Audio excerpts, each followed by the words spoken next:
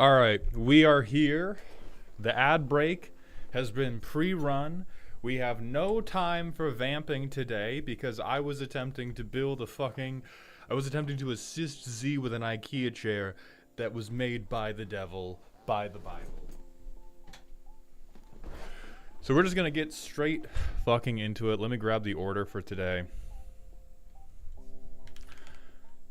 I'm not reading any of chat. You all have been sent by the devil to distract me from my holy work. If I read a single chat message, we're gonna start a 2-hour tangent that we simply do not have time for today. Give me 1 second. Okay. So the order is going to be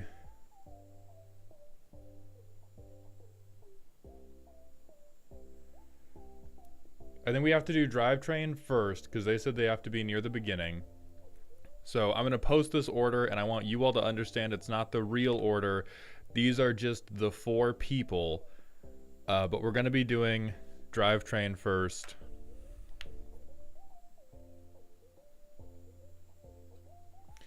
DMC, thank you for the 100-bit cheer. Can I get a rip in chat for my PC? $900 in new parts and it's now not working.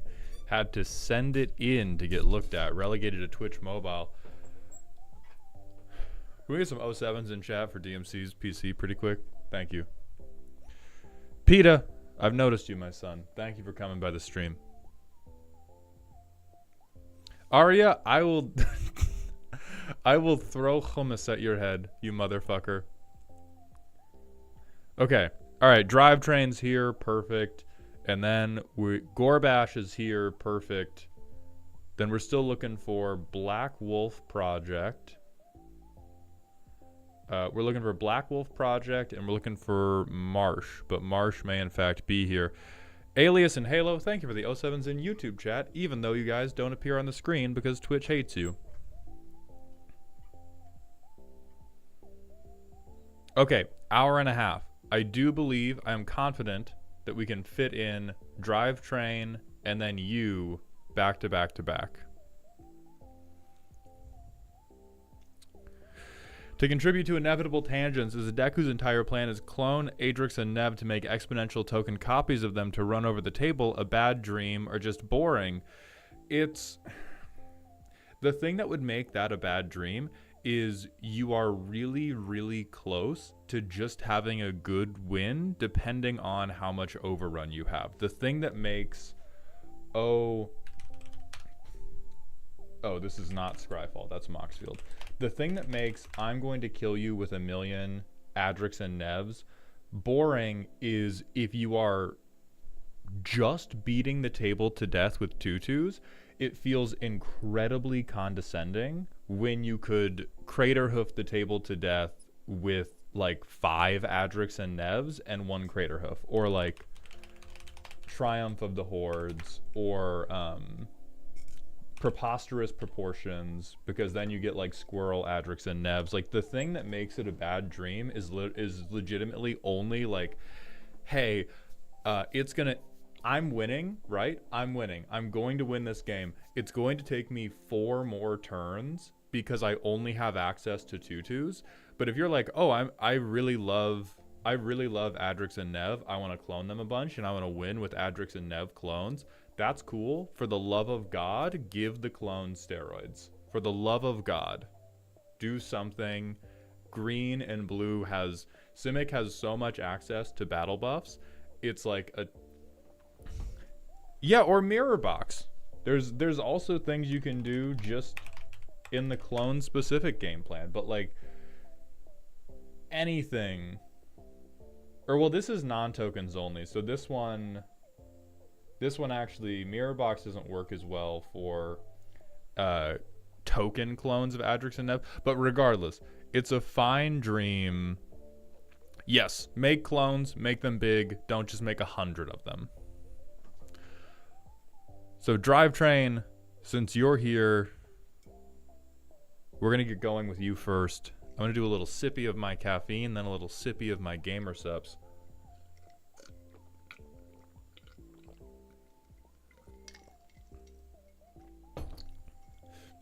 Phelan, yes, you're going to go at the end today. Or You might go somewhere in the middle, but it depends if it depends when Marsh shows up. Oh, Marsh is here. You're gonna go at the end, Phelan. Born Fried 94. Thank you for the Twitch follow. Welcome to the doghouse, my friend.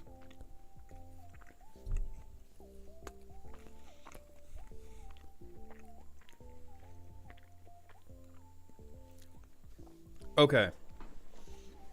For anybody that has not been to one of these streams before, we typically vamp for 30 to 50 minutes before getting into the roast, but because I was late to stream today, zero vamping, we are going to examine some deck lists from my Ko-Fi supporters.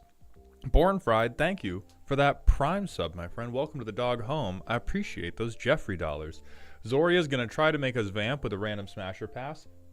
Pass immediately into Drivetrain's deck. You can't stop me. This deck is spooky, comma scary. Deck in one word's Mafia. Oh, hey, look, another theft deck. It's almost like I think taking your opponent's stuff is fun or something. I don't know. Anyhow, the deck is geared around the idea that if you can yoink your opponent's creatures for a turn with threaten effects, then why not just keep those creatures for the rest of the game? Marchesa has a good way to put +1/+1 counters on stolen creatures.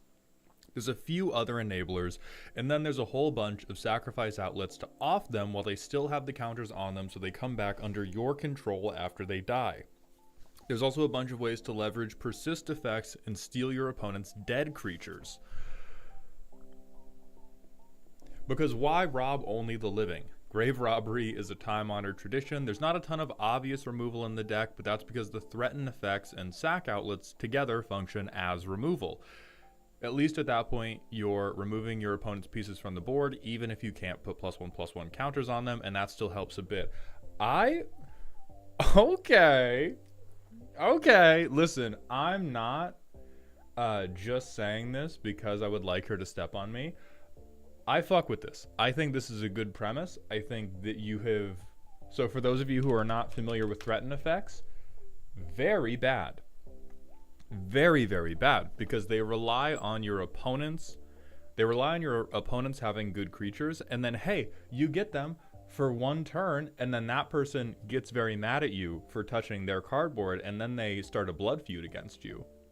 It's typically quite bad, but this does seem, on an intellectual basis, like a way where we can make these very bad cards seem much better through the power of our commander deck, and I think that is the point of Commander.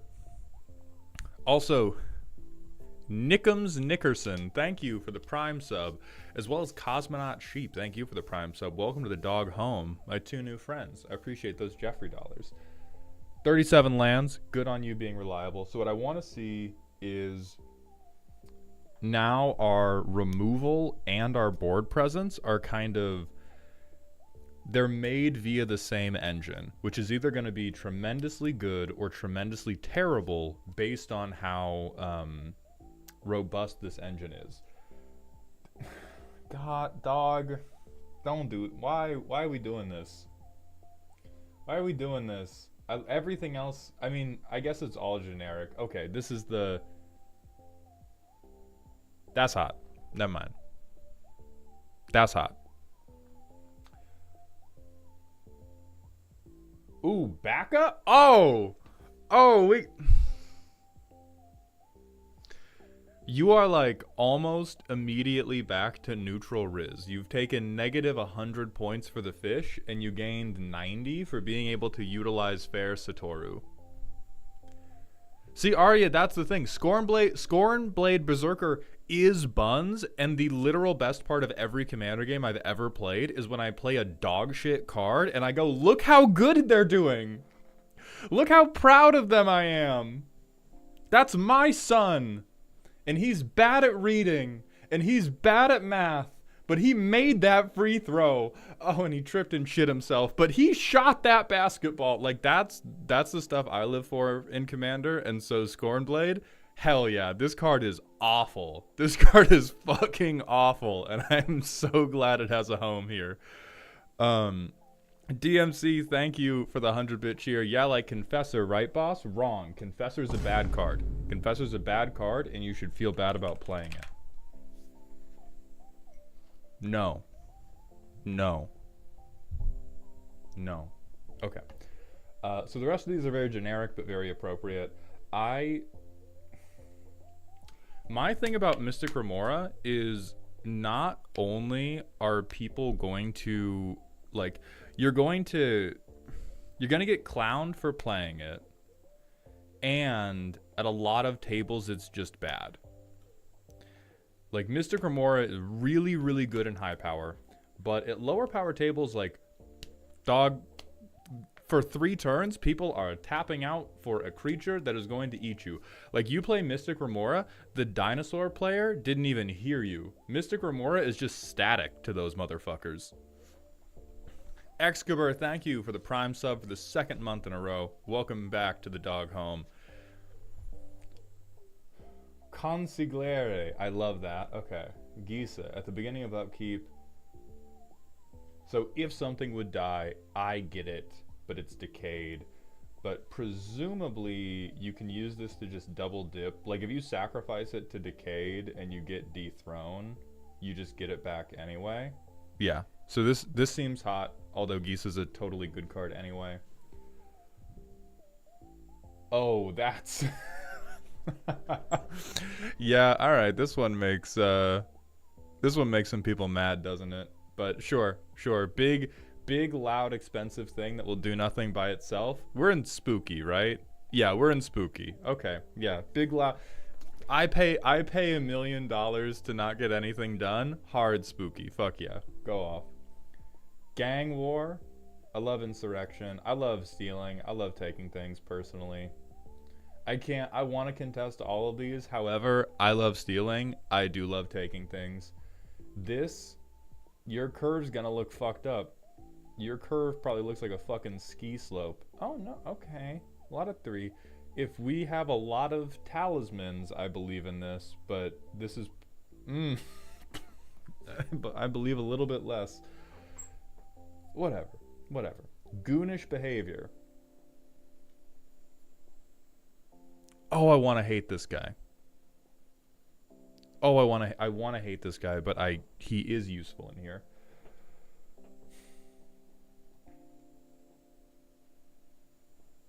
Yeah, Thrawn Vigil does seem, unfortunately, pretty fine.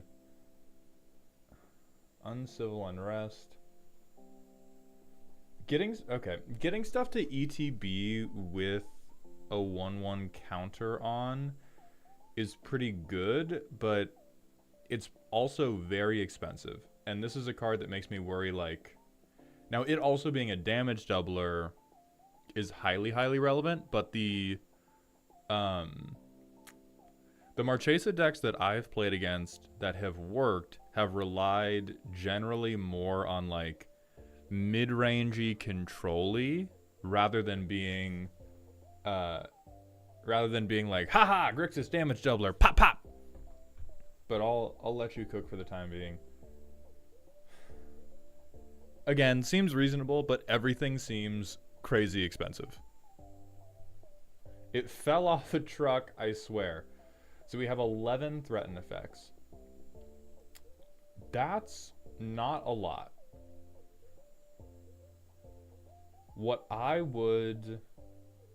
Oh, never mind. Okay. Here are the things I was going to suggest, which are the other...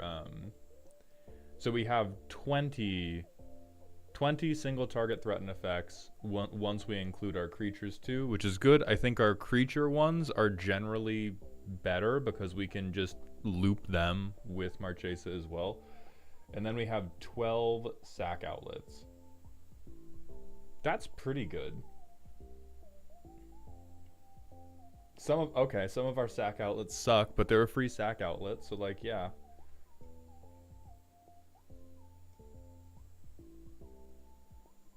Yeah, we have a couple that definitely stand up. We have a couple that definitely stand out as like way better than the others. Like I think Warren Soul Trader is probably the one we want every time. Or maybe not even Yeheni, but we want like Warren Soul Trader. Some games we want Vampiric Rites. Even for...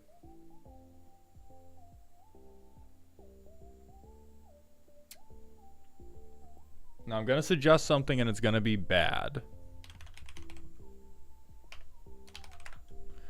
What is this deck doing with an artifact or enchantment player? It's losing.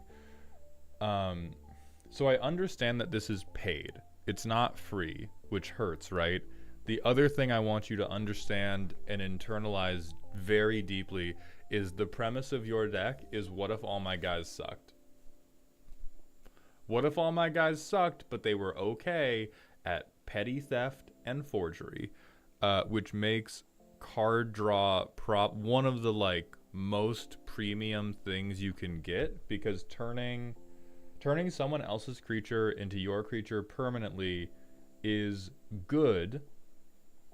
However, you're not going to be able to benefit from literally any of the synergies that they're building their decks around. Like if you're playing into an elf, if you're playing into like anybody kindred or like even an Izzet player, it's going to be, hey, congratulations, you have Goblin Electromancer now.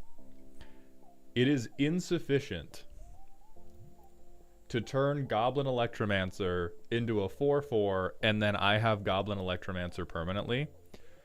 And so I would recommend... Now, maybe like the gold fishing will make this feel different, but in general, I would recommend free is very, very good. If the sack outlet is quite bad, you may be better off having paid sack outlets that actually translate into a benefit that matters. If they get more expensive than 2, I don't even like 2. I would prefer for them to be 1 or 0, but I think 2 is like, God, man, I'm just looking at this bug, dude. I'm just looking at this bug and I'm getting sad is what's happening right now. Because I look at Fane and I go, okay, we sack a creature to get Dethrone up on somebody else? Fuck yeah. I look at Carrion Feeder. Okay, we put Dethrone on him. We also get a slightly better body permanently. I look at the mana producers. Hell yeah. Yeheni's getting bigger regardless and can protect herself. And then I'm like,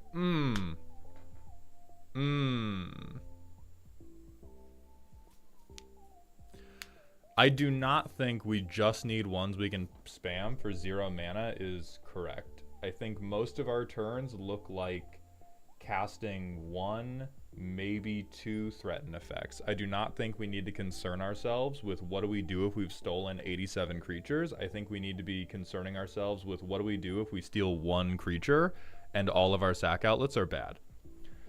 So other good things.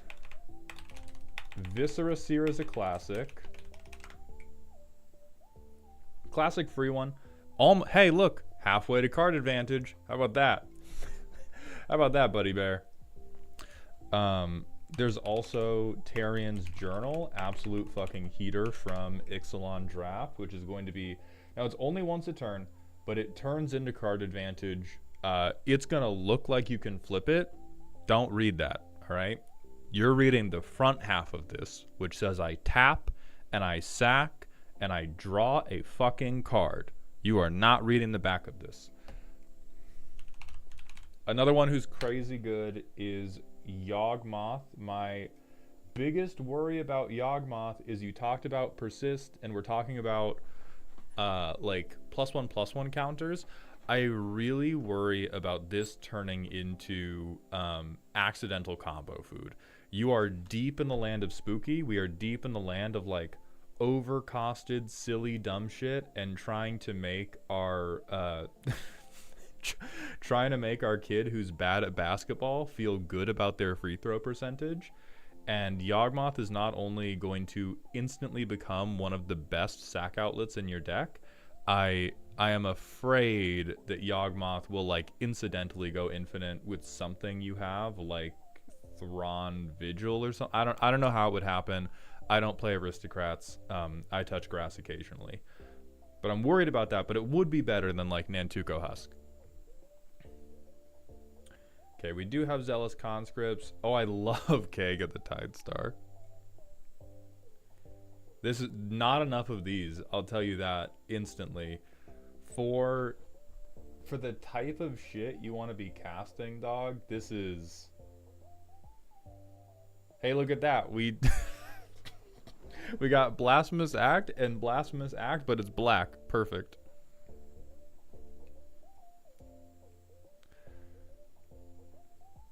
And so there's some things where you're probably gonna have to kill your darlings in favor of having... I mean, maybe you could do it with additional draw, but I legitimately worry that land dropping is not going to be enough for this deck. But let me see how it playtests. So we have a Signet land, but we have a basic, so that'll be fine. Signet land, crank a Mind Stone. Another Signet land. We have a Midnight Reaper. We don't have any of our sack outlets. And our only card draw is sack outlet based. So we play our commander just to look scary.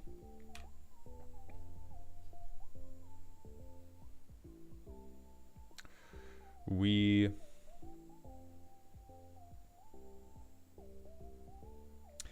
Marchesa return herself? I always forget about, because we have something cooking if Marchesa can return herself.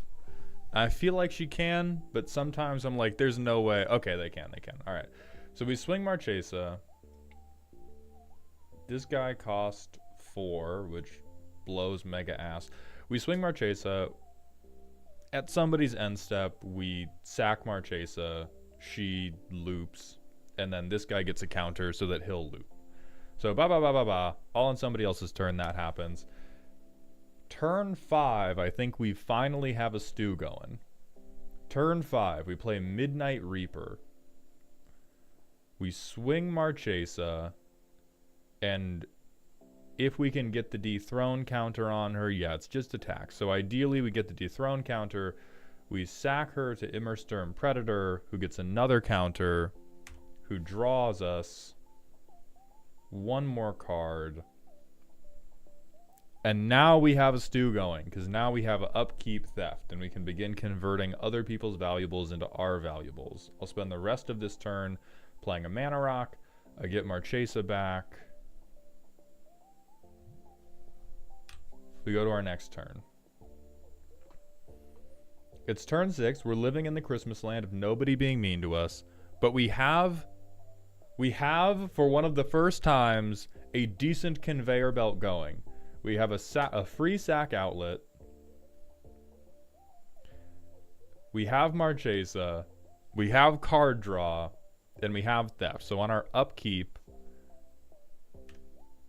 we take something. We take the best thing that's on the table for on turn 6, which is probably something good. It gains haste, right? It does gain haste. We also tap out for Furlbog Flutist.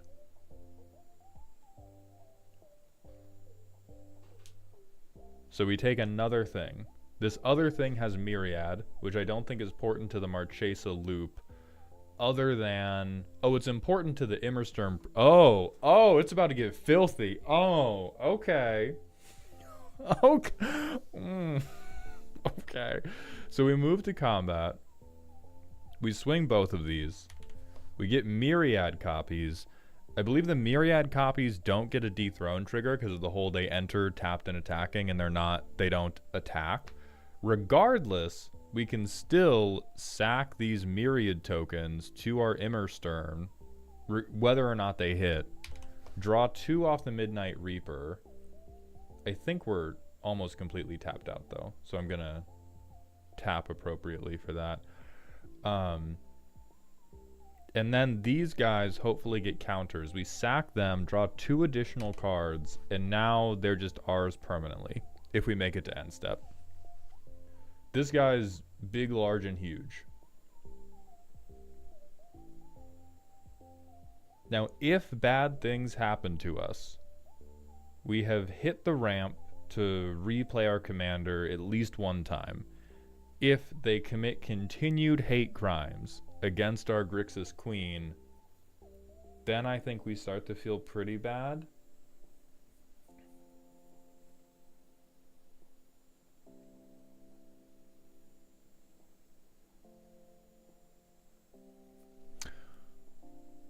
Oh yeah, Tup. We're on Marchesa Theft, and we are. I think this is spooky cooking. We have 2 permanently stolen creatures. We have, presumably, we have like swung these guys at some point to put dethrone on everything we can, and so that way, if we're like semi-resilient to board wipes. So we play this guy. In this context, I'm not even like, oh no, Reaper's non-token. We put these back. Thank you, Gabe. So the myriad ones won't give us a Midnight Reaper card, but we still get 2 from the stolen creatures. We can also, this is going to be end step.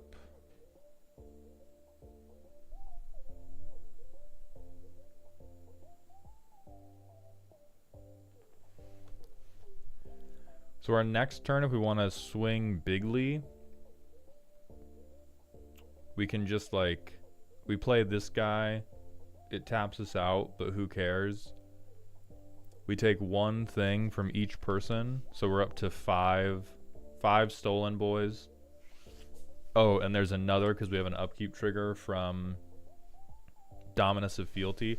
This also requires that other people have been playing creatures, which is obviously a weakness of this deck that I'm going to address after the fact. But in a world where your pod is consistently playing creatures for you to steal, oh, this looks fucked up. This gets pretty fucked up and evil, because then we swing them all, we can sack them all again, we can draw a near endless number of cards. And we don't have a hard win condition, but I do believe that we can put together a preponderance of combat damage, especially if we are swiping blockers. It's one thing to be like, oh, I've made a board, I can probably win, and then your deck pisses itself if it ever sees Zatalpa or some other type of like difficult to get around blocker.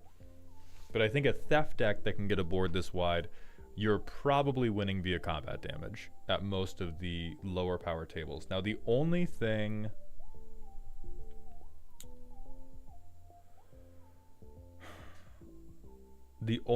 I don't like as much, which is kind of up to you, because what I'm going to suggest is going to feel less fair. It is more fair than what we're currently doing, but depending on the emotional age of the people you're playing with, they may react harshly. And what I'm going to suggest is dipping at least a little bit into library theft. Because what is very, very possible to happen with a deck like this is what happens to every single Deadpool deck, which is if you play it at a casual table, people get mega butthurt about theft, and they like pseudo unionize, and they just pick up their ball and they go home, and then everyone's having a bad time, and they try to pretend that it's your fault, that they're like, well, I'm not gonna play any creatures then. If you're gonna interact with my creatures, I don't think that's very fair, and I'm just gonna not play my creatures until we draw farewell. Terrible vibes. If you trust your pod to not do that, and you know that your pod is naive enough to continue playing big scary dinosaurs into your big scary theft cards, limiting yourself to onboard theft is not entirely unreasonable. But I do think I only play this at my normal pod, which is mostly high bracket 3, low bracket 4. If we're okay, so the maturity is a point for it. At that point, we're either wrong about brackets, or they are the worst pilots ever if they're letting you cook with this shit, brother bear. High bracket 3, low bracket 4 implies to me that most other people at your table are either winning with combos, or if they're a mid-range deck, they're dropping like incredible value pieces on the board. Okay, they don't let me cook, but I have fun. In that case, I would recommend mixing mixing in cards like bribery, because what that can do is if there's ever a situation where the table's not hot, you still get to play. Versus right now the Mystic Remora makes sense. Now this card is just, hell yeah, that's a good card in the Hell pod that we're talking about. But as somebody who's played a lot of theft decks, it's really easy to stall. Now that feeling of stalling out is greatly ameliorated by having a pod full of people who are all having a good time with you. Bribery is really good at shutting down, like, oh god, steal something from the Kinnan player? That's chicken soup for the soul. You steal something straight out of the Kinnan player's deck, they are never forgetting you. We could also do Thada Adele if we want to if we want to continue expanding our horizons on what constitutes theft, which I do think we should. I think that tunneling your archetype is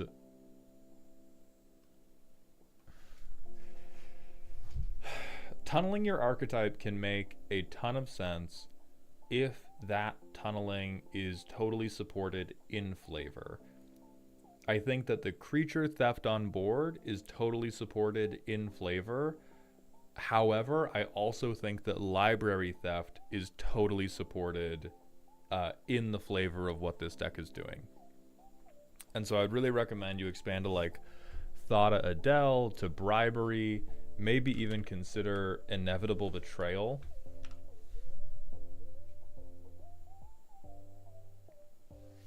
This will be funny because it gives everybody else 3 turns to beat the fuck out of you, or you can try and gaslight everybody by being like, hey, Joey's winning.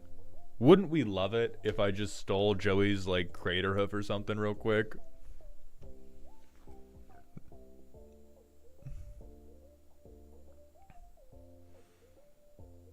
Also, let me catch up on some chats. Platypus, thank you for saying that. I hope you are doing better, and I'm glad I was able to help at all. Hey, Mald, question about Rhystic Study and people wanting to ban it. It lets you draw... Yeah, okay, what? Rhystic Study text. How is that ban worthy, but Smothering Tithe ramps with a bunch of treasure tokens if opponents don't pay for your draws?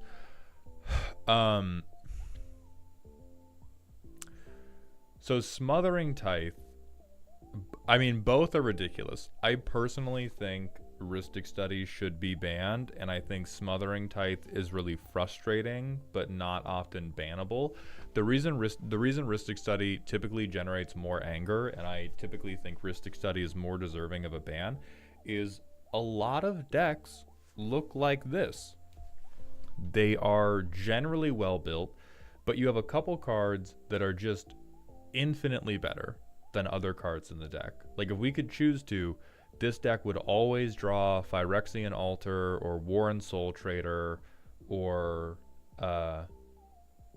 like Immersturm Predator or Yahenni versus Nantuko fucking Husk.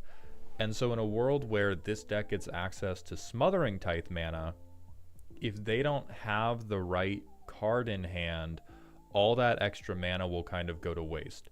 Versus Rhystic Study, in the context, whether you're talking about a CEDH deck or whether you're talking about a just silly bracket 1 deck, some of the cards in their deck are going to be so much better than the other cards in their deck that allowing them to draw through it way faster, because people are so fucking irresponsible about paying into Rhystic Study, typically hurts a lot more than a Smothering Tithe getting out of control. The only time I have seen a Smothering Tithe totally derail a game, like Smothering Tithe has never been bad, but the only times I've seen it totally derail a game is when the person was playing Atraxa Grand Unifier and they could use the Smothering Tithe mana to flicker Atraxa a million times, which made it card advantage. So like mana is really good depending on what you can convert it into. Card draw is always really good. Yeah, like once you combine Smothering Tithe with Wheels, it gets super fucked up. But most decks, if you're like, brother, do I think Opposition Agent might cook here? I don't know why you're not doing opposition research already. This is corporate espionage 101. Get the motherfucker in here. Yes, particularly high bracket 3, low bracket 4. Take people's stuff. If they have a problem with it, tell them to look at their own goddamn Mox field.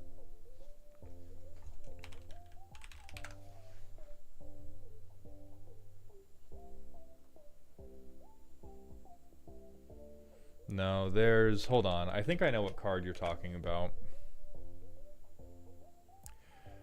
So, so there's this one. This is not the one I'm thinking about. There's a different card.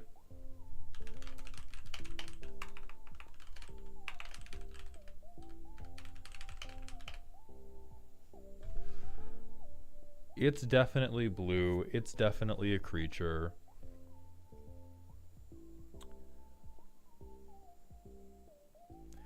We might be two in the sauce. This is one I'm legitimately questioning. But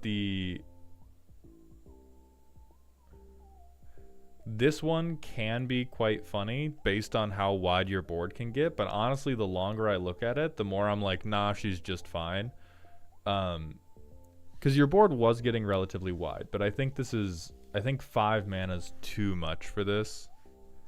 We don't want this. We're already taking control of, like, if it has a 1/1 counter on it, it's already ours.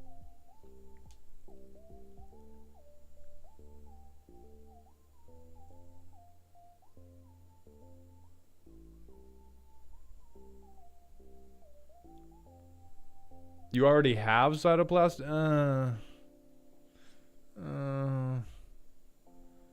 I don't like that. Makes me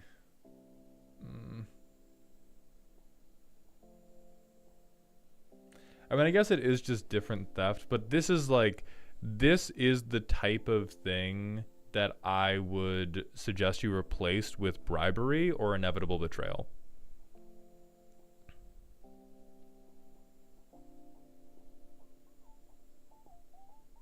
I mean, if it works, it works.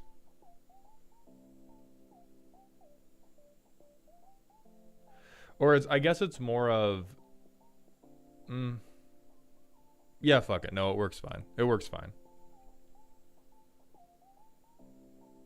Oof.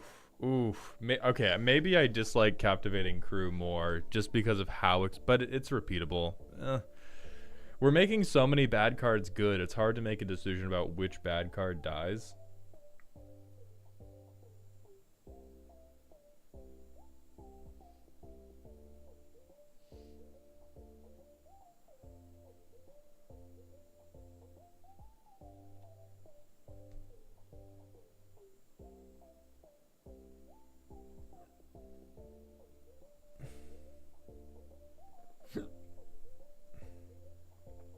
Oh, these are all... I dropped Zara before Cytoplast. Oh, yeah. Drop Zara for sure. Because this is hand theft. Hand theft that is not going to trigger Dethrone. Fuck that immediately.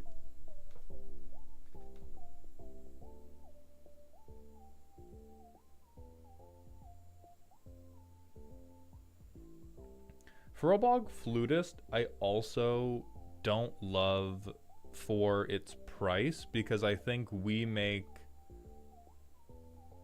the least use out of Myriad. Because a lot of the things that might potentially make use out of them say non-token. Like our collateral card draws. Say, like, Midnight Reaper says non-token, Satoru says non-token. Morbid Opportunist only triggers once anyway, and Grim Haruspex also says non-token. So it works for our sack outlets, but it's also 6 mana, and because looping this guy...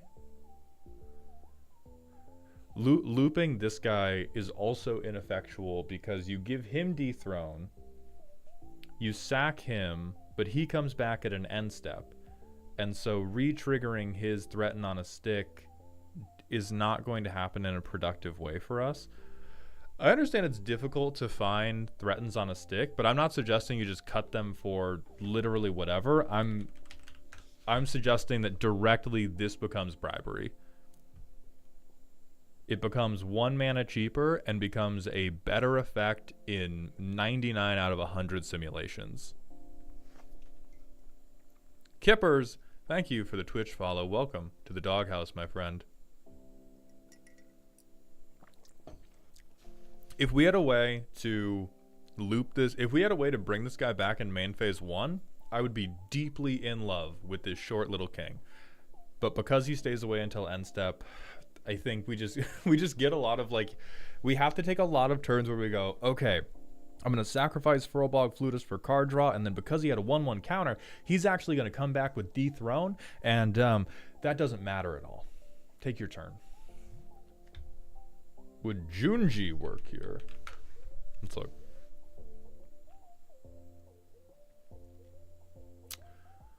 It does work. I don't believe in it unless... I don't believe in it for the general strategy that this deck is doing, because we're not milling people and we are already intending to steal stuff straight off their board. So I doubt people are going to have incredible things in their graveyard unless you have, like, a Golgari player in the pod. And otherwise, this just becomes, like... This becomes pseudo-oppressive discard trigger every time you don't have a good creature to steal. And we just have other things that are more on theme. So it's not bad, but I would rather loop Keiga than I would loop Junji. I would rather cast Bribery than I would try to do Junji. I would rather spend more mana on fucking Captivating. Thank you, Sarim. Here's the top end guy. Oh, and that end step trigger? Oh, Lord. Oh, no. Don't listen to Tup. The cops are going to come and I will hide you from them. All right? You have my... This is bracket 3, bracket 4. You have my express support to put the fucking scrolls on them. Do it to them right now. No, blue does have flicker effects, but this deck isn't about flicker. This deck is about, I want to put a 1/1 counter on the thing so that I can sacrifice it to value, and then it will come back anyway. Oh, this is perfect. Yeah. Oh, that. Oh. I don't think we want Arvanox. I think Arvanox just becomes like... I think Arvanox is the word cloud disease getting to us.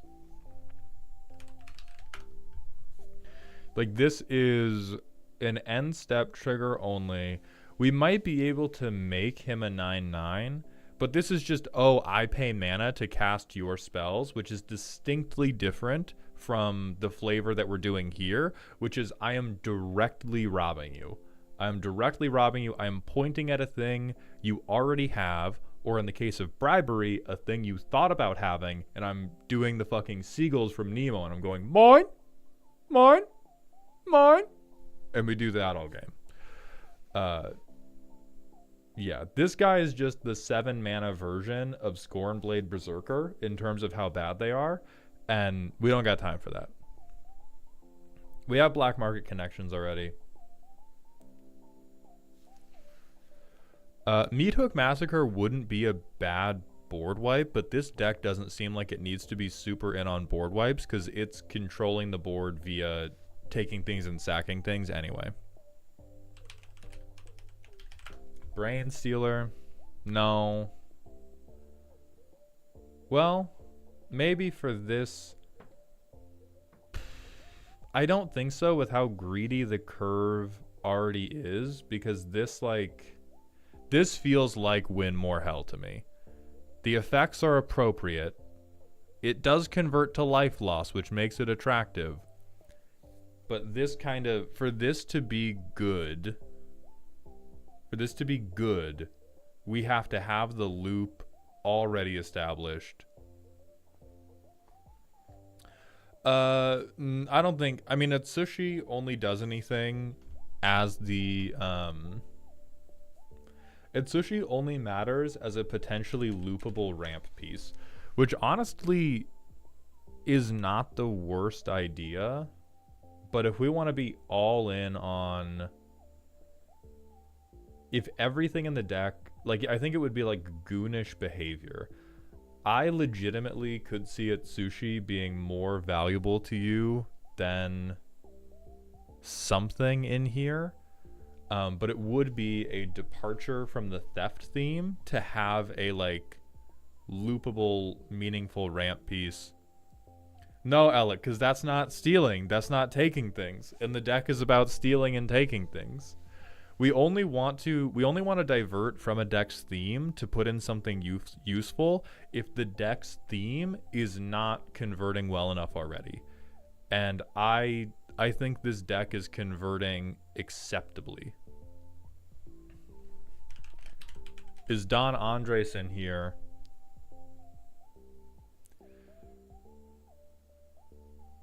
No, and I don't think he should be. Man, I don't like this guy. Because we're never casting a non-creature spell we don't own. Not once. We don't know what the fuck a non-creature spell is unless it's a threaten effect. Each creature you control getting +2/+2 menace and death touch is a meaningful benefit, but I believe in our board state as is. I don't think we need to double down more on our board state. I think we have to double down on card advantage and ramp to make sure we can build on the engines we already have.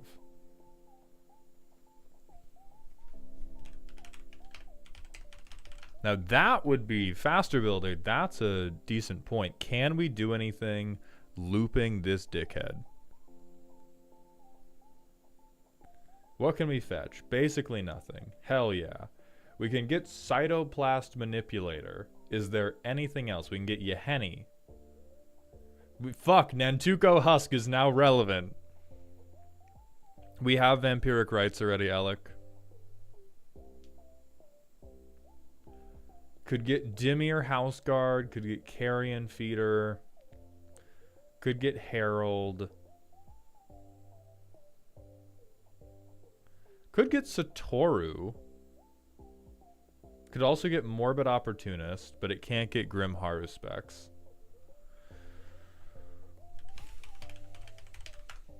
All I beg you, Staff of Eden. No, this is 6 mana, not work until we've already won the game.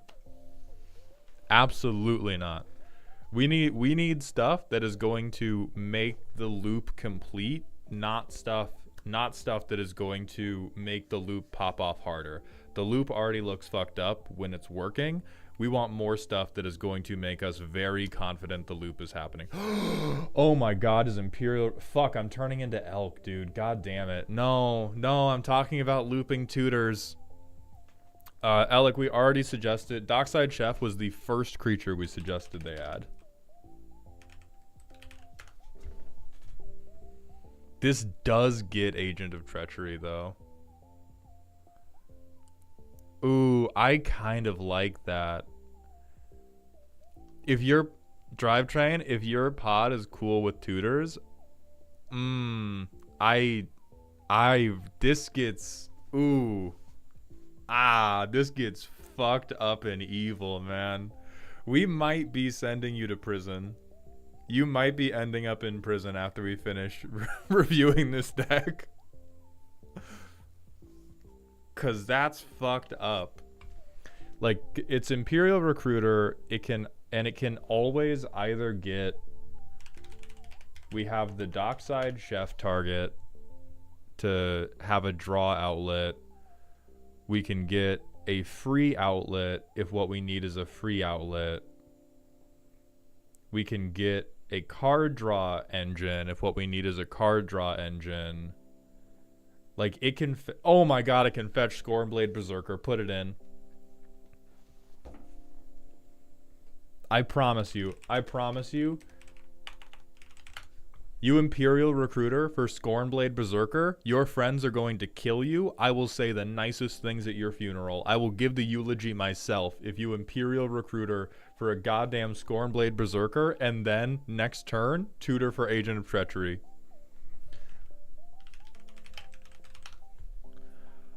It doesn't get Opposition Agent. It does not get Op Agent. Thank you. Thank God. Thieving Skydiver is a...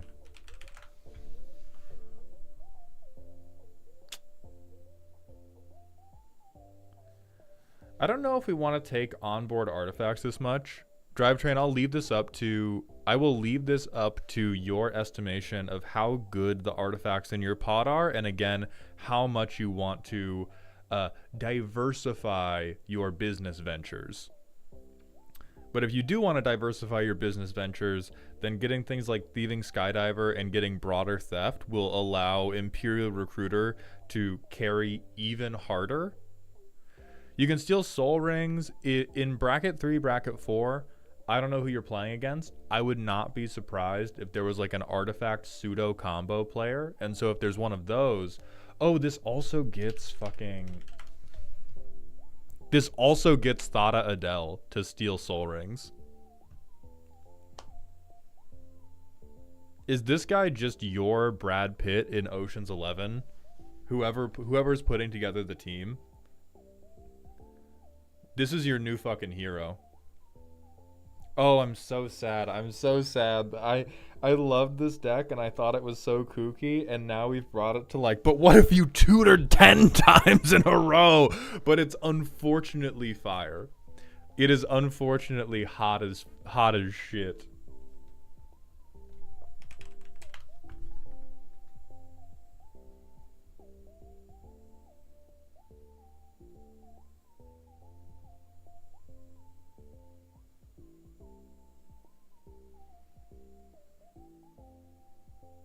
This isn't bad, but I think it's doing a worse version of all the other stuff we already want to do, and we already have like 10 suggestions that are fucking hella kicked. Listen, I would not be suggesting this if we were like, my deck's silly. I would not be suggesting this if we were like, I'm playing with my friends who really love their precons or who really love their upgraded precons. Drivetrain looked me in the chat and said, I'm playing against a guy who runs non-CEDH Tymna Thrasios. Do you know who runs non-CEDH Tymna decks? Broke bitches who hate proxying. We are hurting the right people here. We are hurting the right people. But we can get fucking fraud. Like, this is the beginning of like every mobster movie. You have a little bit of a protection racket going, and we are teaching you about white collar fraud.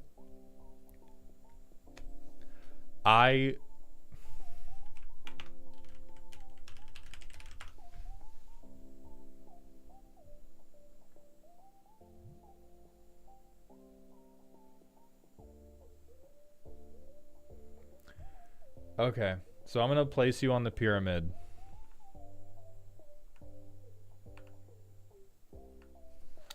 Drivetrain, I really like this. I think this is quite close to peak.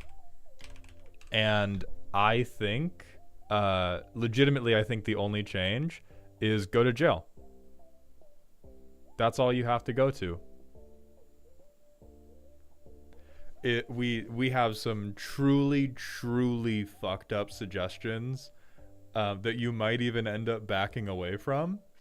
But this deck rocks. I think this deck works as it is, and I think if you are playing into a high power pod, you can add in a truly heinous Imperial Recruiter package with Agent of Treachery, with Thada Adele, and you can just go full white collar criminal. But I like this. You've got good awful cards in here that become playable because of your commander, which is a beautiful thing. You've got incredibly expensive things that don't win the game, which is the hallmark of every spooky deck. Based on the goldfish, I believe that it's actually possible for you to win a game of commander, which is more than I can say for some decks.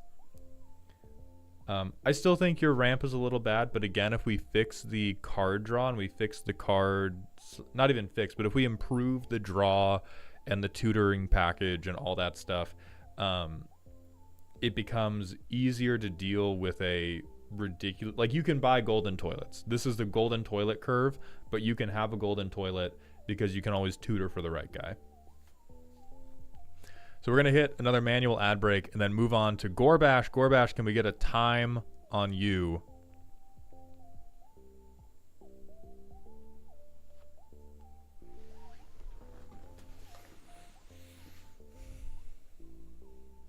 Oh, is Skullport 40 minutes? That should be enough if you think that's enough. Yeah, Skullport could be another copy of Dockside if you want even more draw. I'm going to go use the bathroom. We're going to lock the fuck in.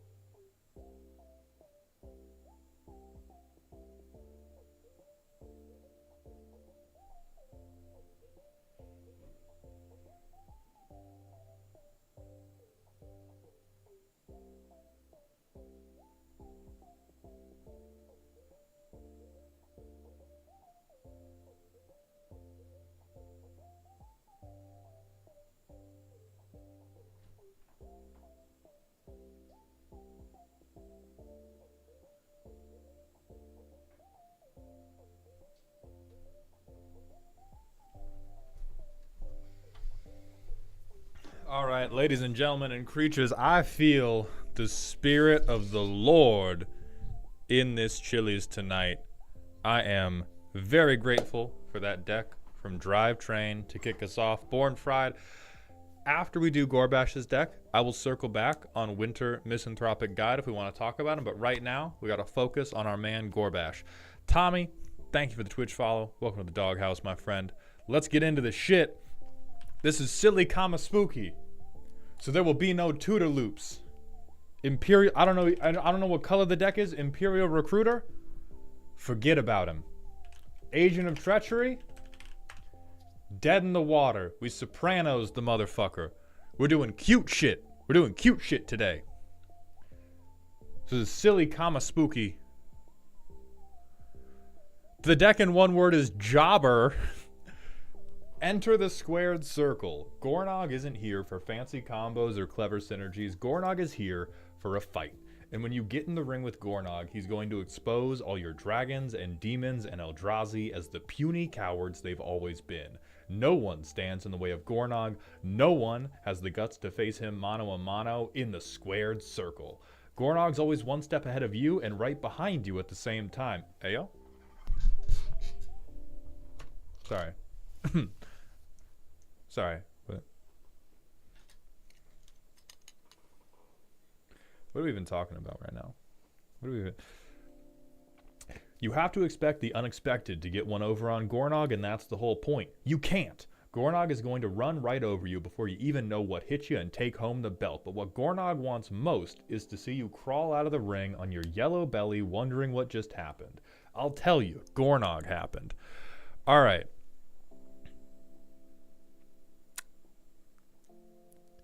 Note to Maldhound, not in the primer. Everything in the deck description is a lie. This shit does not work.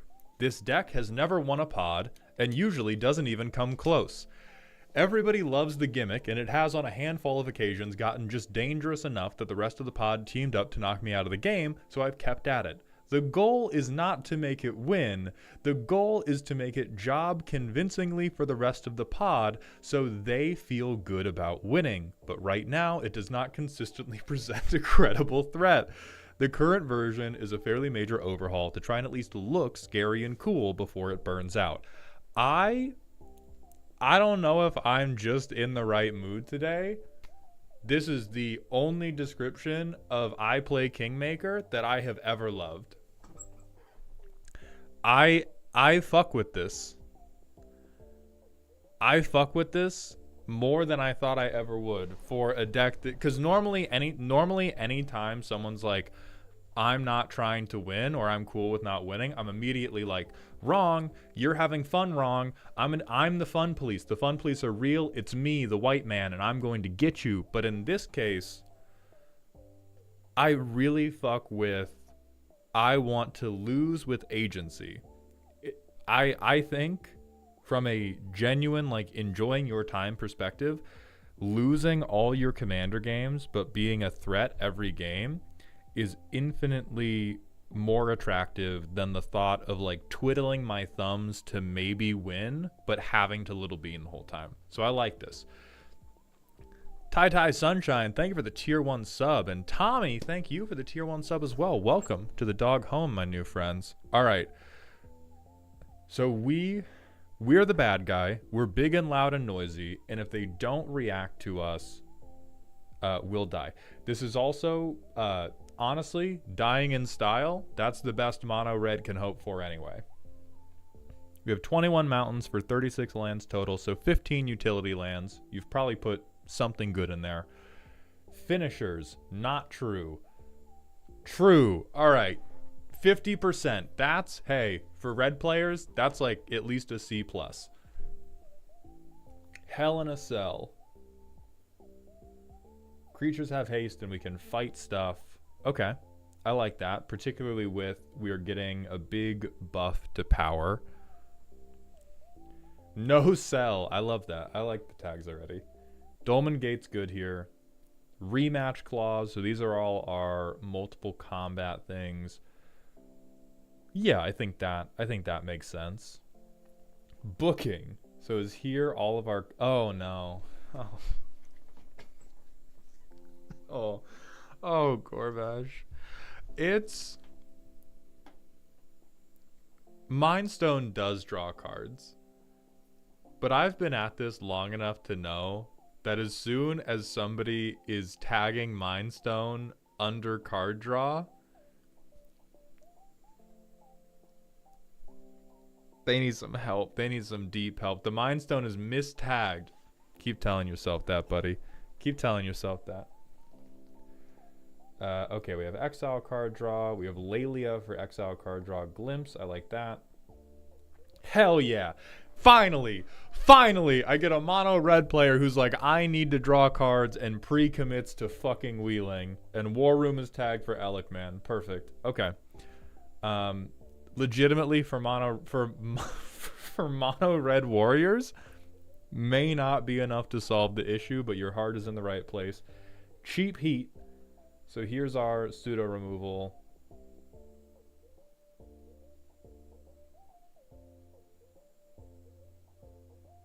Yeah, dude, I fucking hate elves too, man. I hate elves too. Fuck them. Cross promotion. I feel like this is either mistagged or we're just talking about like, oh, this is a barbarian. Pinnacle Monk, fuck this guy, but he's a land. Who cares? Yeah, show me the mountain, dude. Dirty Tricks. Good. Yes. Huh? Are you playing into... Is this a meta call against a theft player? I'm going to assume it is and move on. Good.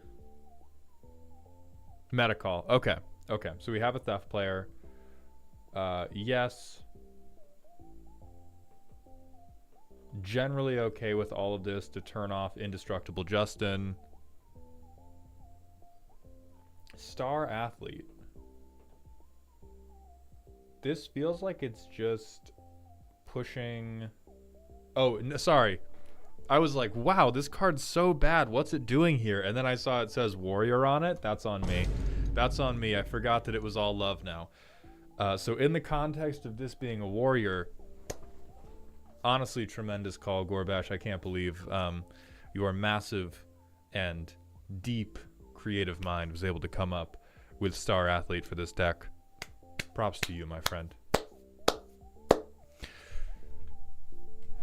Okay, Sundry. Now we do need a lot of these because this is the Gornog thing, and so we're going to be going through this many times. These are good. Enhancement Talent, Ash Zealot. So we have Graveyard Hate, but it says Warrior on it. Cacophony Scan. Fuck, says Warrior on it, bro. It says Warrior on it. Wow, have we managed to make... hold on, have we made Emberheart Challenger bad? Holy shit, we have... Dude, you gotta show... Okay, so very mid, but says Warrior on it. I mean, like, damage equal to power on death when we have a banner is not ridiculous. But a lot of... God, yeah, I can see why this deck struggles to win. Then we have Kargon. Can make additional cowards, can make a warrior trample, or can just buff him. Says Warrior on it. I like this. The first thing I was thinking of when I saw this was like, oh, what about Mobilize? Because those are warriors. The push. So is this all of our ramp? I think this is... I mean, our commander's 3 mana. How expensive is our deck? Deeply respectful curve. This is a budget production curve. Ooh, yes. Oh, I think this is probably the best card in the deck. Mobilize X on... How big is our fucking commander? 2, 3... Oh, okay. I thought he was better at fighting. But he will get bannered from the attacking warriors thing, and so he will only get bigger and bigger to make infantry shield better and better. So I'm sure it still fucks. The stable. So I'm presuming this is the good warrior. Or these are the good warriors. Or what we believe are the good warriors. Hey, yeah, haste. Haste from my 1/1, baby. Haste from my 1/1. You know how I move. I'm quick with it. Okay? You're not watching in 1 second. Knife in your throat. With Bright Hearth Banneret. I'm gonna just... The love will come back. The love will come back. We have Lelia the Blade Reforged. Neheb. God, we've done the opposite of the previous deck where we've managed to take a bunch of like format all-stars and just be like, they are not great, my man. I'm going to float 50 mana and pass. Alright. Artifact Hate, sure. First Strike, highly... Hey, look at that. We got a keyword. Oh, Star Athlete's back in the Good Warriors section. then myriading warriors, and then more myriading warriors. Win or go home match. Hell yeah, I believe in you. Okay. That's rough. Let me... And I want to help you because I believe in the dream. I believe in the dream, but I can definitely see why the look scary, get killed game plan, only that second half is happening. Drivetrain, thank you for the 300 bits. Gotta go. Thank you for the roast, boss. I hope you enjoyed. Have a good day, my friend. But you are 100% executing on the get killed part. So let's see how this has to be the best we can do. This has to be the best start we can get. We played 2 turns, 2 warriors, 0 problems.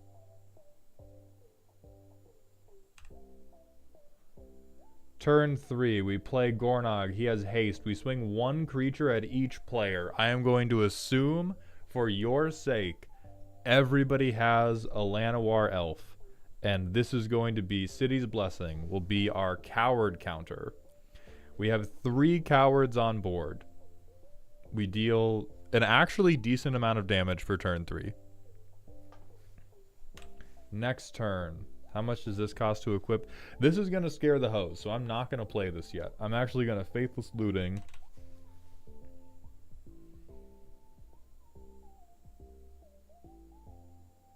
Fuck these non-basics, bro.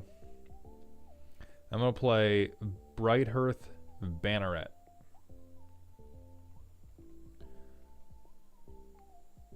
I'll say maybe you got an extra coward out, but I doubt that we have 6 creatures on the enemy boards. But you can tell me based on your meta if you're like, no, I'm into 3 token players. I will always have new cowards to name. Now this turn, we infantry shield, we equip, we swing. Gornog is a 6/3 right now. So we make 6 tapped and attacking warriors, all of whom are 5/1s.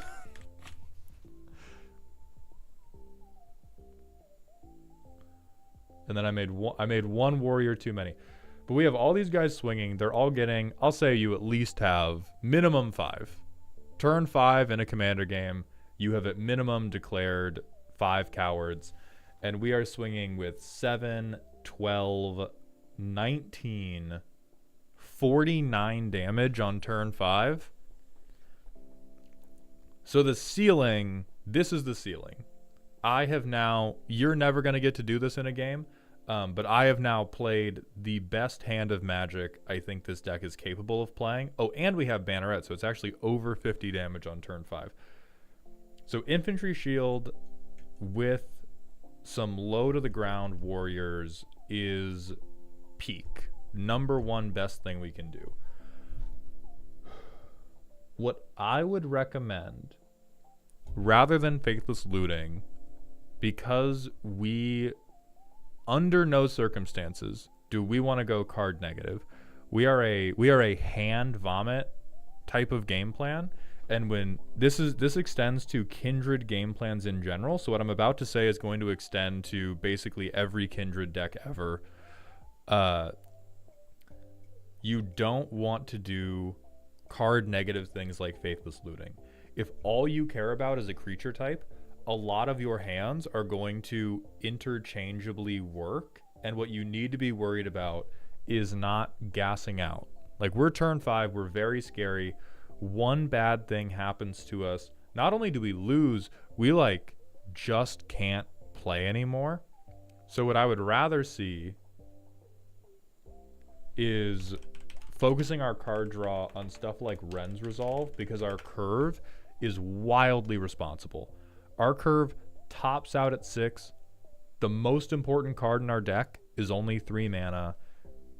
More so than anyone, we can play these like highly responsible exile draw things to be card positive. So like Light Up the Stage, hell yes. Lelia, hell yes.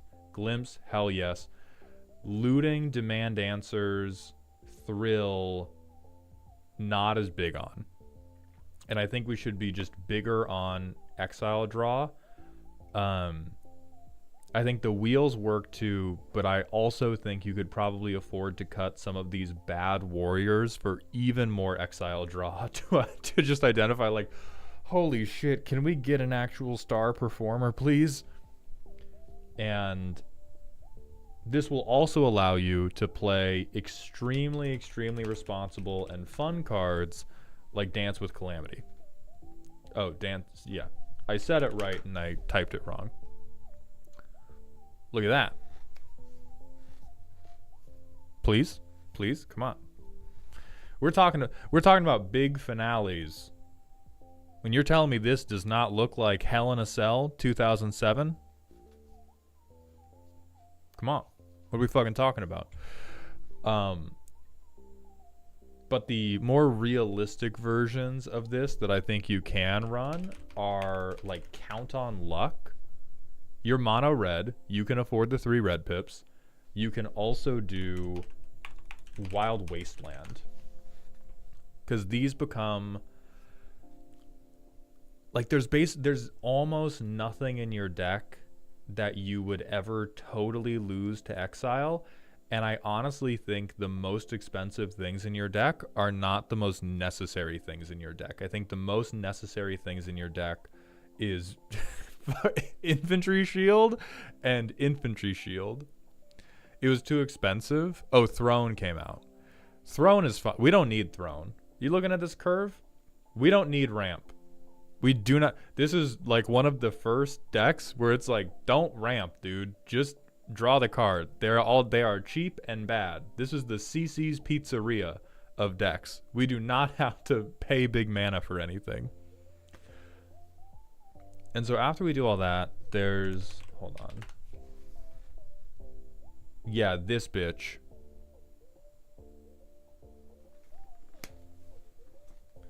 I think this becomes the next best thing your deck can do after Infantry Shield if we get all of your card advantage to be exile based. Neuron activation, Gorbash. We have neuron activation right here. And it does seem like getting a meaningfully wide board. The Empress was not doing much when she was in, but with even more exile draw, I see the plan. Yes, I would believe if you just swapped Empress of Mars in with the deck as it is, I would not believe in it. I think we need like 15 pieces of exile draw.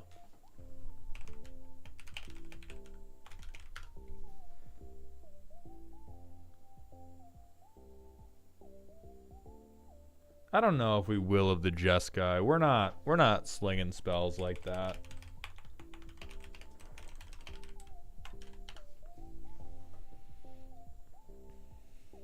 Absolutely not on this. Absolutely not.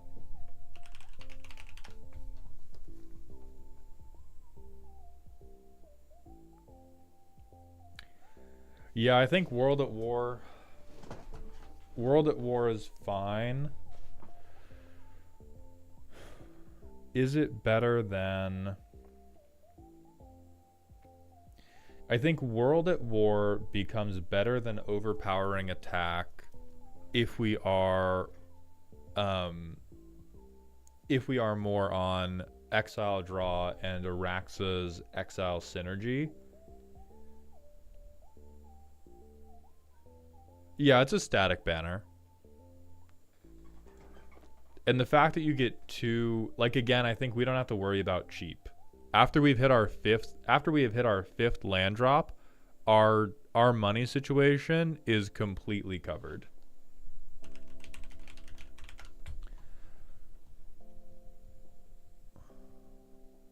I think if Bonder's Enclave is not already in here, we can definitely afford to put it in here as just another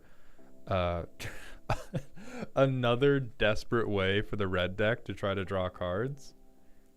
Because it is like, hey, it's overcosted, but man, you got no other way to pick these shits up, so you got to do it.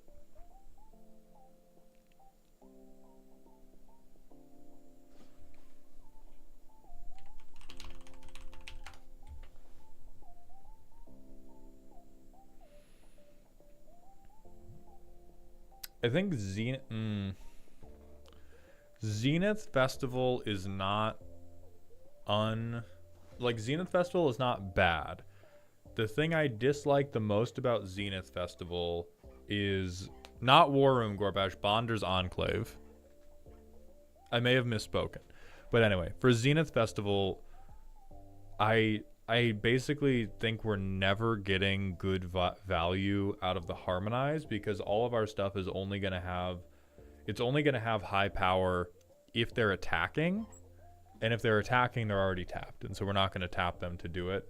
And so I think this would be better served as just more instances of like Exile 2, Exile 1, etc., etc.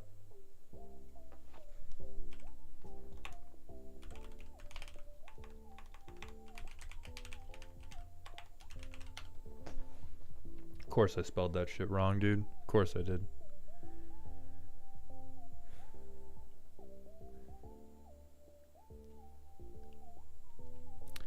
Yeah, I think Embrace the Unknown is... Oof.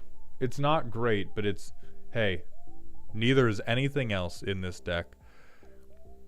So this becomes a repeatable way to do Exile Draw. I think this is easily better than Faithless Looting. I think a lot of your... Like, Faithless Looting is either for... I have to fill my graveyard because I'm a stinky reanimator player, or I have very specific opening hands that I have to keep, and I need to fix my opening hands if I don't have them. I think if you have a hand that has Gornog and 3 lands, you're like...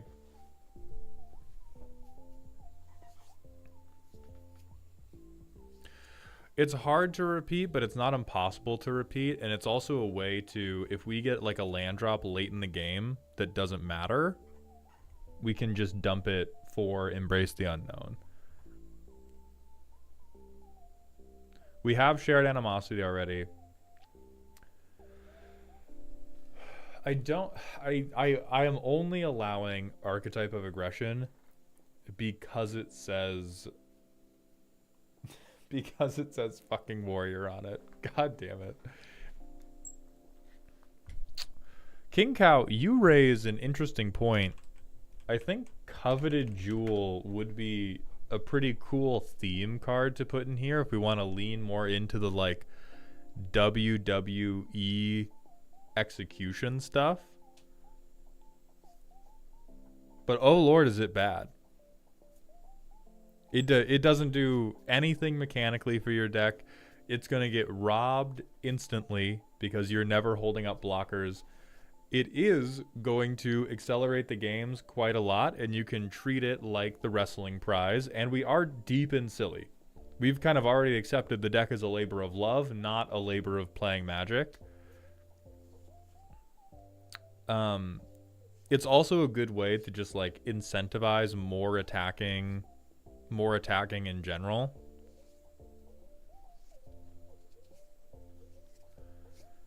Alec, everything is in context of the deck. In a deck where we are removing the table's ability to block us, and we are not holding up blockers because we are trying to job, I do not think taking trample away from other people is a relevant effect. Taking trample away from other decks could be incredibly relevant in like Naya tokens where you want to be able to chump block. In a situation where us having trample should not matter if the deck is functioning because they're all cowards and they can't block us anyway. It's just bro says warrior on him. Like there's never cards in general are basically never good or bad in isolation unless they are incredibly good like Rhystic Study or incredibly bad like Rhystic Study, but when I'm doing a bit. It's always about what are we attempting to do and how much does that help or hurt what we are attempting to do.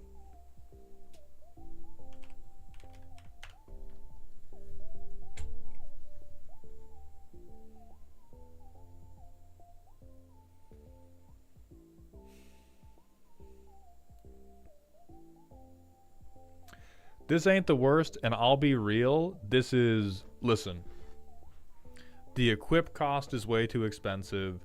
It only makes you one creature a turn. The creature is not very good, and everything about it is better than 10 of the warriors you have in this deck. Put it in instantly. I think there's definitely things like any of these guys. Pick one, and turn them into you wear a necklace that makes a tutu. Better. We already said no to Will the Just guy.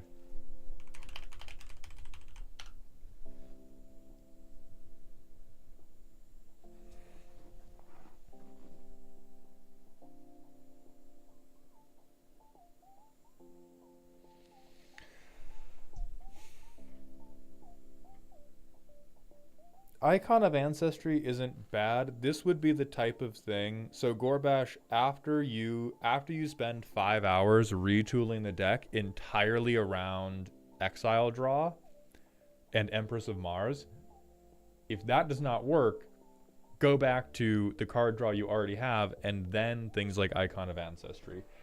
The banner's really weak. I don't think we're primarily worried about the banner because, again, these bitches are not blocking us. The best thing about this is fetching creatures off the top of our library, but the problem with that, all of our creatures are bad. The whole reason we are trying to draw cards is because we are attempting to draw Infantry Shield, or, in the world of a bunch of Exile draw, Empress of Mars, which she is a creature, but for the most part, the things that make the deck work are not always warriors. Like, Dolmen Gate's really good for us. Gimli's Reckless Might's really good for us. It's just a lot of stuff where, since our creatures are all bad, digging deeper for creatures is not preferable.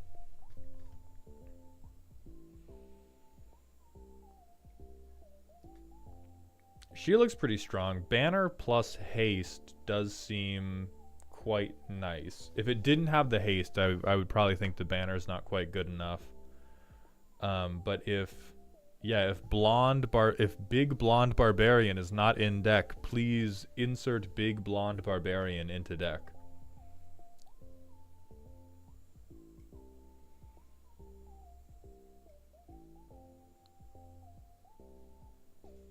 I'm waiting for it to arrive in the mail. Tremendous.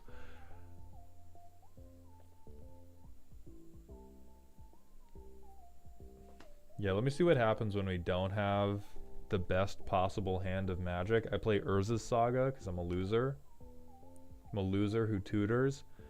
I play Cacophony Scamp turn 2 of a Commander game, and I cry into my hands. We got to tutor for, like, I don't know what fucking 0 or 1 mana thing we're tutoring for. Maybe Shadow Spear?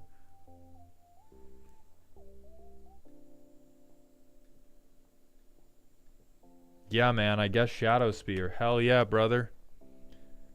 Hell yeah, brother. Shadow Spear.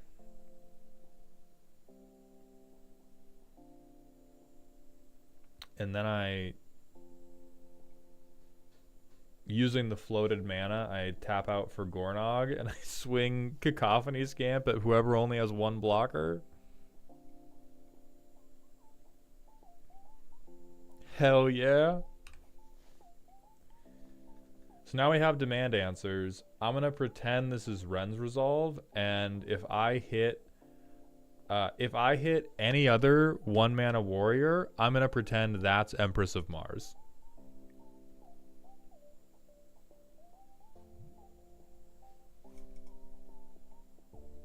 I swing out. We have 3 cowards on board now.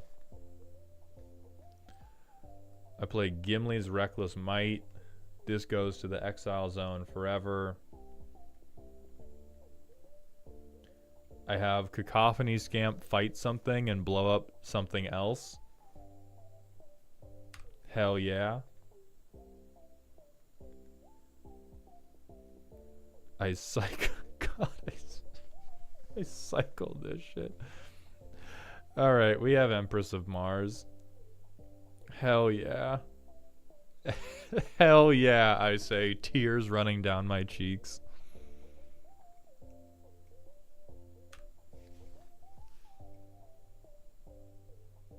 So now we can Lelia.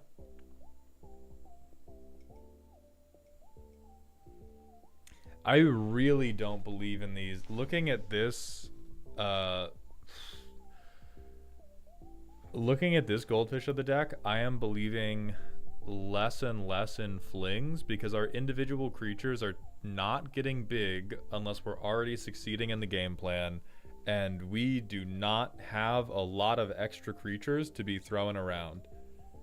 Maybe this gets better in the world where we have the Inquisitorial Rosette and we have the Empress of Mars and we have the Exile draw to get to them every time. But this is like, I don't want to fling Gornog, man. I got 2 guys. I got 2 fucking guys. I need those guys. So I play Empress of Mars.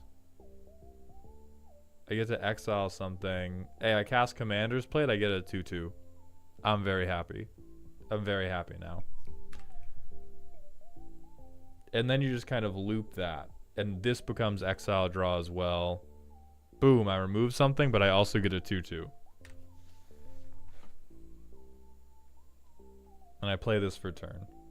And I play another warrior. And now we like almost have a stew going because everything has haste. I get to fight with a like first striking bannered warrior. So that is really the direction I would send it in. I firm disbeliever in throwing one of your 2 guys at the enemy, but very big believer in rip through your deck with exile to try to find Infantry Shield, Empress of Mars, or even Inquisitorial Rosette, and just get additional bodies onto field, and then you will get big enough to at least job effectively, even if you don't win. Wall Snuggler, thank you for the 7 months at tier 1, my friend. Welcome back to the dog home.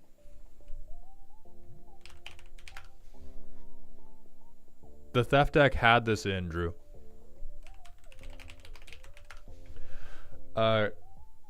Also not Commune with Lava. I'm not a big believer of like mana dumps in this deck.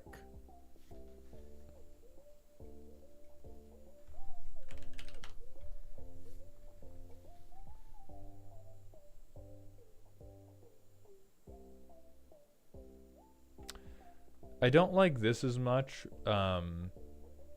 I don't think the exile draw for stuff we only get to play this turn is going to work because again, we're not ramping because we are broke bitches playing very, very broke warriors.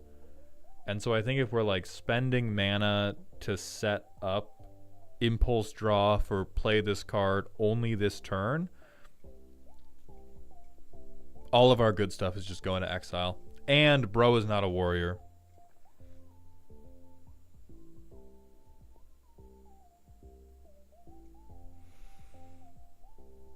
MX Doom, I don't believe in Skull Clamp, only for the version of the deck that really wants to be on exile draw. And also, we don't have the facilities to sacrifice our warriors. We have 3 guys. They are all on injured reserve, and they are all we have. We are not the goddamn Lakers. We are the Gornogs, and we are doing our best.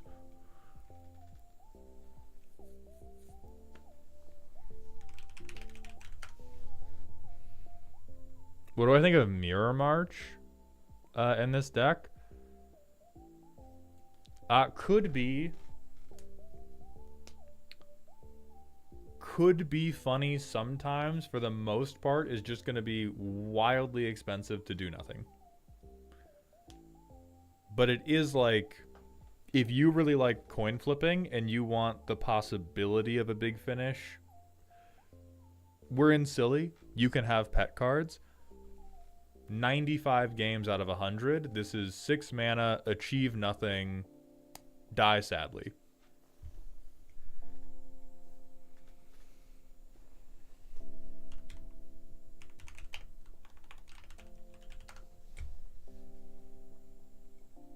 That's strike one for Twitch chat.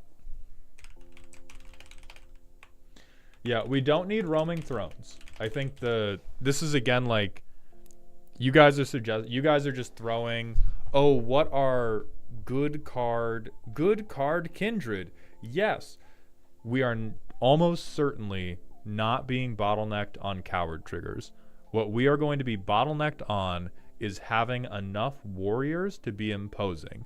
And the thing that is going to bottleneck us on having enough warriors to be imposing is having not drawn to the things that create additional warriors, or not drawing enough of our cheap, useless warriors who have the correct type line on them. So what we need is card advantage. And what we need is stuff that will improve the number of warriors that we have. So if the thing you have sent in does not do that, or does not create multiple warriors for us, no.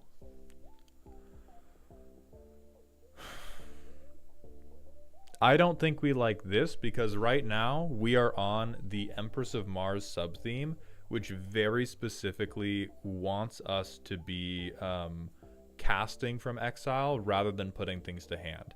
Now, this is a good card advantage card in general. Gorbash, you may want to test out playing with this anyway, because once you've vomited your hand, this is a really easy way to refill it, kind of wheel style, but it does not play into the Empress of Mars thing.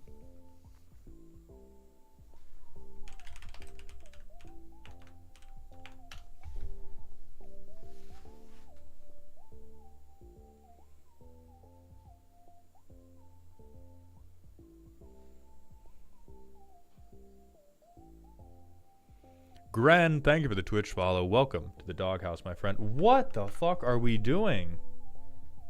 Oh my god. Oh, it's Rose, not Rosie, that's why.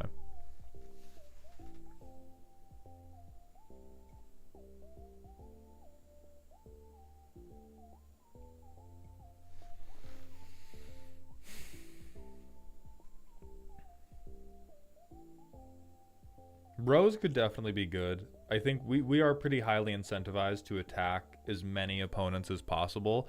And so this could be a thing where Gorbash, you steadily move away from like the really, really bad warriors and move towards the things that are going to support the warriors really, really well.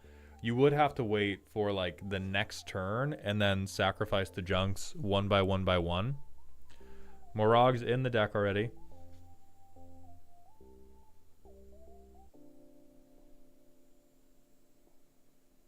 But there's no goddamn way you need Pyretic Ritual, though.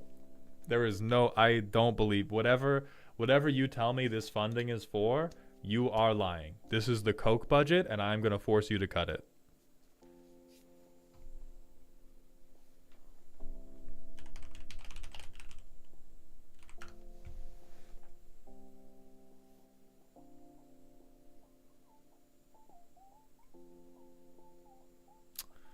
The name of this card is definitely on theme. I don't think it's... This is fine. This would be generically good card, is either going to provide you draw or a treasure token, but I don't think we care that much about treason effects in general. So it would just be like a cute card that we like the name of, which in Silly, we have the Room, not Dragonhawk. Fuck Dragonhawk.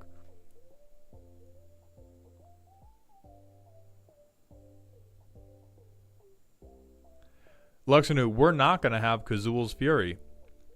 We're not doing share... Oh, wait, we could actually do... Hold on. Hold on.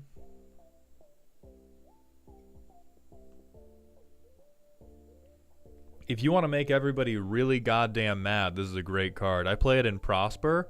Motherfuckers hate Share the Spoils. Motherfuckers hate this card with a deep, unrelenting fury, and I love it just as much as they hate it.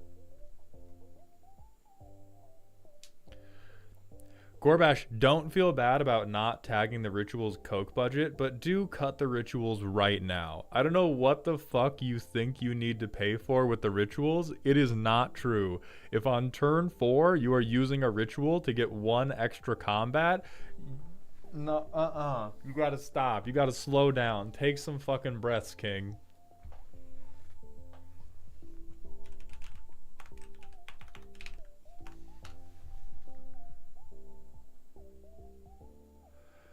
So why no Dragonhawk?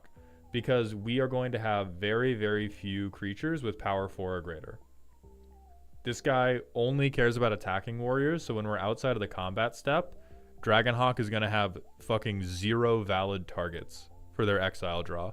We're going to have a bunch of 2/2s and a dream.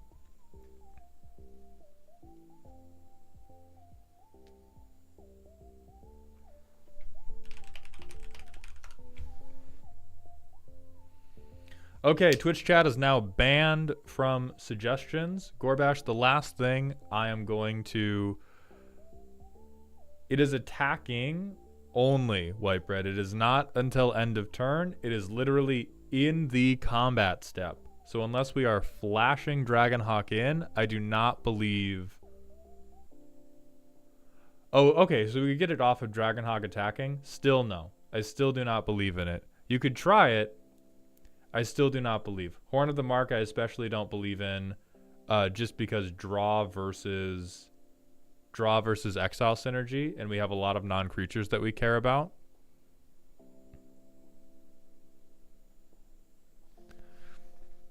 Unfortunately, Twitch chat has been banned from suggestions, Helios, so I could not look up Brazen Cannonade even if I wanted to. The last thing I would consider, Gorbash, I don't think you should do this. I think it would be too much of a flavor fail.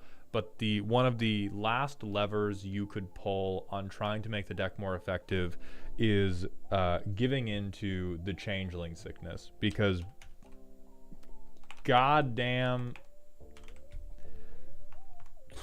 a solid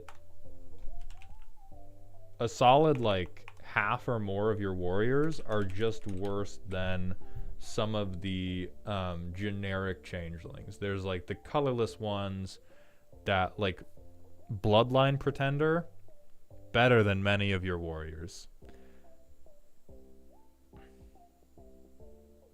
Tyrian Mauler, better than many of your warriors. Changeling Berserker, probably a better warrior than many of your warriors. And same goes for oh, I feel like there's another one that we're missing that, like, causes everything of a creature type to enter with counters. But that is the last lever I would pull after you mess with the exile draw and try the, like, Empress of Mars and the Inquisitorial Rosette type of thing. That's your last stop. Personally, I don't like it for a silly deck. It would be fine if you were trying to do, like, a spooky deck. It would be like, whatever, let's put the good cards in. But if we're trying to do very, very thematic, the best one's Tyrian Mauler, because as somebody pointed out, is a cow. Gornog is also a cow. So this is just like Gornog's cousin that he has snuck into the WWE.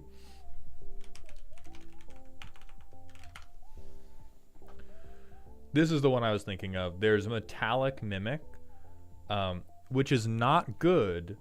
However, it is infinitely better than goddamn Cacophony Scamp or Ash Zealot.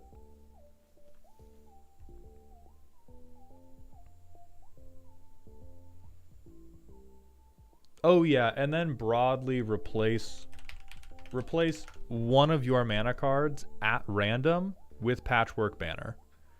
That is the other generic Kindred lever you can pull that will be effective for you. And like every god, when we're working with mono red combat deck and it's not Godo combo, every little bit matters. Come on, move the chains, buddy. You got it. I believe in you. So that's what I would do. I love the bit. I think we're down here right now, and I hope that we have given you some ideas for how to bring you up towards peak. I want to be clear, the bid is peak. The bid is excellent. It is the only justification I have ever heard for not trying to win a commander game that I will emotionally accept. Mono red warriors suck ass. So if we're staying with Gornog, which I think we should, that is how I would change it to make it a little bit more effective. Yeah, incredible gimmick deck. I would love to play against you with it. I would love to play with it in my pod, and that's all I can get. All I'm going to give you at the moment for how I think you can make it better. Yeah, Gorbash. Enough. I think the exile draw by itself will result in more consistency. Whether or not that is enough consistency, that remains to be seen. Because I think we have those clear 3 cards that are infinitely... We have 3 cards that are like infinitely more effective than every other card. And without tutors, just having robust draw is not always enough to get to 3 specific targets. I do love these as well. I do love... All right. Let me take it from the top, and I'll just die if I get it wrong. So Gorbash, thank you for the submission. I enjoyed this deck very much, and I hope these suggestions help you. We're going to do a manual ad break, and then it is time for Black Wolf Project's deck.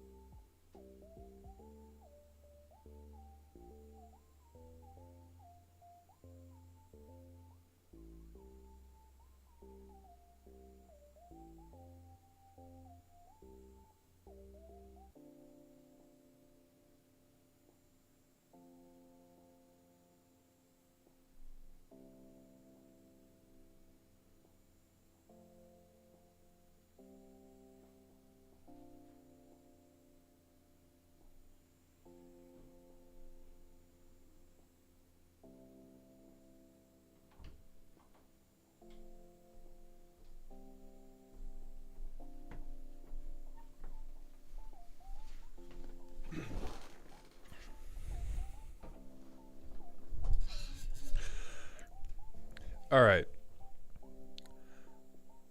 Mauled, what was your worst take ever?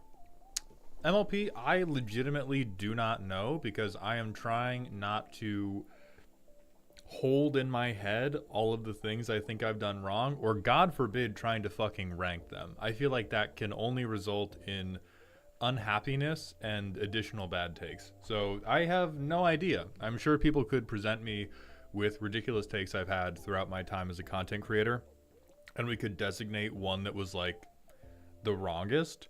But for the most part, I'm not judging myself like that, dog.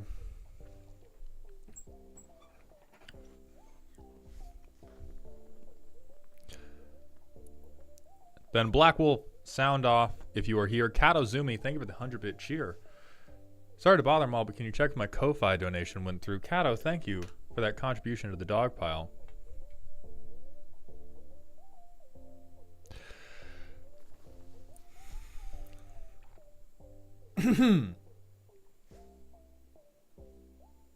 I don't have music for this. I need to get different music for when this happens. Katazoomi, your $500 instant roast redemption has in fact gone through. So we are going to go ahead and delay Black Wolf Project's deck for a minute while we look at the next Mango Money moment. Phelan, now we have 3 to do other than you. We were going to have Black Wolf Project and then Marsh. Now we have Katazoomi and then Black Wolf Project and then Marsh. But if Black Wolf isn't here, or if Marsh has to leave or something, we can move you up. Black Wolf is here. They are present. So we're doing Katazoomi's deck. We are putting Katazoomi in the Mango Money Moment Hall of Fame. Katazoomi, thank you so much. Angelo the Wizard, thank you for the Prime sub. Welcome to the dog home, my friend. I appreciate that generosity. Be as gentle as the internet when Katy Perry said she was an astronaut. Primer's in the Moxfield link.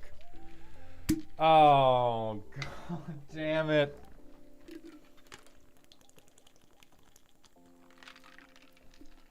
$500 for me to judge your fucking Twitter bookmarks, Kato? Okay. Aurelia, my beloved. $1,100, of which I am sure how much of the budget's in Helm of the Host.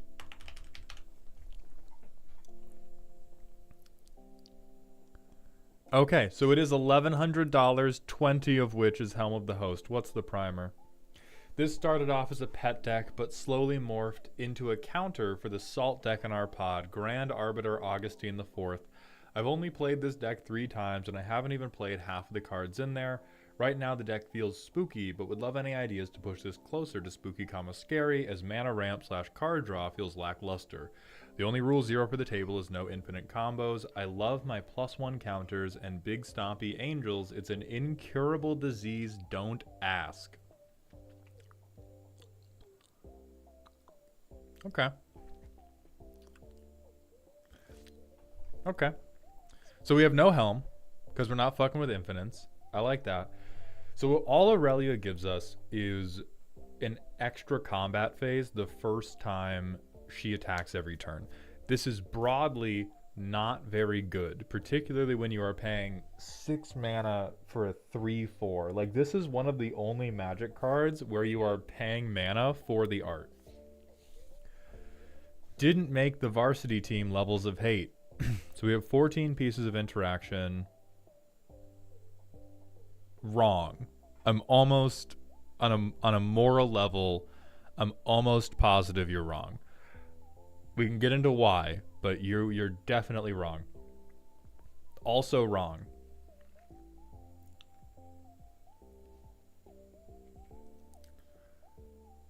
Okay, targeted removal, redirecting targeted removal, protecting my stuff, blowing up enchantments, additional targeted removal. Hell yeah. Okay, so the first place you have gone wrong. Let me be your bath mat.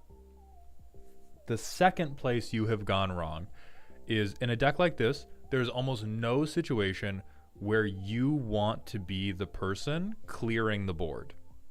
In every world, if you are playing a deck where your commander's goal is to create extra combats and your goal is to be a bath mat, what you want is a board that only has creatures on it. You don't want any of these fuck-ass artifact players to be comboing in your face. You don't want any of these fuck-ass enchantment players to be playing like a propaganda to slow down your ability to bath mat them. I don't know how to use this as a verb if that's not clear enough. But anyway, stuff like Farewell, this is actually playable as long as you look me in my eyes and tell me you are never picking Exile All Creatures. I will let you keep it if you have whited out Exile All Creatures. But Fumigate, for sure, like, fuck life gain. The only thing that matters about life totals is that they are going down towards 0. So instead of Fumigate, what you really want is anything that you can guarantee is going to be one-sided. You do not want to ever play a board wipe to return to parity. You only want to play a board wipe to create parity. So the types of board wipes that you can just immediately swap for Fumigate and be happier every single time.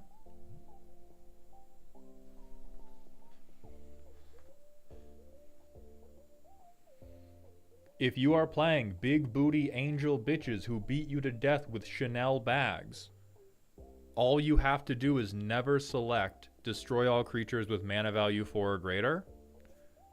And now you have a way to fuck the artifact player, you fuck the enchantment player, and you fuck the token player. One fell swoop, job done. So immediately, this in for Fumigate, you are a happier person. I like the redirections. I like the targeted removal. Let me see how... Hell yeah. Hell yeah, you have never balanced a checkbook in your fucking life, and we're not gonna start now. Choo-choo, Cleansing Nova can do it for 5, but can't fuck the token players, which is a meaningful benefit. Like, I'm looking at Let Me Be Your Bath Mat, and I can't help but notice that a lot of our like big hitters are very, very expensive, and so having a mode that will allow us to target the people playing low to the ground synergy pieces.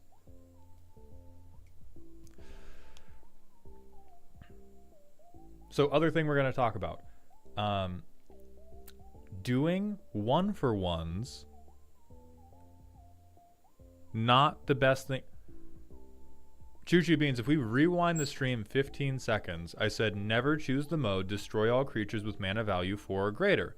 And then I said, you can fuck the artifact player, you can fuck the enchantment player, and you can fuck the token player. All of those matter. We want them to be one-sided. We can make them one-sided by choosing the mana values that correlates with the creatures we have. That's what I'm about. But anyway, in the big wide world of Commander, I am finding more and more that it is less important that your removal is instant speed, and more important that your removal can handle multiple problems outside of the most efficient sources of removal, like Swords to Plowshares. But for Stasis Snare, right, this is a thing where we take away a creature until they have removal, and then they just get their creature back again, which broadly feels horrible, when we would instead, if we're going to give stuff back, let's piss off everybody. For the exact same number of mana, we can hit non-land permanents instead of just creatures, and we can hit one thing per person, which is fucking phenomenal. We can also, if we believe that anybody else at the table is attracted to the same type of flying ladies as we are, we can play things like Council's Judgment, which I am now recommending for basically every white deck in the world, where it's sorcery speed, which sucks, but I'm gonna let you know something right now. You are not holding up mana. That, if you think you are, that's not true. You have Elish Norn Grand Cenobite in a deck that doesn't have green. You are tapping out every turn. You can hold up maybe like 1 or 2 mana, but I would never advocate for holding up 3 or more mana in a deck like this. You need to be committing to board, and if you want 3 mana removal, you want removal that is 3 mana or more and will take care of multiple problems instead of one problem. So that's going to be like fuck a braid, make the artifact player weep. Okay? You don't care about dealing 3 damage to something. The only thing you care about dealing 3 damage to is somebody's face when you wrap Aurelia's thighs around it.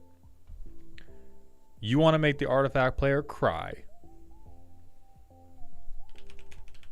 I'm hearing Paraceline. I think this is too narrow.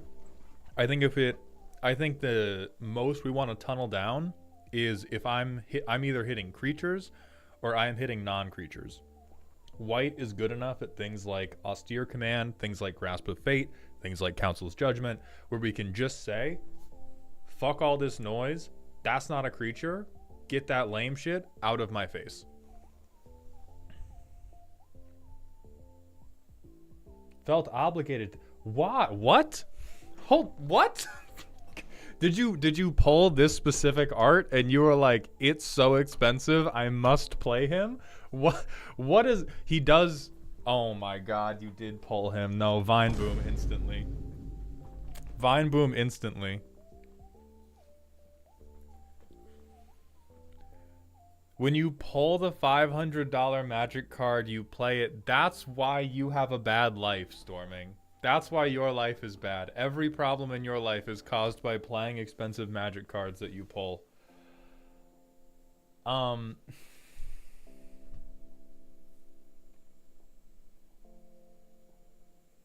Listen, you have colorless spells in the deck.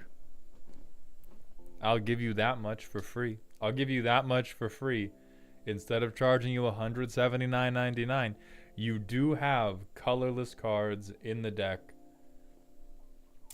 And that's about all I can say about the reasons you should play Ugin. Like, the thing, this is... So, best case scenario. You play Ugin. Everybody else goes, wow, since capitalism is a meritocracy and pack luck is the hand of God directly reaching into our reality, since you pulled the $180 card, we should let you do whatever you want with it. Multiple turns go by, you uptick Ugin, and you ultimate him. You now get to cast every colorless spell out of your deck, devastating everybody's boards, and the only one that's worth a singular goddamn is Roaming Throne and Sire of Seven Deaths.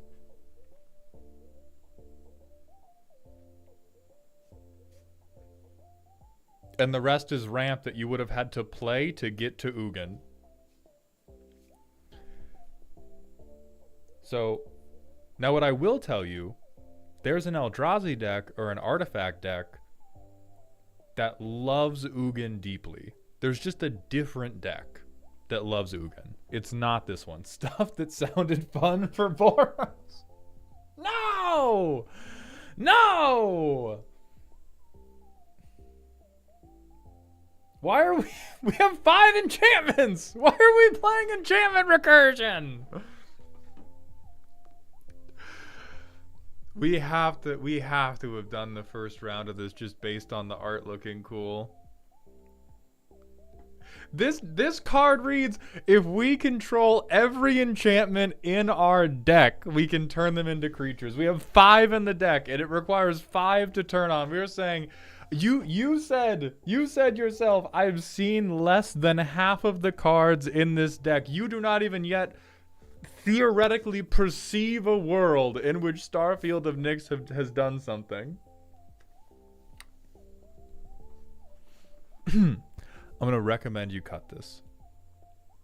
To be fair, I haven't seen this one either.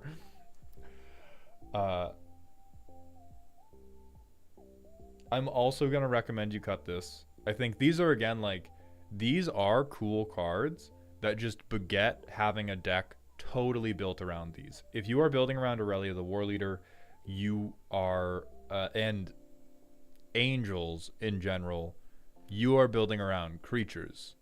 We want creatures and creature accessories.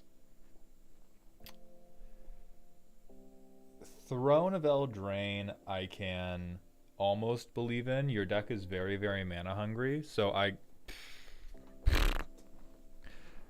this I only don't like because it's tricking you.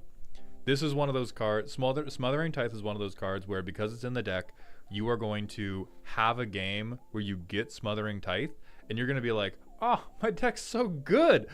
Not true yet. Your deck's very mana hungry, and Smothering Tithe is very good.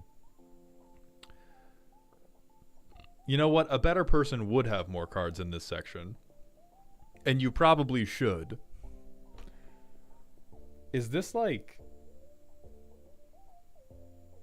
I feel like Smothering Tithe has to be mistagged because the rest of this looks like card draw, although I hate that you have tagged Soul Guide Lantern as card draw. That cuts me on a deep personal level.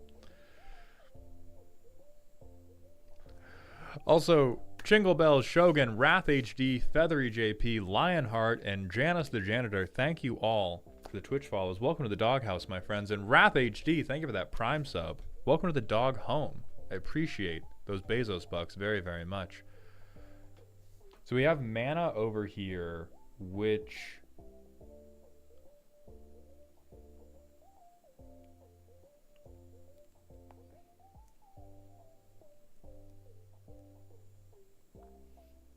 I think the fact that you thought these cards were going to get you judged harshly tells me everything I need to know about your deck building process. This is the only thing approaching responsible card choices I have seen in the entire deck.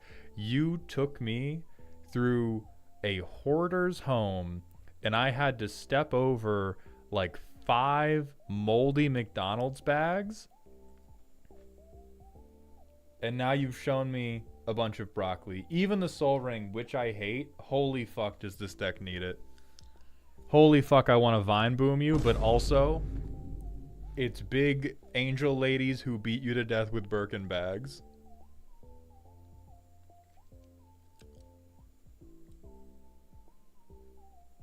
Arts Fire.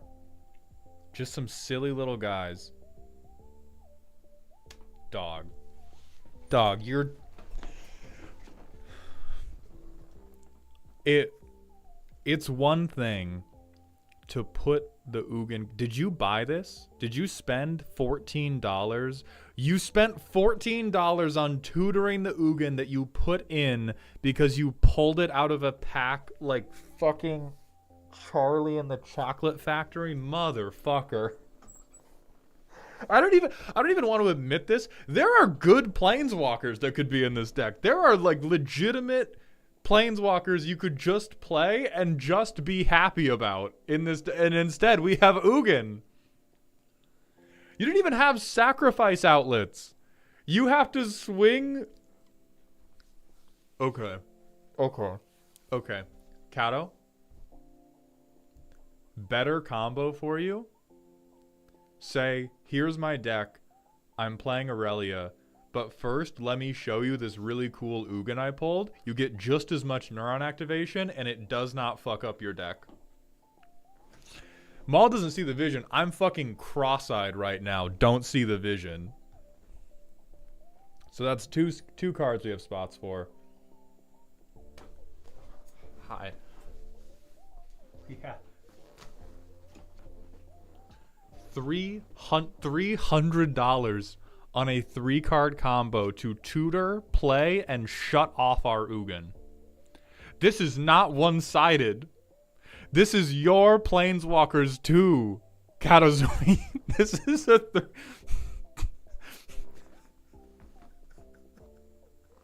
I'm so silly. I've cut my own breaks as a bit.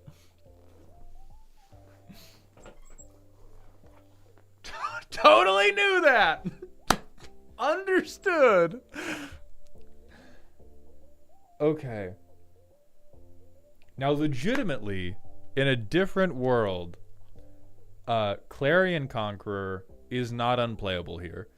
You care about flying creatures, you care about being able to swing, and most of your stuff is like a triggered ability or is just a flat ability. So it does duck everything else. Like everything else in your deck loves Clarion Conqueror because it prevents artifact players, it prevents the elf ball players, and it prevents the stupid, greedy planeswalker players from succeeding. But with the fucking Arena Rector, it does also shut off your Smothering Tithe too, by the way. Like your treasures don't work.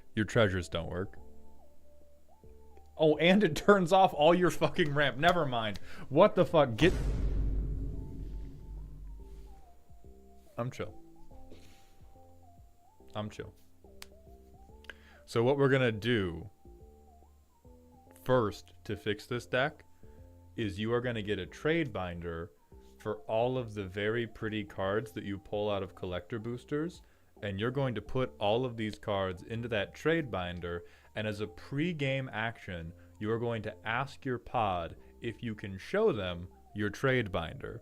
And then you are going to play your deck that works and not your deck that cuts its own breaks in traffic. Okay, Esper Sentinel's fine. I'm not listening to you. He has that shit on, for sure. Unfortunate Roaming Throne is a perfectly fine card. Solitude is a perfectly fine card if we were doing like, I'm skeptic after everything else I've seen. I'm skeptical because this is like not a bad card. I'm convinced you put it in for the wrong reasons. I'm convinced you put this shit in for the wrong reasons now. Nope. Nope. Not for a moment. First and foremost, you're in trouble now. You're in emergency bottom surgery right now for the Lotus Veil. Here's where Lotus Veil is great. I'm going to adjust this thing right. Hold on. There we go. Here's where Lotus Veil is great. Lotus Veil and Lotus Veil accessories, sacrificing your own lands, in Boros is fine if you are doing catch-up ramp. Catch-up ramp is all the cards that say, when this enters or once a turn, check if a player has more lands than you. If they do, go get some lands. Doing Lotus Veil stuff, doing even strip mine stuff, that is acceptable when you have catch-up ramp. You are all in on rocks and rock accessories. We can't be doing this.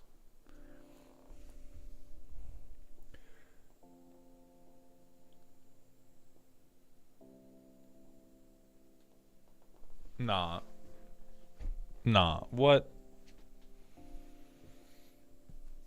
I'm listening.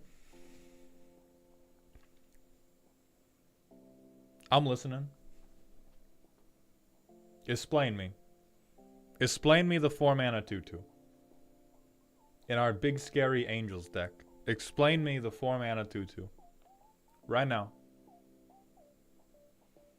Right now. You pay $500 to show me this. It's there from a Foundations bot. We are going to free you. We are going to free you from the restraints of building only with what you've pulled. Or I am going to send you some better boxes. We got to do something. We got to do something different. We can talk about lands that would be good later. Can you draw cards in this fucking deck? Accidentally you can. There's no way you did this on purpose. Siren, the free deck roasting stream is this Saturday. That answer is no. Tremendous. All right, so we have Esper Sentinel and we have Aurelia the Law Above.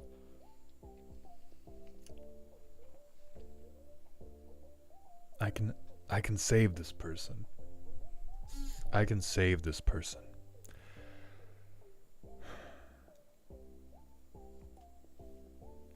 She bad as hell. I can never take that away from her, but good lord.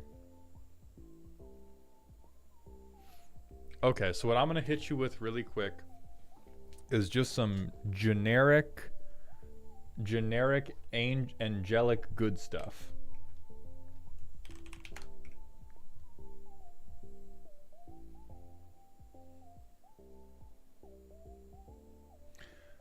So Emiria Shepherd.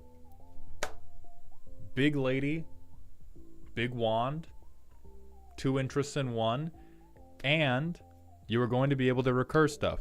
You are in Boros, so it's not always going to be a plains. It's not always going to go straight back to field, but you're going to have a fair number of plains in the deck. This is going to be really good for the top end of a deck that is incredibly, incredibly vulnerable to anybody being mean to it, which your deck is. Also a flyer, which is relevant.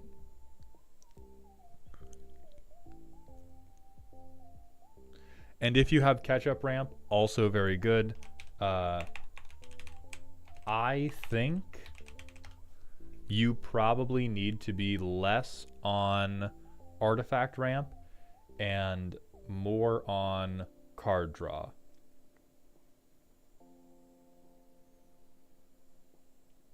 So we have a little bit of flicker, right, for all of our tremendously good ETBs, which I'm sure I will indestructible till end of turn. Nothing, nothing, nothing, nothing, nothing, nothing. There's one. King Kettle, thank you for the $2 super chat. Mauled is about to give a church sermon for this deck. Welcome to dog heaven, my friend. Okay, we have an ETB here. So Kato, broad spectrum, I'm going to tell you, if you have non-command zone synergies that you want to be achieving, you want to have 25 or more cards in the deck that do that thing. So if you want to be on Flicker, which is exiling something and then bringing it back, and our commander doesn't do anything if we flicker it, I'm a fucking liar. This absolutely does something when we flicker it. Fuck me, I guess. If your commander didn't do anything when you flickered it, in a totally different world, but I know you didn't do this on purpose, and so I'm going to keep talking about it.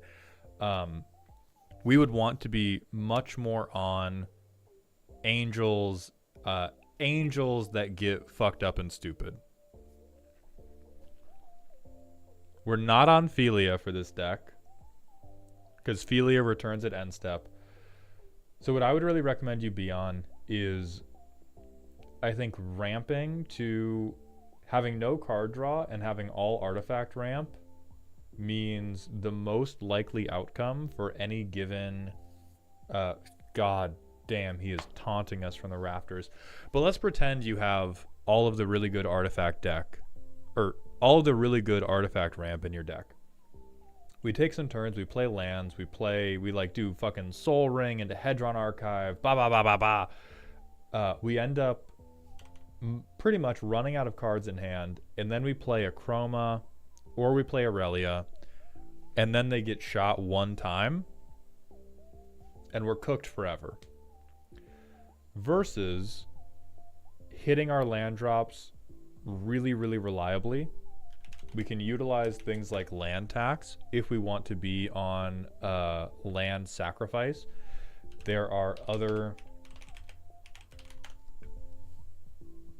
things like Knight of the White Orchid, where if other people are ramping with lands, we can get planes onto battlefield. Because what's really important is with a curve like this that is deeply, deeply irresponsible. I understand you love all of these cards, so I'm going to do my best to not take all of the funny, silly pet cards that you love away from you.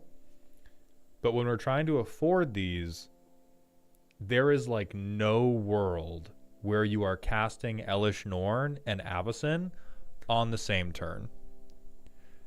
There are very few worlds where you are casting 2 spells a turn ever. Really, the best you can hope for is that you get to tap out every turn for something dope, and you maybe hold up 1 mana to protect it. So in that situation, you do have time to land drop your way to victory.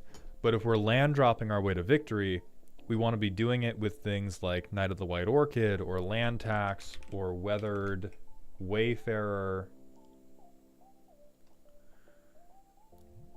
That's going to let us keep our hands full instead of vomiting our hand out just to pay for 1 angel that is then going to explode.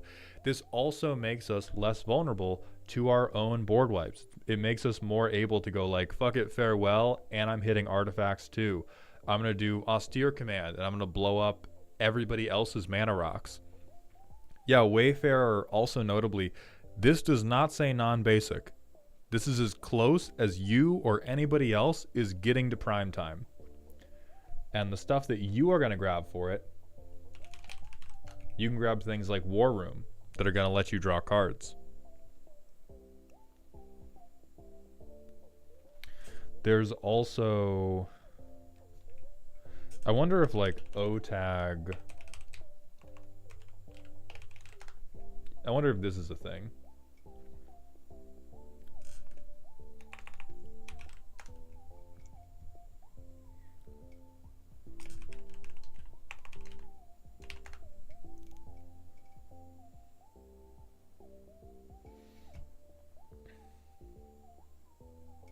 All right, there's like Archaeomancer's Map, which this, I don't want you to get confused, but this is an artifact that might actually be worth recurring one day. because it's going to fetch you two basic lands, and then it will also let you play lands ahead of curve. Oh, Soulstorming, thank you for the 95-bit cheer and for pointing out Archaeomancer's map. Here, let me pull up the O tag.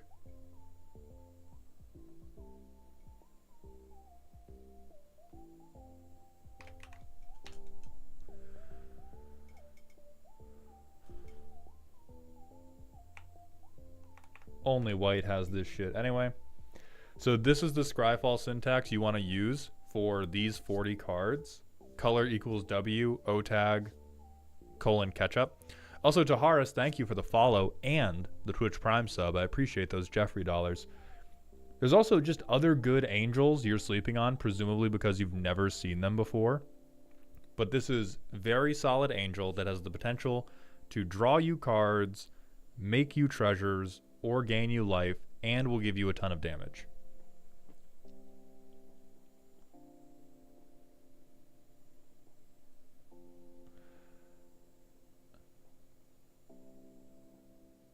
There's also Cartographer's Hawk. There's also Claim Jumper. Now, this does require you to be playing into a green player. If you're not playing into a green player, this can fuck you because you're not going to have somebody who has more lands than you.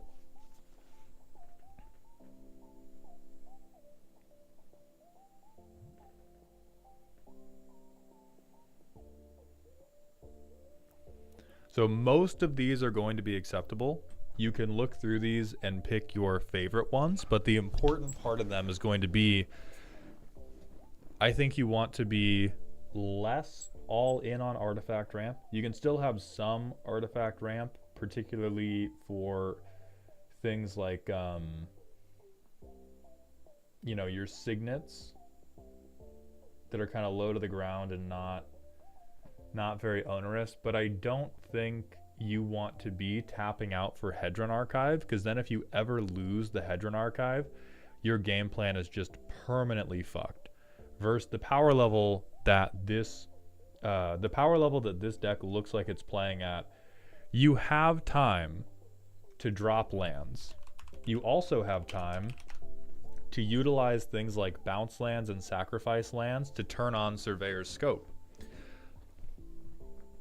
So the bounce land, I think there's only one Boros bounce land that I don't remember the name of, but you want stuff that's like return a land to hand, do something. I don't know how many of those we get in Boros. Mishy Fish, I listened to YouTube chat already, but I will pay more attention to you, and now you will show up on screen. Now that you're on Twitch, thank you very much. So Boros Garrison's the bounce land you care about. Arid Archway can also be used and is basically like your version of Soul Ring.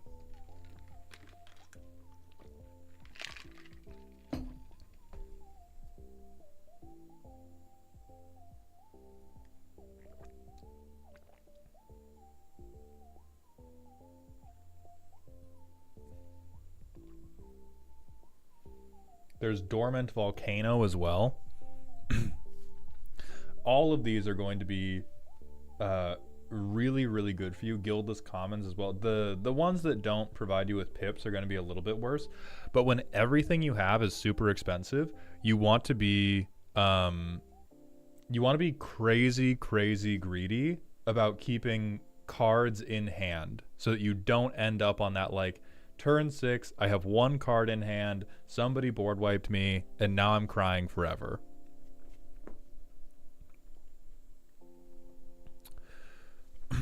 Oh, if you had to build a commander deck using Myriad, but you couldn't use the Master Multiplied, what would you build?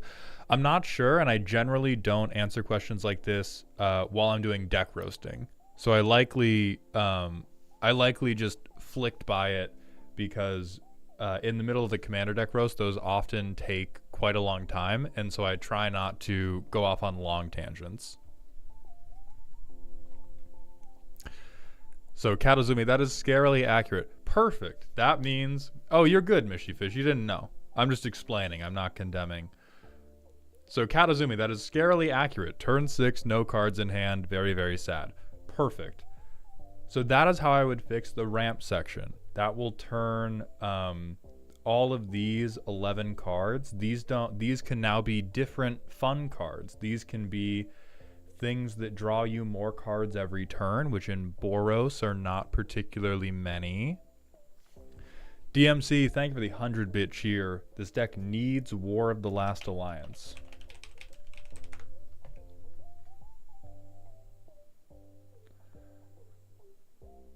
Oh yeah, this would be quite good. A lot of the special ladies that you care about are legendary, and this is ladyfinder.gov.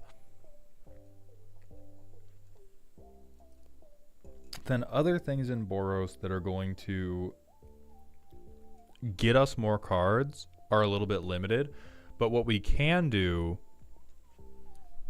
to get us more cards is we can do equipment that draw us cards.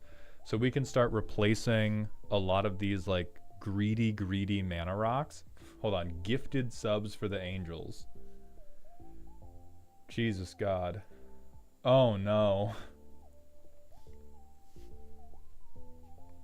Crash through in a fucking Aurelia deck? So we can also replace all of these. We can also replace all of these instantly with equipments that draw us cards. So let me find draw card.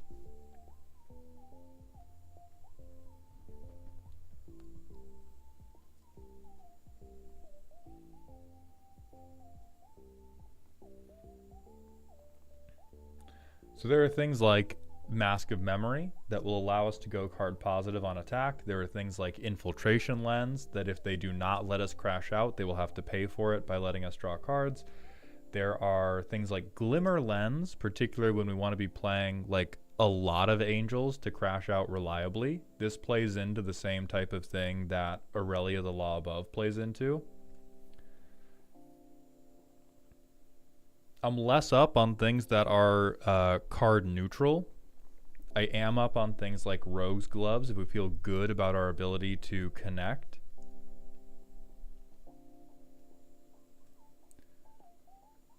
Sword of Fire and Ice is definitely usable. Lets us draw a card.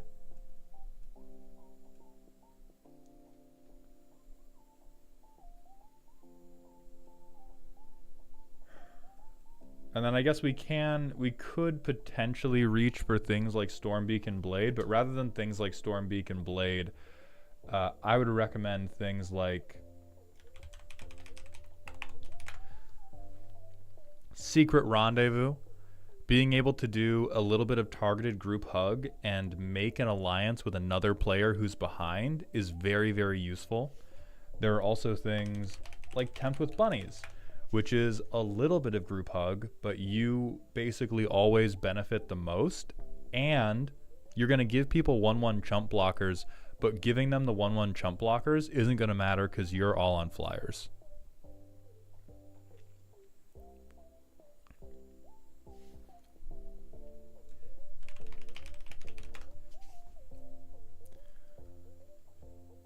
This is the deck that does like Horn of the Mark. Thank you, Martier on YouTube. This is the deck that just cares about like, hey, I have a few creatures. Can I please have more creatures right fucking now?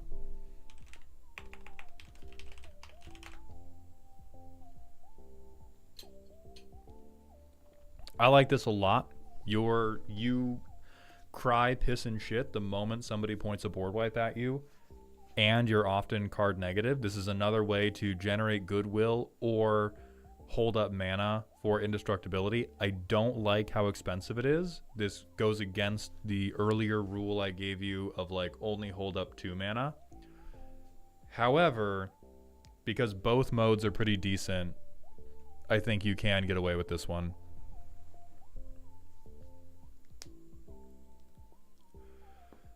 Introspective Trash, thank you for the 1 year. in the dog home. Happy anniversary with those Jeffrey dollars. Just got here, not to derail, but have we mentioned how funny the new Hamza play fucking everything combo is on Arena? No, because I have no idea what you're talking about.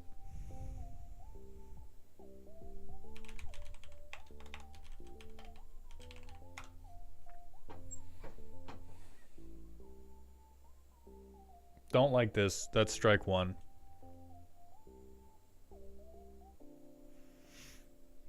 And then once we begin putting in a few equipments, we can begin doing things like Steel Shaper's Gift to basically just be like a second copy of said equipment we need.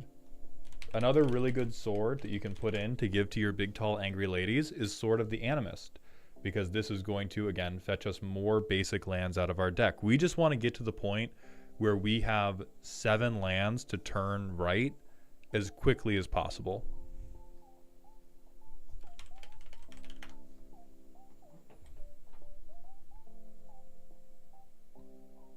Yeah, cut a deal is also very, very relevant.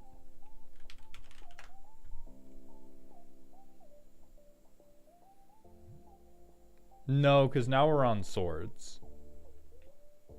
Like we don't need to be on hate pieces. We're beating people to death in a silly deck. Because we specifically don't have Helm in this deck, because this deck specifically said they don't want to go infinite. So that's why.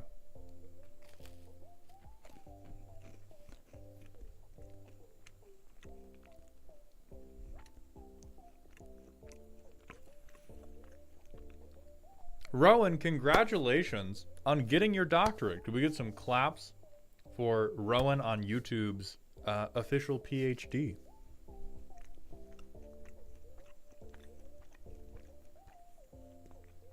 DMC, thank you for the 100-bit cheer. Excalibur will always be free for us. You know what? Excalibur would always be free for us. I think this is much funnier. I think I Make Aurelia a 13-4 is much, much better than attempting to go infinite.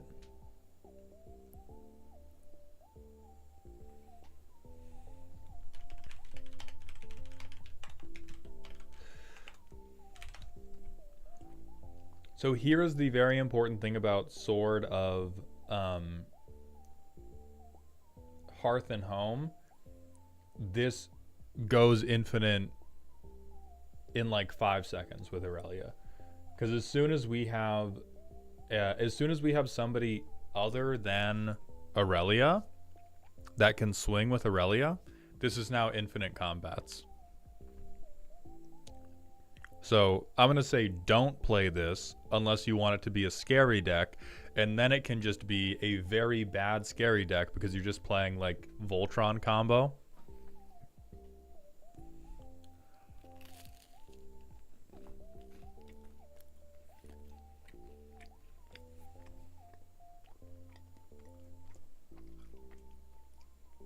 So please, God, make the aforementioned changes for your own sake.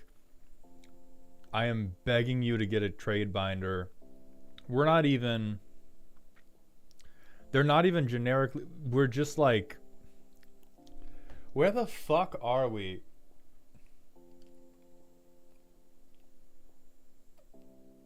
I'm making a new prison.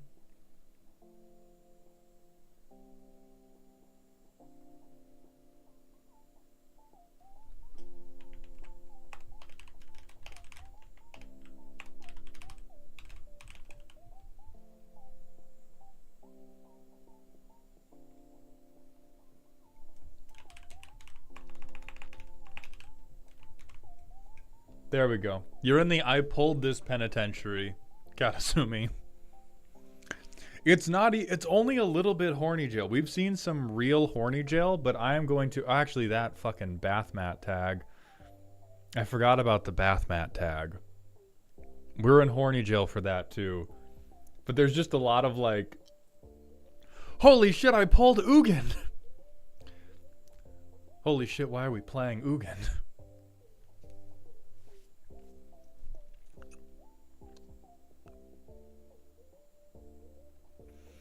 All right, we're going to run another manual ad break, and then it is time for Black Wolf Project.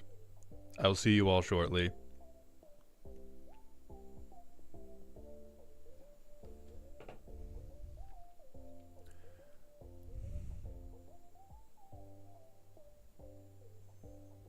Starry Eyes, I see what you sent. I'm going to wait to do it for after the ad break. Thank you kindly.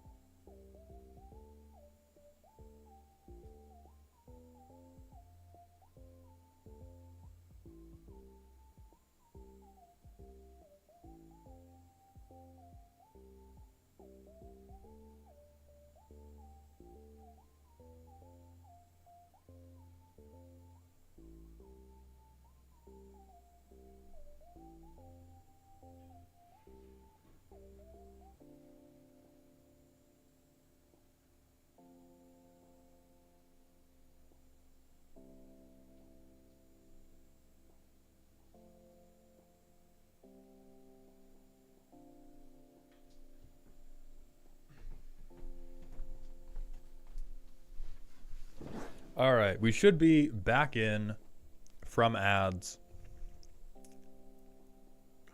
Sovereign Sen, thank you for the Prime sub. I appreciate those Jeffrey dollars very much, my friend. Starry Eyes, thank you so much for the $10 on Ko-Fi for 2 targeted Smasher passes. First up, we have Murktide Regent, specifically for the Slutty Waste. Listen, guys. Listen. This is exactly what the exhibitionist rule was made for. I'm about my business. I understand what perspective looks like.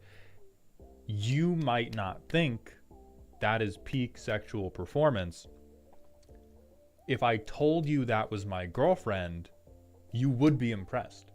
You would. Disgusted? Afraid? Potentially. Who am I to worry about the opinions of sheep? What I do know is that I am the lion. And I am kind of mixing the furry metaphors at this point, but you get the point.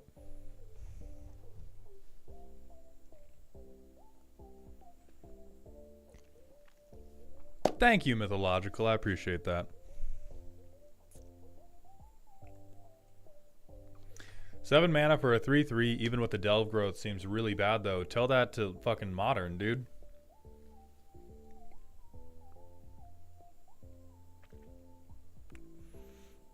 Alright, next we have Jedit Ojanen, Mercenary. Oh, I spelled it wrong. God damn it. I hit the G instead of J. This guy.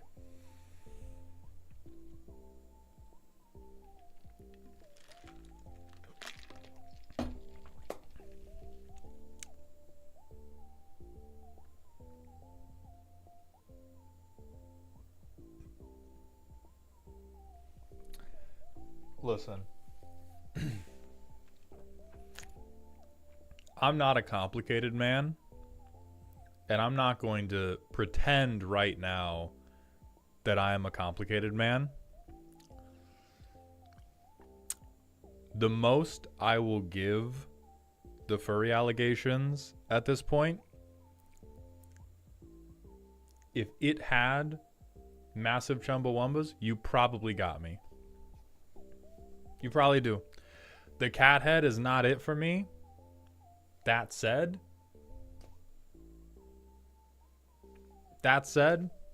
I am easily sold. I think the cat has that shit on.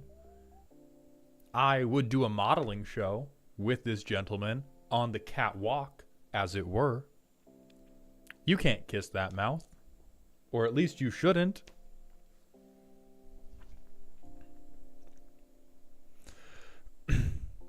Mythological on the how do I get my deck roasted? There are 3 ways to get your deck roasted by me. The 3 methods are this Saturday, we are doing a free deck roasting stream. You enter that stream by entering a raffle that you purchase tickets for with channel points. Each ticket is 2,000 points. You can buy a maximum of 10 tickets. These do not persist after the stream. You must have the deck ready to be roasted live on stream. And so what's going to happen is you'll get to the stream. Everyone will begin buying tickets. We pull a new deck at the end of each deck that we roast. So it gets statistically less and less likely you will be picked the later you come into the stream. And you need to have 20,000 channel points to cap out. If you don't make it on Saturday, on Sunday, the Ko-Fi commissions go live, which the current Streamlabs command is wrong. They're not $50. They're going up to $69 because they sold out so quickly last month. Other than that, you can do what Katazoomi just did, which is you can spend $500 to make me stop whatever I am doing and roast your deck immediately. J Dizzy, the cap was 10 at 1K, but participation was so large that we're upping it. Because what I want, the ideal for the free roasting stream is most viewers should be able to enter. I would prefer it if only regulars could hit cap. Yeah, I'm hoarding points like a dragon. So Tuscan Fury, thank you for the 100-bit cheer. Welcome to the dog pile, my friend. Mauled as a bard, confirmed. True, but I also never play them. And of course, it's Siren. Thank you for the Prime sub, my friend, for the 9th month in a row. Our Twitch baby is finally here. Pop quiz, how many +1/+1 counters does Denry Keen have after all of his abilities resolve on entry? This is me asking for a Denry video. I don't give a fuck. He's Azorius. And then Emerald Professor and JKE, thank you for the Twitch follows. Welcome to the doghouse, my friends. Time on Saturday is going to be noon Pacific. Dragon Cat, 5 people have purchased the... and I want to be so clear. I said this as a joke, mostly. I said this almost entirely as a joke. Because somebody asked, okay, but how much would it be to get the deck roasted right now? Because you would definitely do it for like $1 million. And I was like, that's true. I'll say $500. That is a really large amount of money. But that is the like realistic amount of money where if you paid me that, hell yeah, I'm going to stop what I'm doing. If I have a deck, but it's not updated to its most recent, is that okay? Yes, and from a content perspective, I would appreciate it if the rebuttal to every suggested ad is not like, oh, well, that's it now.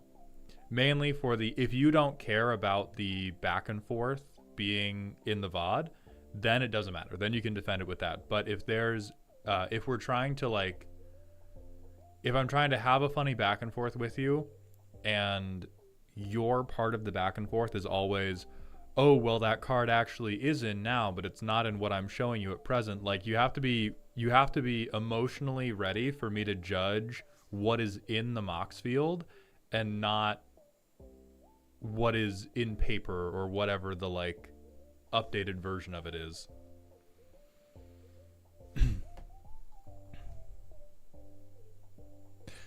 Was the targeted smasher pass also said as a joke?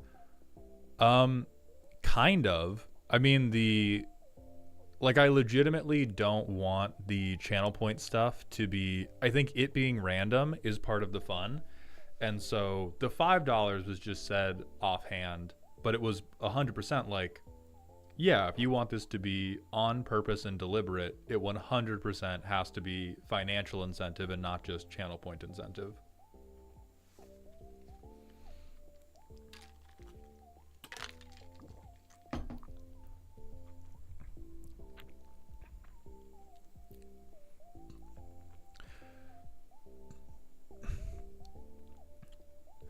How does it feel? Hold on. Where was this? How does it feel to overcommit and get 25 big ones over a joke taken seriously? Real fucking good. I am definitely bowled over by the generosity of really everybody, not just the people in the Mango Money Moment Hall of Fame.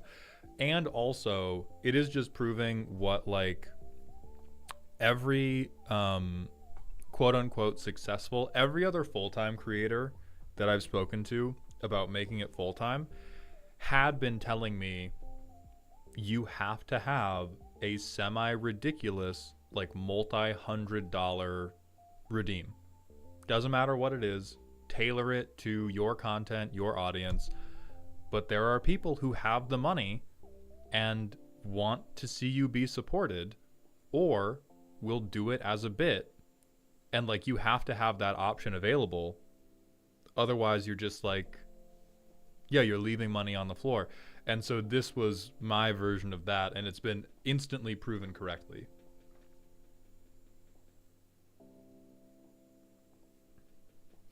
What was the price on the maid outfit stream again? Tift?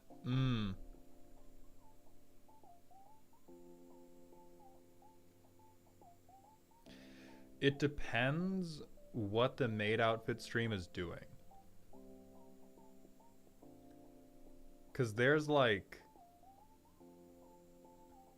Because the thing is, deck roasting does take a lot out of my brain. Like, whenever I finish a deck roasting stream, I either go to sleep or I lay down for multiple hours because my brain is just, like, completely cooked. So for a maid hound stream where I was, like, playing Darkest Dungeon or something, be less than a maid hound stream where it was like maid hound reviews your commander deck.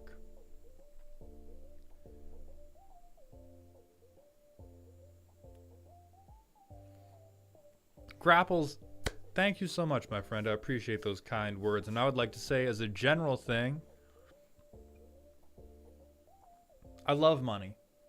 If you can't give me money, your support, and not even your explicit vocalized support, you just having your eyeballs on my goofy ass Twitch stream is more than enough. Thank you all for watching any of the things I have put out.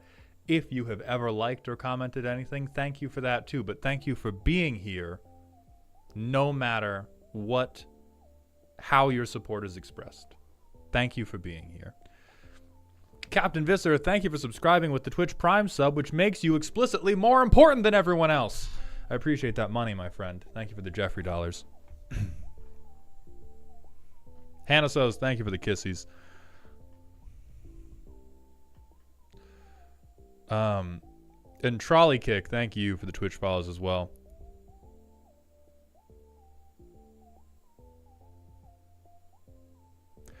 Jay Dizzy, there is a world in which I would do a 24-hour Maulhound stream.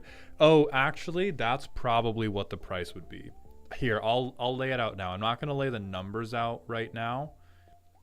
But for Maid Hound to happen, at some point, I will probably do another subathon.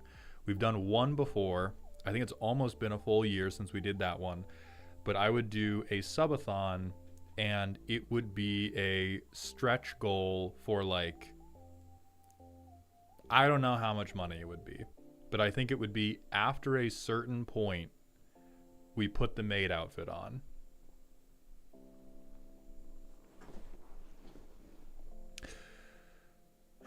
If I buy a deck roast, am I allowed to rule new partners? Rowan, if you buy a deck roast, you can send me a illegal pile of Magic the Gathering cards. Some of them can be custom. They can be partners that don't make sense. You just have to be cool with me clowning you for it. The only rule about the deck roast is you cannot mandate that I take you seriously. But you can show me, you can tell me and present whatever you want, and I will judge it accordingly. Numbered Fate, thank you for the Prime sub, my friend. Welcome to the dog home. I appreciate those Jeffrey dollars. What exactly is a subathon? MLP, a subathon is typically when a streamer begins a stream on the premise of the stream is going to go for 6 hours. For every time somebody subs or cheers bits, I am going to extend the length of the stream by a certain amount of time. And they typically have stretch goals such that if the stream is extended past certain lengths of time, kooky shit will happen. Oh shit. DMC, thank you for the 100-bit cheer. I hesitate to commit romantically, but I am married to the bit. Thank you very much, DMC, for your service as my goon vizier. Onionish, thank you for the Prime sub. Welcome to the dog home, my friend. I appreciate all these new Jeffrey dollars we're getting today. Oh, that is fucked, Gorbash. Myth, it doesn't have to be on Moxfield. I will probably move it to Moxfield as the first thing that I do. Oh yeah, getting your hair dyed is a common one.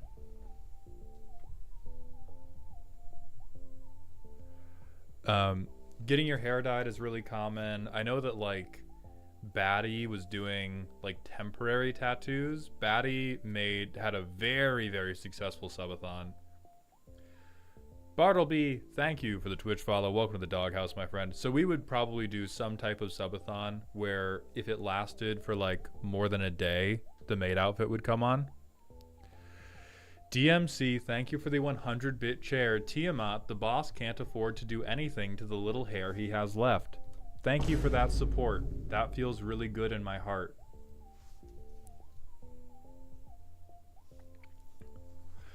Have you ever streamed building a deck? Yes, multiple times. It's typically very bad. Boss, would you be willing to shave your head as a subathon goal?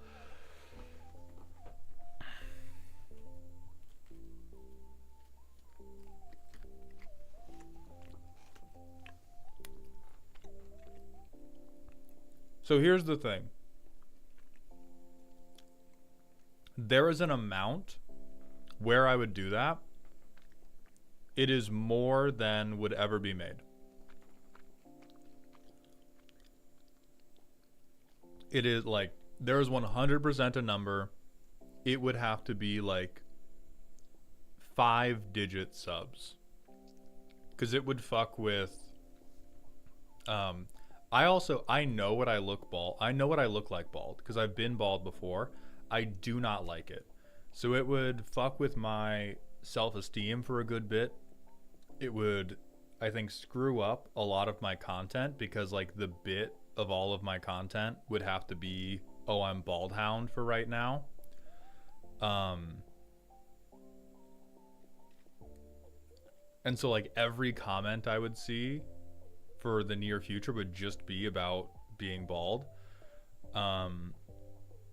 So yeah, like there is a number. It would be like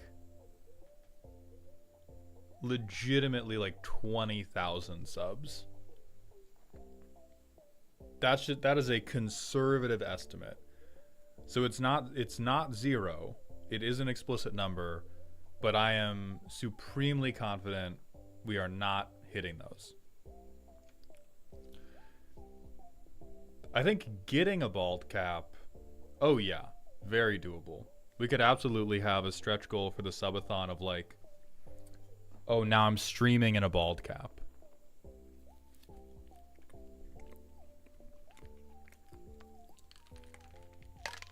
Siren, I'm not going to answer that at this time because I think it will drive us even further away from the point, and we still have multiple deck roasts to do.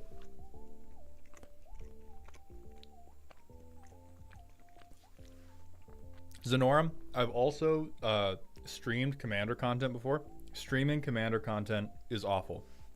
I would not recommend it to anybody. I have some friends who are committed to it because they love it, and I'm very sorry for the things that they love. It's really bad content. It's really unfun to do. I don't even like watching scripted content that much, but I will do like star and scripted content.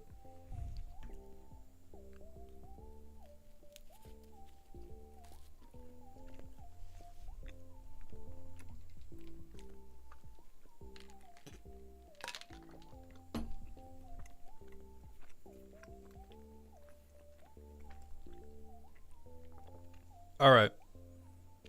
Bullshit officially over. Never mind. Somebody asked about how to pay me $500. James, that's going to be my Ko-Fi link, which is kofi.com/maldhound. If anybody feels like giving me $500, Black Wolf Project, it is now your time.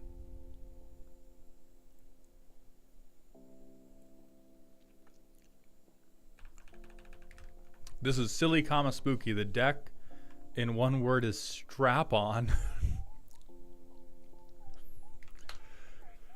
Hello, first time here, so I'm submitting my first... Oh, no. It's another Aurelia for the same price tag. Oh, God. Okay. Let's see the over-under on whether it's better than Katazoomi's. I fell in love with this commander after my sister recommended it to me.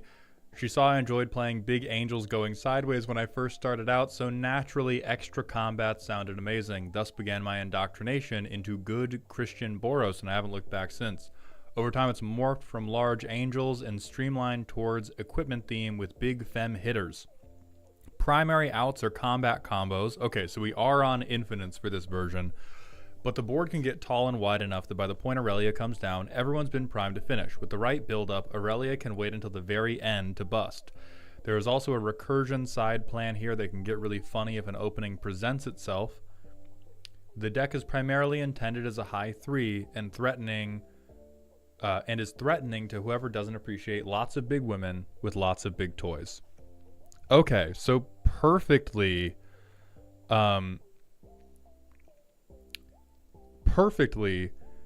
we have handled the vegetables for this one.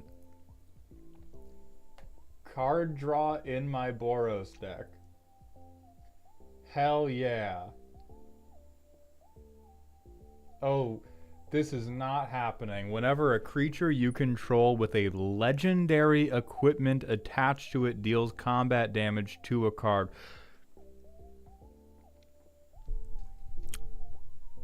It's good to challenge yourself in life. This type of card draw seems more like challenged.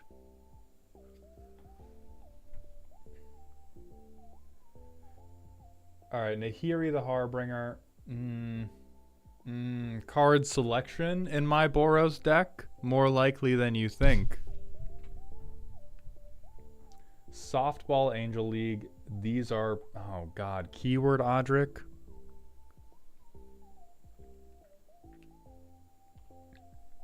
What do we have? Life gain. Who are we? Okay, Gisela can gain us life. She can't.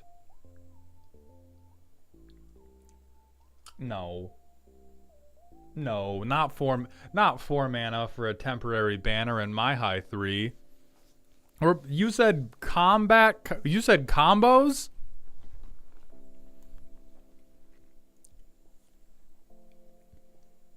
Okay, a 1/1 with lifelink. Fuck yeah. Fuck yeah, so strong.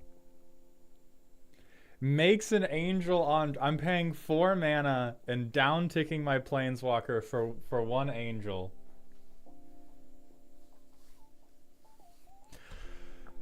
Okay. Hey, okay. Hell yeah. Hell yeah. +1/+1 vigilance. Spooky, scary skeletons, baby. Fuck yeah. Hell yeah. Sure, equip creatures of indestructible, sure. Come and get it back. So we can recur. Oh shit. Okay, now I see the vision. We play Sarah the Benevolent. We downtick Sarah the Benevolent. We get our Planeswalker. Our Planeswalker gets the fucking piss beaten out of them. We recur them with Angel of Indemnity. Okay, forge anew. One last job. Sure, we like 2 of the modes on this. Straps. We're giving lifelink. Embercleave's good. Excalibur's fine. Shadow Spear's fine. So's this. All of these are fine. Goal line stand. I also trust in all of these. Nobody lives forever. So here is the second way we have to go infinite. The greed they talk about in the Bible. Yep. Hey, you're correct. At least you own it.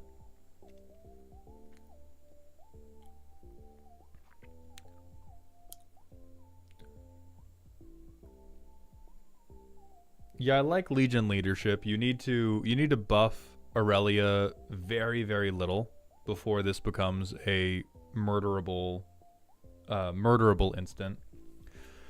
Problem solver. So we can exile stuff under this for landfall. We have 35 lands, so this is actually not happening. Never mind. Good board wipe, bad board wipe. Fine. This is such a... I've had people try to explain to me how this card is cooking, and I really think that they are heating up Bleach. This is so not real. I think this is like...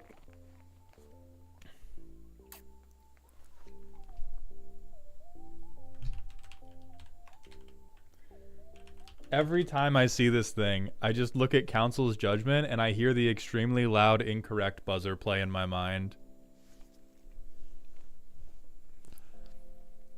So this is another instance no. Hey. Wrong. Stop that. Why are you blowing up your Dami mommies? You can't recur fucking half of these. Sure, wear and tear. It's a land.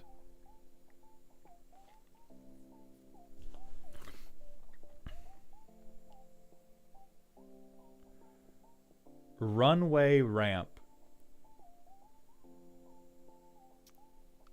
You're not lying. And hey, it's a 3/3 with lifelink. That's not true. Okay, we can make some treasures. Okay. Our things are feloniously expensive, and this can get to be some like meaningful cost reduction. Hey, if I believe one thing about this deck, it is that Keeper of the Accord will trigger on every single one of your turns. So you get points for that one. Medallion I really don't like. Every goddamn like greedy stompy player is running medallions, and I don't understand it. The medallions super pay off when you are casting multiple spells in a turn. And maybe it's happening in here since we have 3, but I feel like most of the things that are filling up this curve is stuff we want to like hold up. Like I can kind of see it with a Chroma's Will, because we like play an Angel and then we cost reduce a Chroma's Will.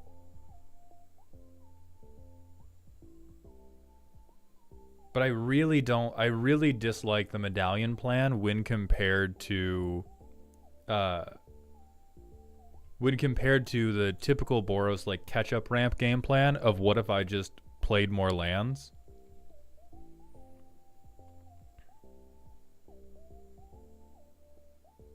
This is the greed they talked about in the Bible, just to correct the tag here. Toxic redheads. Beautiful. Even more Aurelias. Can't get enough of them.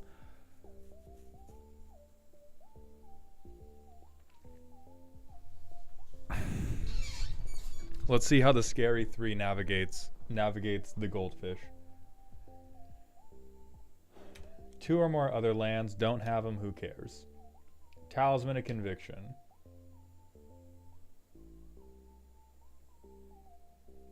I think we play this thing first. Do we have any equipment? No. But watch out, motherfuckers.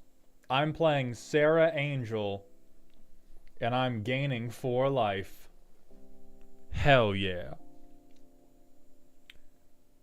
Next turn. What's the best thing we can do? We can play this thing.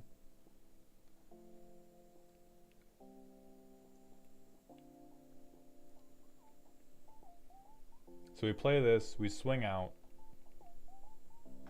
We get to draw a card for it. They kill Sarah the Benevolent. We play Trouble in Pairs. We swing out. We get to draw a card for it. We pray that people trigger Trouble in Pairs. I'll say we get 2 triggers off of Trouble in Pairs. I love not having lands in my deck. God, fucking Claim Jumper would cook the table right now. But we don't have him, no. We have legendary equipments to trigger fucking that one Assassin's Creed card. Lebot Bat, thank you for the 3 months in a row with that tier 1 sub, my friend. Welcome back to the dog home.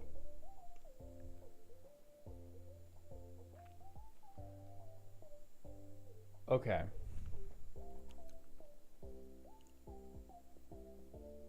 Oh, the Sarah's token Vigilant. Then never mind. We have Sarah here, and we have 1 more damage on everything we're doing.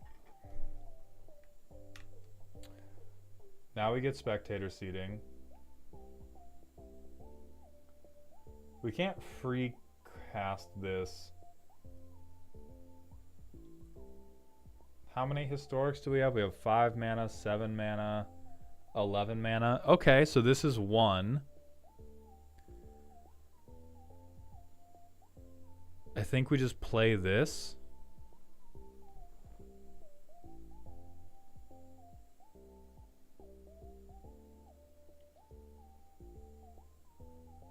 Yeah, I think we just play this and we get a 14.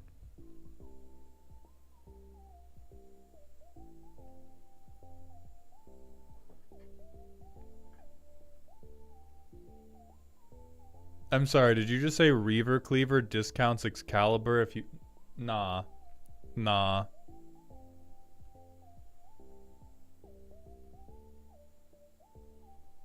Let's see. We have 7 mana available to us. Casting our commander will make Excalibur free, but then we can't equip it. I feel like, no. We don't cast our commander, we uptick this, and we just kill whoever's most likely to be holding a board wipe. And then we cast Aurelian next turn, move this over, and then we proceed to win the game.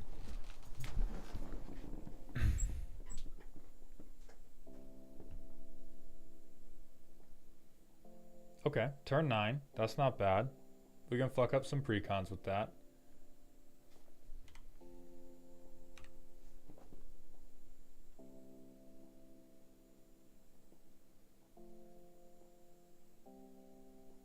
We play this guy.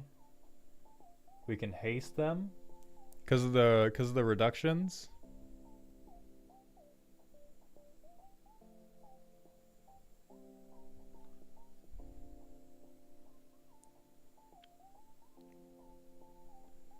We get in for 2 damage.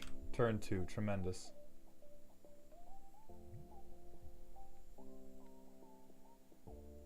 We can play Nahiri. Discard to draw. Oh, discard to draw hurts me deeply. I think I uptick and then like... This Aurelia is not...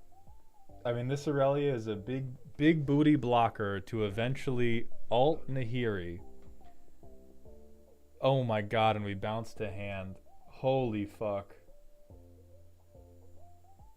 Oh, I love Boros variants.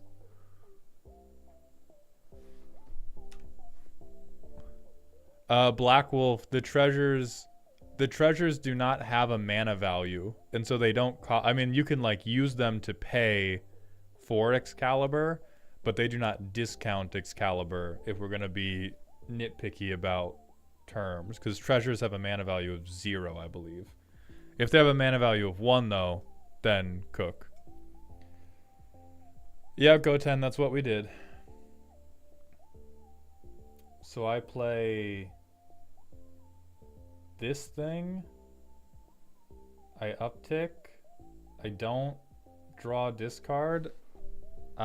God, I am in such fucking deep pain. Okay. What fucking saves us? What could we put onto the battlefield that is gonna make me feel less like tearing my eyeballs out of my skull? Let me duplicate this and go out of the playtester. No. No. Oh yeah, that'll do it. Sword of Hearth and Home.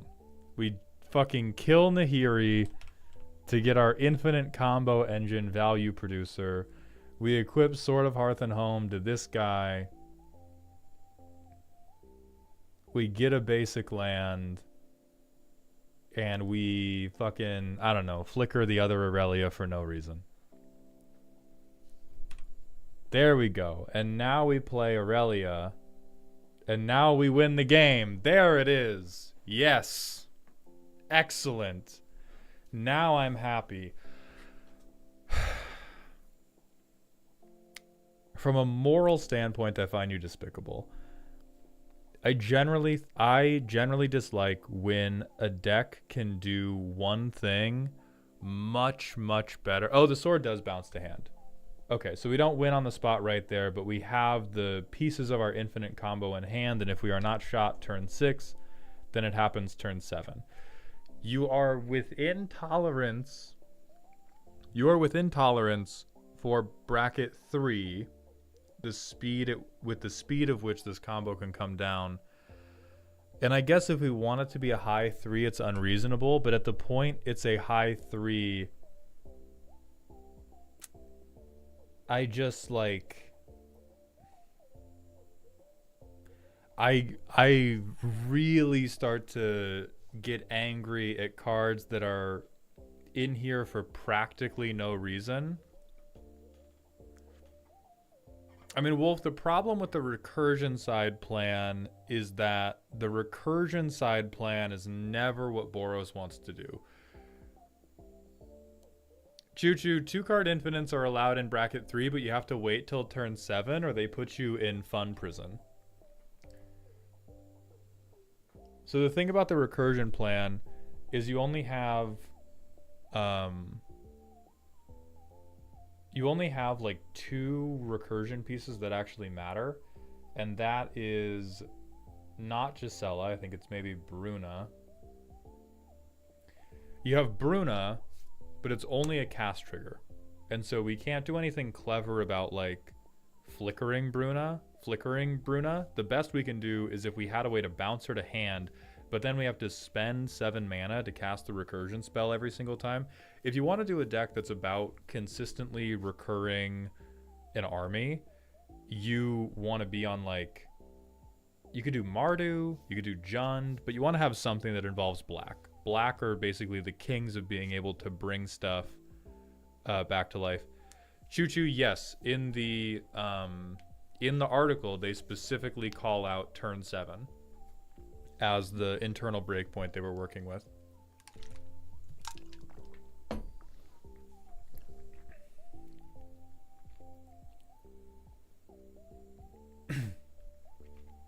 But what I find disdainful about this deck is the lack of consistency. It being threatening enough that people failing to remove a tutor over the course of 4 turns, allowing you to win the game, that's roughly appropriate for the power level of Magic you're playing at. What I dislike is sometimes we are on turn 7, I have won the game, and sometimes we are college pothead, just waiting to open up a pornographic enough magazine to motivate us to win.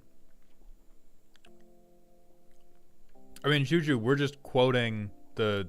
I may not agree with it. I'm just quoting the article to you.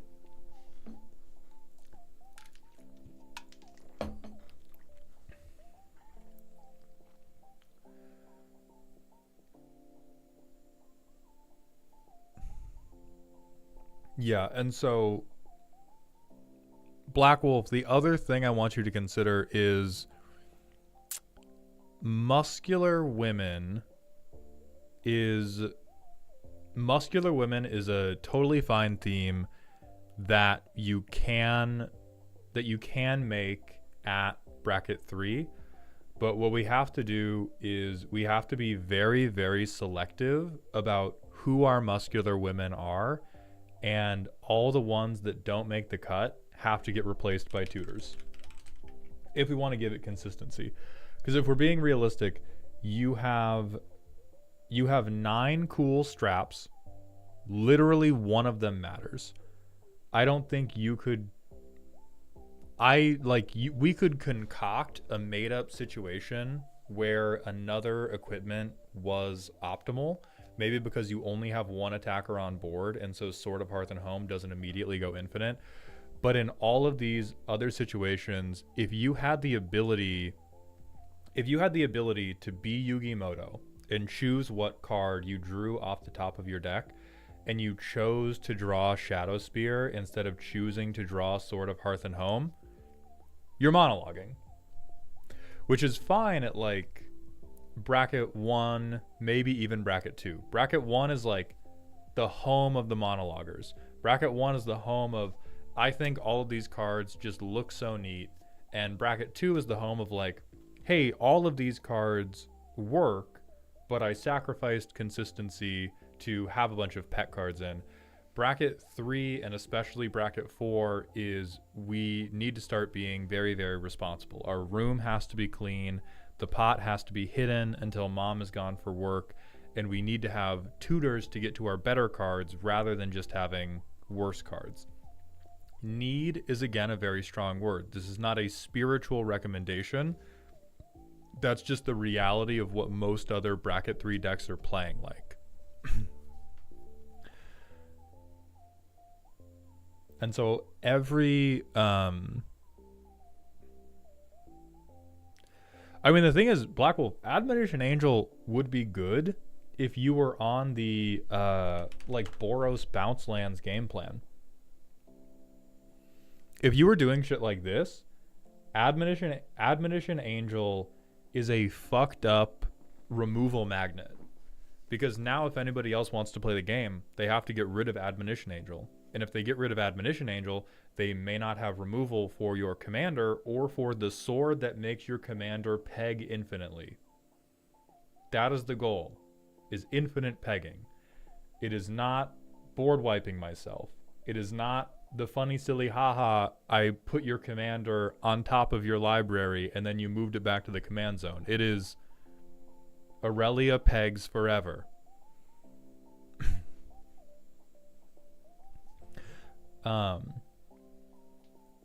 And then I think we can begin questioning, like, Cassandra kind of seems like you either pulled this or saw the art in passing and began drooling, is the feeling I'm getting from this. We don't have many legendary equipments. The only legendary equipment that, heavy air quotes, matters is Helm of the Host, at which point we have won the game already, and drawing a card for dealing combat damage is superfluous to the fact that the game is over, they have died to infinite pegging. But like Spear of Leonidas, this is firm bracket 2 behavior. This is a totally fine card that could really shine in some type of thematic Assassin's Creed deck, and is pointless in the face of an equipment that costs just as much and wins you the game on the spot. DMC, thank you for the 100-bit cheer. Muscular women works best in Jund. Trust me, I've been in that sauce for a year now. I think that might be true. But there's also a thing for just like, I like angels, and I'm focusing on the muscular women that are angels, and angels have enough muscular women for it to be totally workable. So there's Steel Shaper's Gift.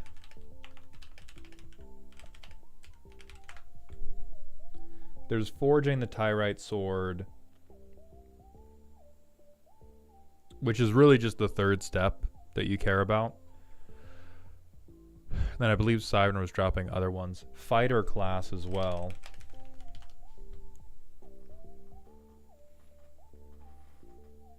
Oh yeah, this is just 2 mana. 2 mana, get the sword that I do want. And then it is it core? Is it core? It might be.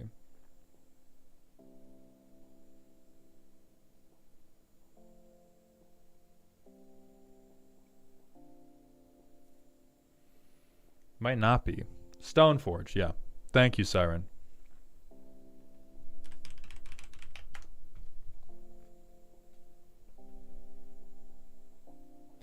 There's also things like Stoneforge Mystic, and then we can look for other things that say search, library, equipment in Boros.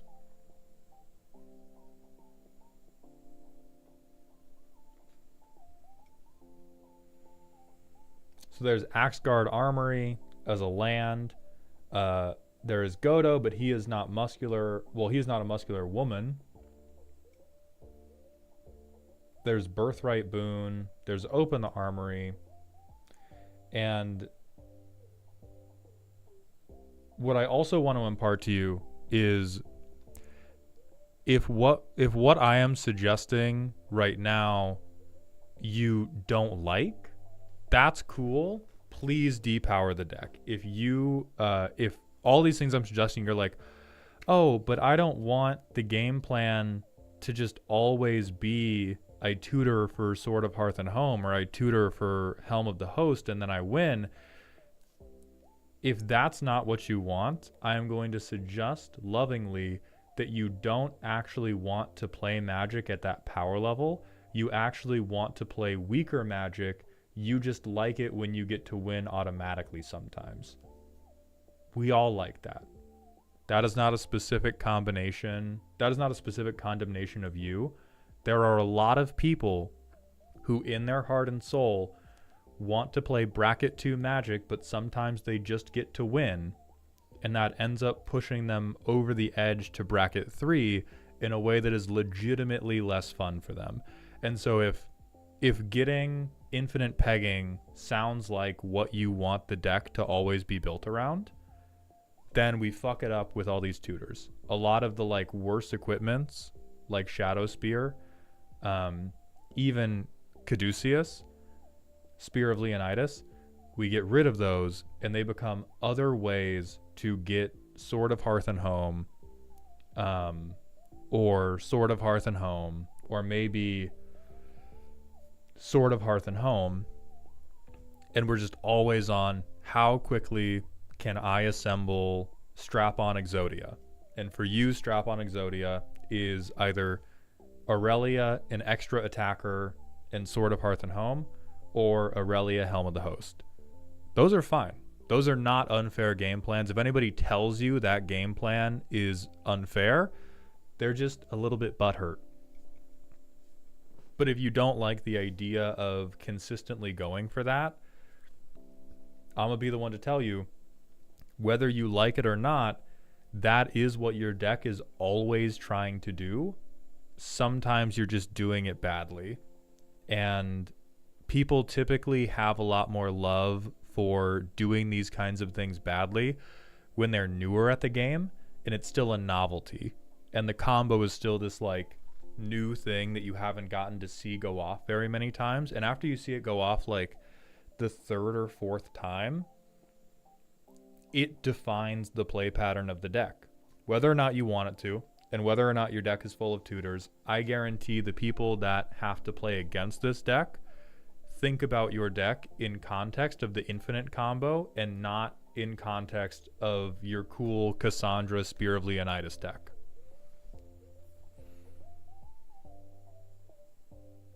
So those are the two directions. If you, if we like Strap-on Exodia, get all these tutors. We can even, I think like Firemain Commando, Nahiri the Harbinger is very fine.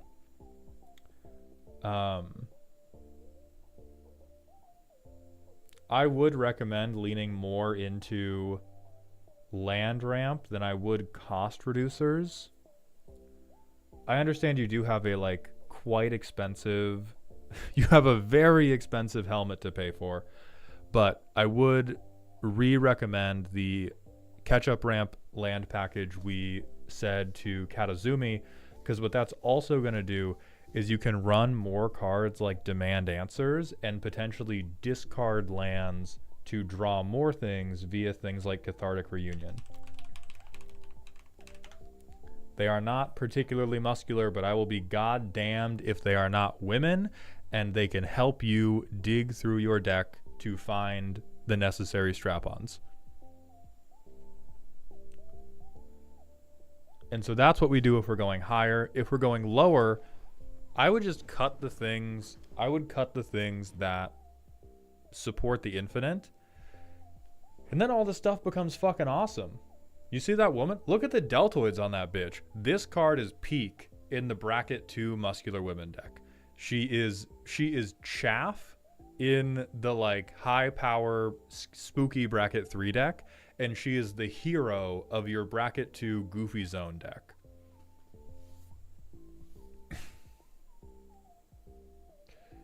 In both versions, please God, we have to change out this ramp package. We have to begin carooing on them. We have to begin carooing on a bitch. But the beautiful part is in both decks, this cooks. I hate how hard this card is going to cook everybody. I promise you that. I promise you. And with the like Emiria Shepherd, imagine doing bounce lands when you have this bitch in, right? God damn it. Okay. At the risk of activating your recursion brainworm even more, please never play this deck against me, but please. I'm begging you. Your deck is begging for it. This is also notably any non-land permanent, so if your stuff gets blown up, it can also save you there.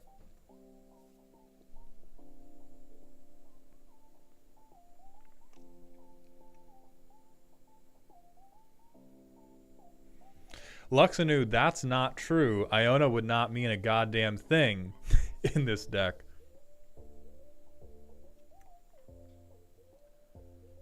You're not on... Because the rest of this is really like you... We have Aurelia, we have Aurelia's favorite sword, and we have a pile of cards you think look cool.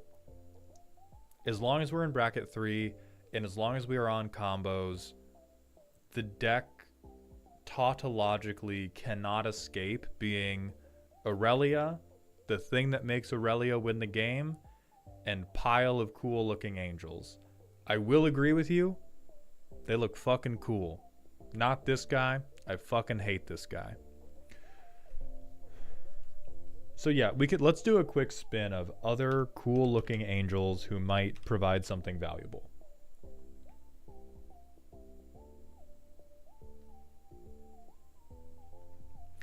Yeah, pile of cool looking angels is Pog and does not beat the pre-con allegations.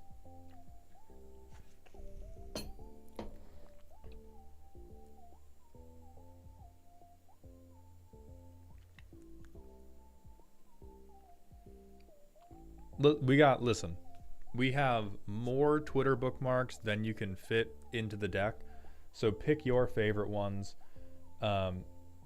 This Achroma is quite good just to get us to lethal. And I think Aurelia has 3 keywords on her, and so at minimum, you're going to be giving your board +3/+3. Calling out War of the Last Alliance again. Oh yeah, this is also hot. Find the perfect big woman for the present situation.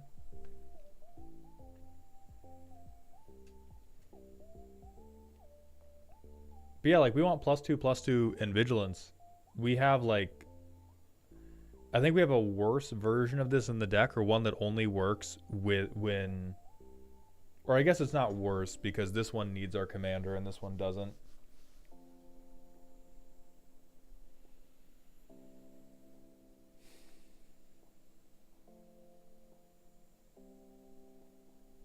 Yeah, we have 205 cool angels. You may pick any of these that you desire, and if you want to be in bracket 2 pile of good stuff, I promise you it will work.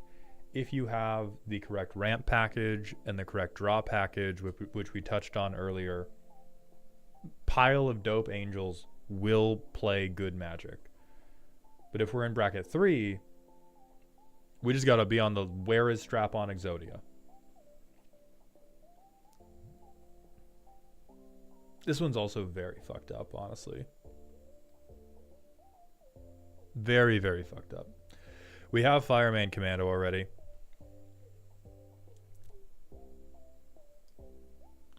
So I think this one we are like...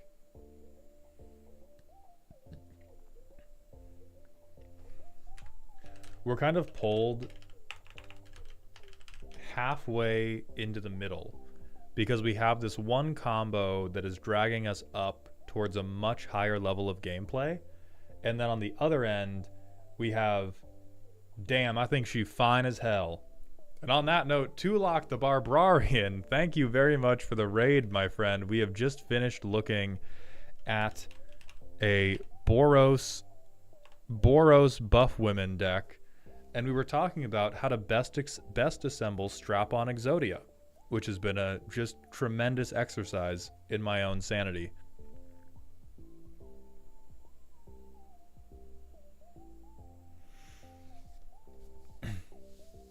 So Black Wolf, I sentence you to meditation on whether you want Boros Buff Babes or whether you want Strap-on Exodia. If you want to do the combo version of Aurelia, you can definitely move into Jund or do something like Saskia, which DMC suggested earlier. And this is going to give you the colors to have a really, really good reanimation game plan. So if you want to do I reanimate buff women all game, Saskia is the commander for that. And you can have like angel combo with Aurelia and get the best of both worlds.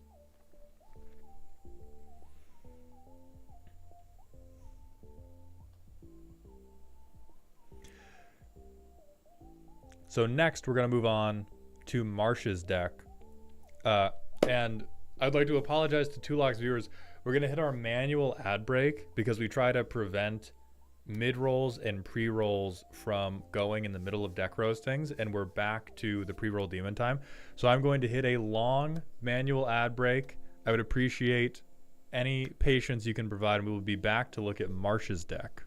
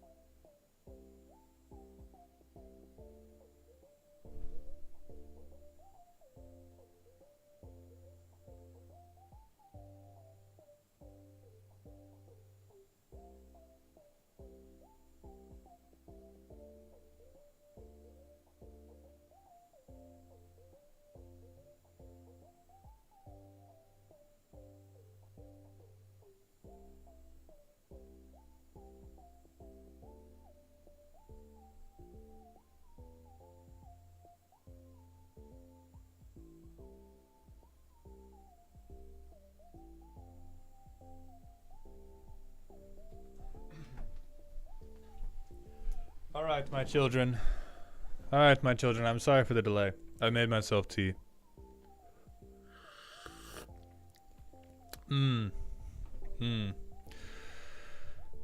Why are we talking about cute mermaids?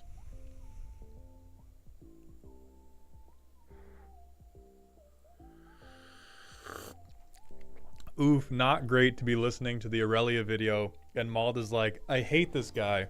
And I rewind to be like, he can't possibly be talking about Audric.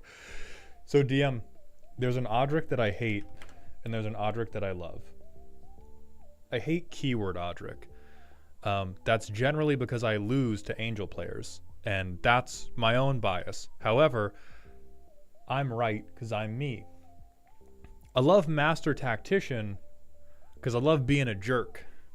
I love being a scamp. I love being a little shithead to everybody on the board. And Audric Master Tactician lets me go, oh no, it looks like Ilcricho just can't resist the siren call of Aurelia's thighs and demands to be crushed. Come here, birds of paradise.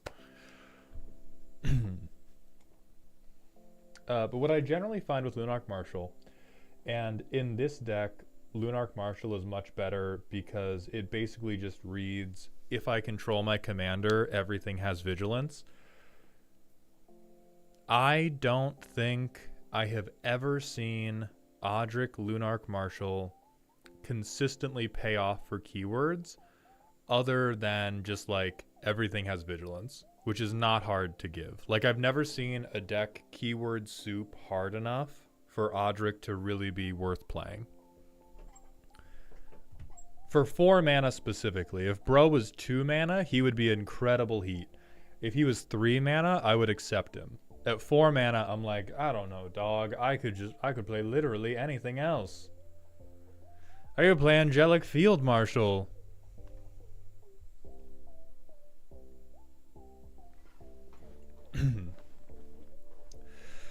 Alright, so Marsh, are you still good to go? We also have 2 random Smasher passes from Little MX Doom. Hell no. Hard pass. Hard pass. Have a terrible day, MX Doom. And Cairo Kyuto, if you are still in stream, please repost your personal question. I'm sorry that I missed it. Yeah, that is rough luck. Monsuno's asking, how do you get in the roast queue? There's 3 ways, Monsuno. You can be present at the free roasting stream on May 3rd. You can purchase a commission on May 4th for $69. Or you can pay $500 to make it happen right now. Little MX Doom, thank you very much for the targeted Smasher Pass on Infernal Sovereign.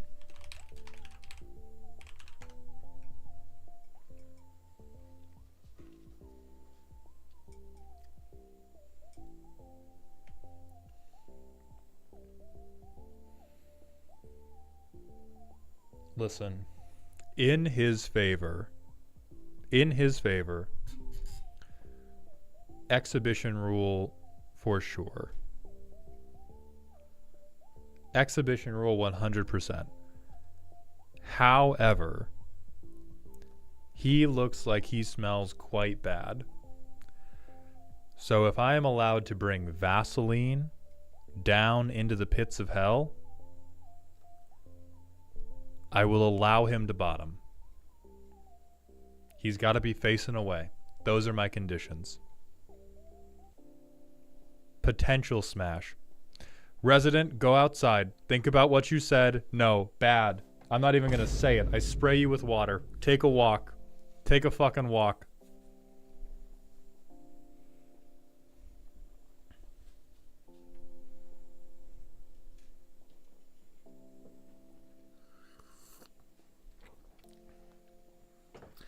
Luna, if you want to spend $69 on me vine booming you for a Hawk Twa joke, my wallet is open.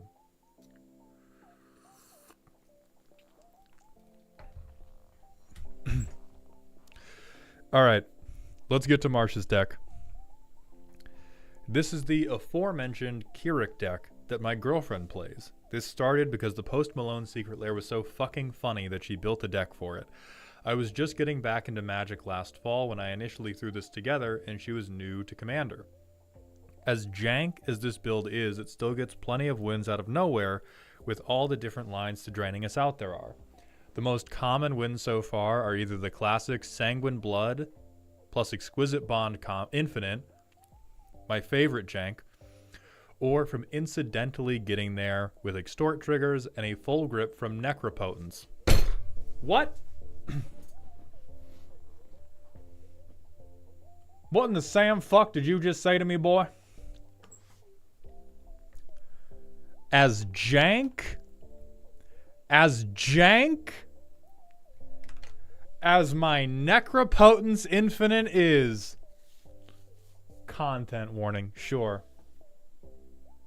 Money Made Me Do It featuring 2 Chainz. All right. Hell yeah. Hell yeah. What else is in this jank? Vampiric Tutor? Are you playing Diabolic Tutor? Is that our other jank? All right, win cons. We have multiple infinites. We have Aetherflux Reservoir. If I see goddamn Sensei's Divining Top in here, hold on, where are you? I'm on the wrong tab. Okay. Yeah, true. Bracket 1, dog. My fault. I'm sorry, bro. My fault. Bracket 1. I didn't realize you put Aetherflux Reservoir and no Sensei's Divining Top in here. Do we not even have?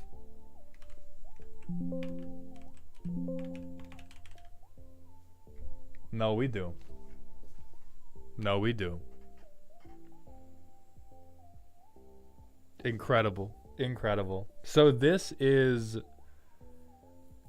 This is my CEDH list, got some pet cards inside it. That's the type of jank. This is jank for a battle-hardened CEDH player. We have all of the normal. Okay. Okay. Updated primer in Moxfield.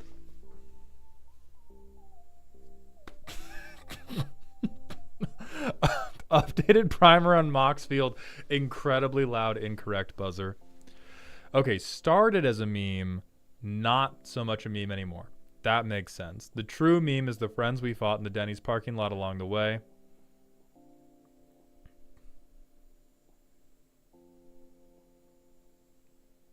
Here's the pitch. Yeah. All right. Then normal Keurig shit. Only mana that matters is the last one. Oh, God, dude. What did we say?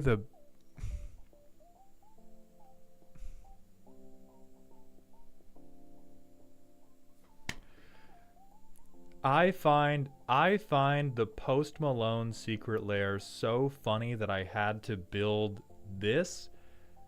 Feels a lot like saying I find my 4th of July parties so fun that I built a nuclear bomb.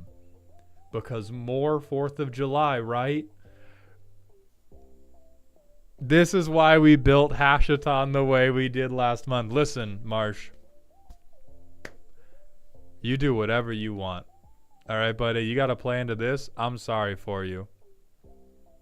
I am very sorry that this is who you have to go to bed next to every night. Life, they will change. Listen, you should not fall in love with anybody hoping to change them. We will change this person. I had some help featuring Morgan Wallen. Alright, so the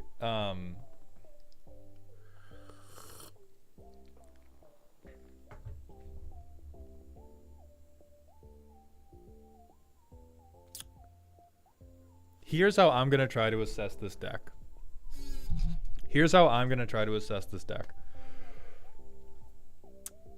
We have long since sold our soul to the devil. We have accepted off rip.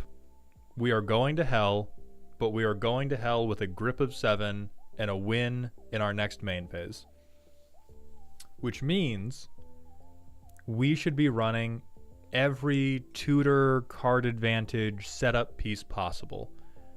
There are some very well-known, very studied choices on what makes a good Keurig deck. We already touched on one of the ones that was missing, Sensei's Divining Top. I can't help but notice there are other tutors we're missing, and so what I'm going to assume, whether or not this is true, Marsh, if this isn't true about your girlfriend, I'm about to lie about her on stream. What I'm going to assume is every card that is not one of the optimal Keurig cards has been replaced with a card that they think is the best Magic card ever. And we are going to look into your girlfriend's soul and examine which, like, 10 to 20 cards they think are so cool that they just couldn't bring themselves to cut it for an Imperial Seal, a Demonic Tutor, a Sensei's Divining Top, something like that. And so starting off with Marsh's girlfriend's favorite card in the entire game of Magic the Gathering, fucking Dire Sight, which has all the personality of a PB&J with the crust cut off.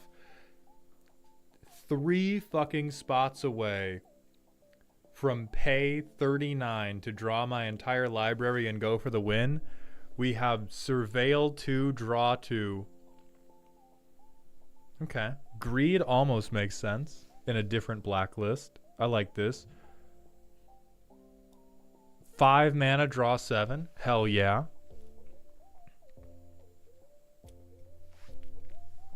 You put this in Japanese so I couldn't make fun of it. Didn't you? Didn't you, you motherfucker? You bought the fancy version so nobody could tease your significant other about playing Sign in Blood in their fucking combo Keurig list. I at least support this one compared to Dire Sight because you can pay for this one entirely with Keurig, which does matter. Killed a man. All right, life gain. Because we bitches out here. I get it. Creature. No. No. All right. So now we also know that Marsha's girlfriend is single-mindedly committed to removing anything that is a 4/4 or less, because as soon as you have 4 swamps, this game should be goddamn fucking over. So we know that Marsha's girlfriend is a serial elf murderer, which actually makes me like them more. Yes, Tift, as I said, the fact that you can cast this single-handedly with post Son of Rich is meaningful. It's really the dire sight that I'm laughing at.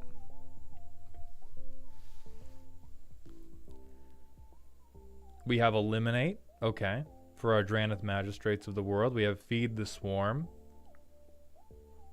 No. No, this is again, why haven't we won? Why have we paid life 4 times and the game's not over? Why are we monologuing? Do you have a syndrome wig that you hand her when she plays this deck?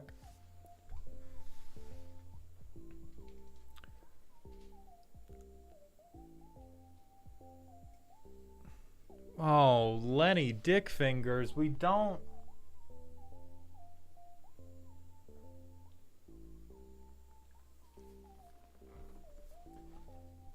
Listen, what I respect about every Keurig player is their willingness to go for the win and then have the good sense to fall over dead when they don't get there. Phyrexian Obliterator is you're spending 8 life. You're spending 8 of your bullets to try to convince everybody to not touch you. I mean, I kind of believe in it. Hey, listen. Grey Merchant of Asphodel devotion for sure. Crazy devotion for Grey Merchant of Asphodel. Ridiculous. Ridiculous.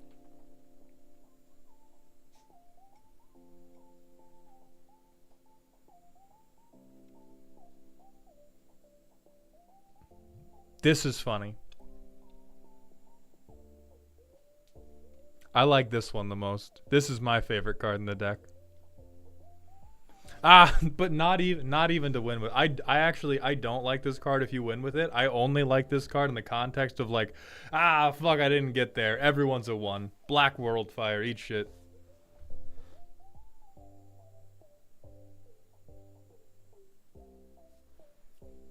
Low key, soft. Soft. I'm not gonna say bad. Soft. You should feel bad.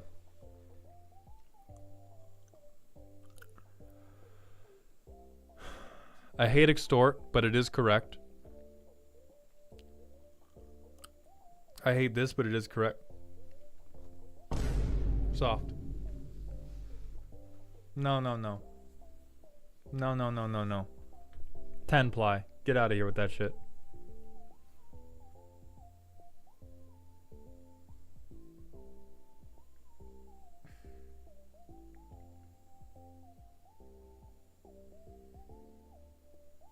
Yeah, fuck winning. What if I could... This is in here instead of Demonic Tutor, by the way. Siren, that's why I said Extort was correct. Because, yeah, you can just pay for the pip with Keurig, and then you gain more life than you lost to the Extort. So Extort is really the Ponzi scheme in this deck. Okay, we have Aether Flux. We have some combos. Oh, hey, look. It's the bitch Gary. Alright, we have every good black card.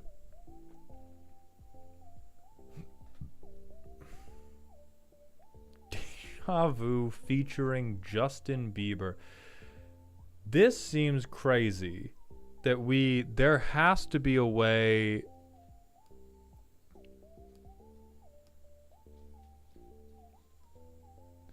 There has to be a way that you can loop on your own turn. This is like the craziest spot I've ever seen somebody pull the brakes in a Keurig list ever. Because if we could just bring Merchant of Asphodel back to field, then you just go bam, bam, bam, bam, bam.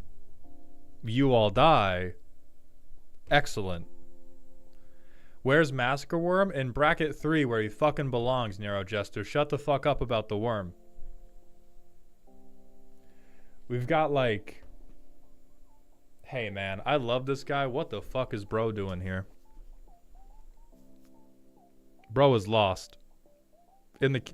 I would even believe this man in a like Keurig Reanimator deck that was in bracket 3. As soon as Necropotent slid in, this man should have slid out.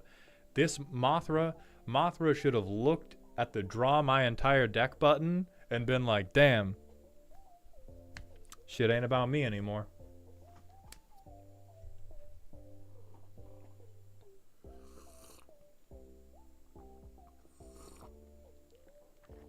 Okay.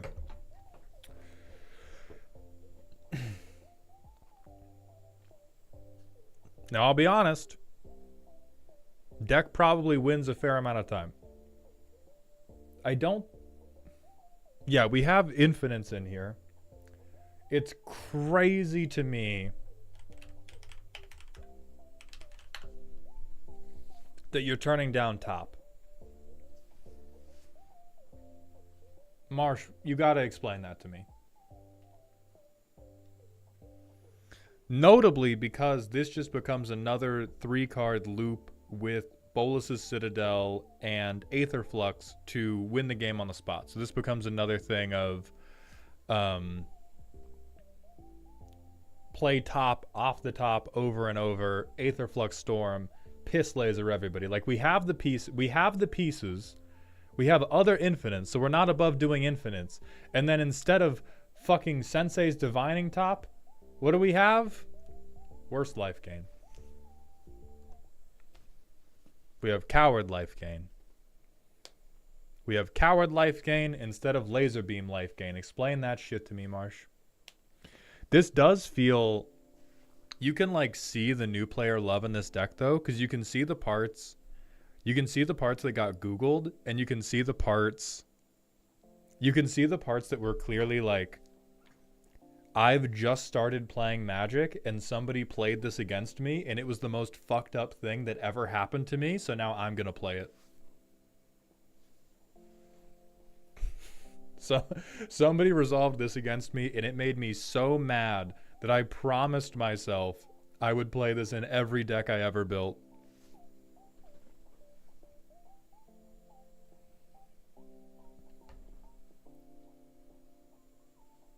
I can't get over fucking Dire Sight, though. I can't. I can get over Sign in Blood. I can't fucking get over Dire Sight. Because you know what this looks like to me? This looks like a thing I've done with my decks, where I'm going to a convention, and I realize I'm missing a card, and I grab the first card I see in my colors out of a pack. That's what Dire Sight looks like to me. 3 mana, only one of which we can pay with Keurig. Sign in Blood's real. Sign in Blood's real because it's free with Keurig. I am not actually against the Sign in Blood. I am actually against the Defile. We can just kill everybody with a laser beam.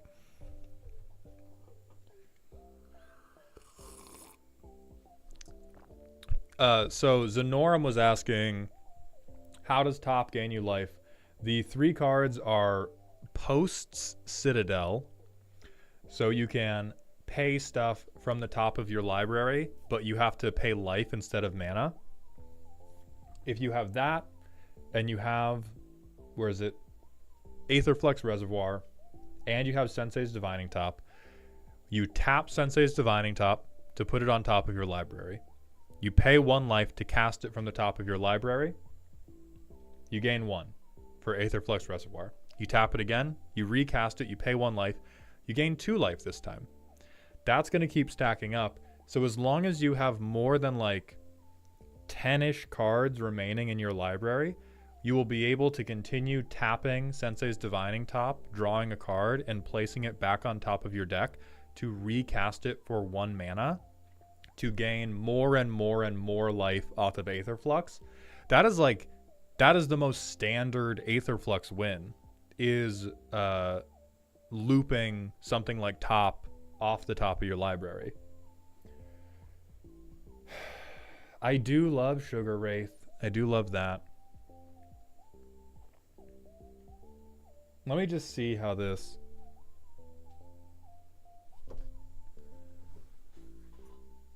You don't deserve it. You don't deserve this. I'm tired, boss. Bloomborough had just come out when the first draft was made. That's how Dire Sight made it in here. Hey, thank you for owning up to it. Thank you for owning up to it.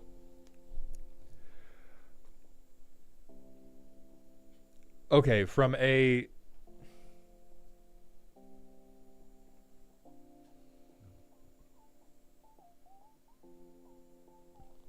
Jesus Christ.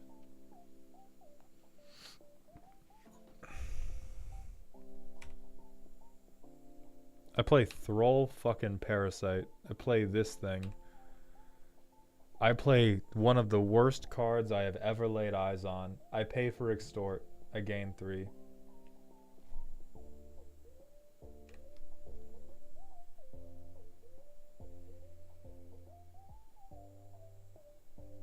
I pay 6 life, but I pay for Extort. I gain 3. I have resolved Post Malone. It is time to go infinite and win the game. How, you ask? Deep, deep prayer. Brother. Okay, no, it's for Cabal Coffers. I'll be chill. It's for Cabal Coffers. I'm cool. I'm cool.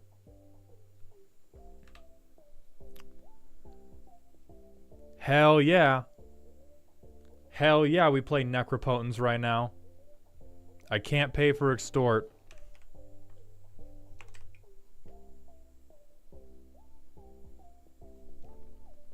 I pay 6 life for fucking Necropotence. I paid 20 life. We go to my end step. 1, 2, 3, 4, 5, 6, 7, 8, 9, 10, 11, 12, 13, 14, 15, 16, 17, 18, 19, 20. Now, can we do it? Or are we going to play Font of Agonies and cry?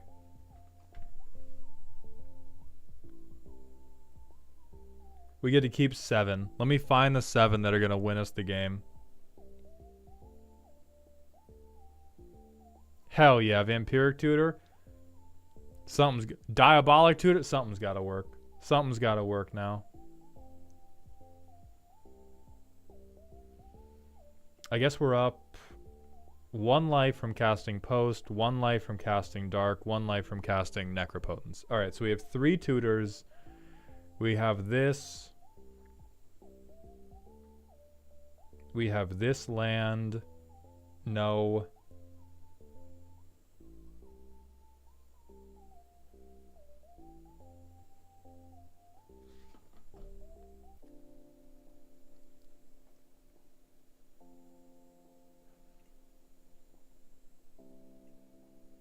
On pain of death, I am taking Font of Agonies. Holy fuck.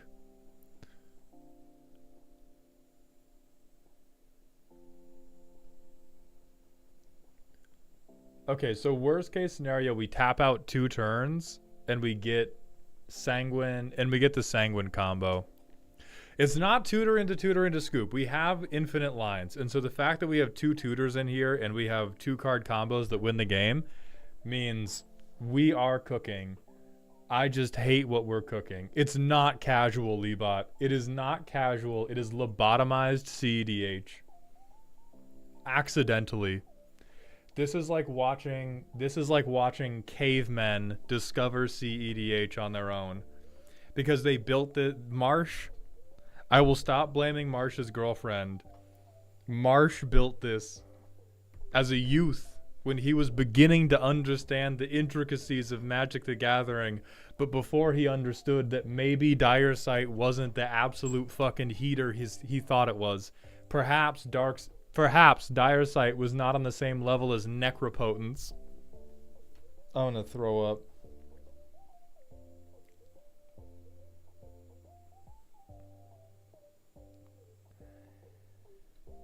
Legitimately,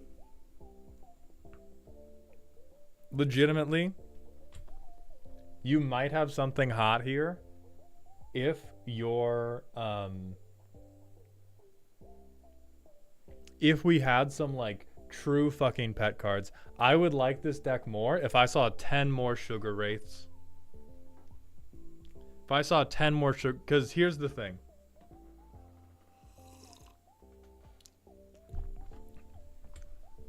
Valgavoth is dog shit here.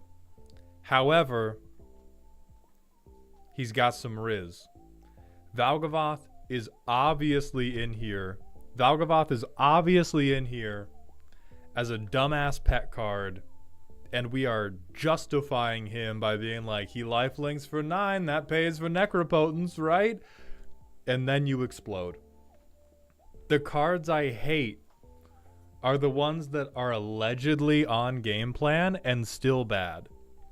So all of the things that are like, all of the things that are supporting this, hey, what if I played dipshit Storm instead of just focusing on what if I hit one of my 18 different infinites, make me so angry because they are downgrades, not even for sauce. We're like, it's like, oh, like Kraft mac and cheese was too fancy, so I got a supermarket ramen.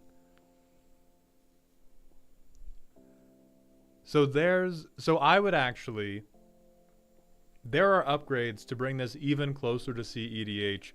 I'm not sure how much more it cooks with CEDH. Legitimately, more things like Lenny Dickfingers, please. More things where you could sit down at a bracket 4 table and be like, oh yeah, this is my high power Keurig list, and then play the worst fucking card any of these people have seen in their lives, and then combo off on them. And then combo off. That is peak to me. That is peak bracket 4 to me, is I'm doing like 90% totally locked in, fuck you, ridiculous combos. And then I have 10% Lenny Dickfingers, baby, give it up. He's here all week. Because I think a lot of the...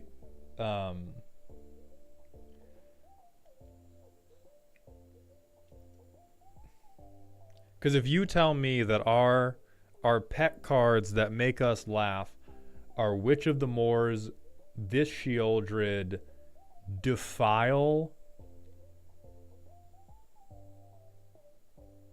and then the dogshit Storm cards, you got something to work out in therapy. If this is what your peak flavor is. But we have to have... What the fuck can I get for 4 black? Put it up on the board.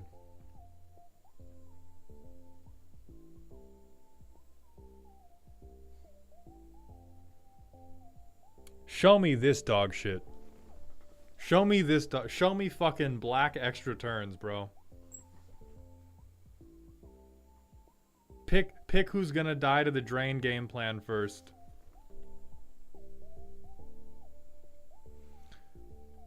Starry-eyed, have a good day. Thank you for coming by.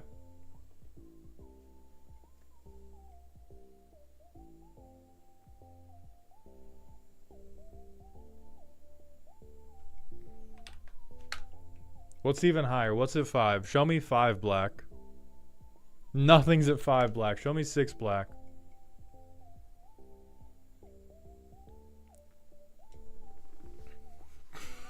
No, this card cooks you instantly. This is so... I can't allow this. This guy sucks hard. This was, I spend 12 life to exile all of my winning combos from my deck and cry. Show me 7 black.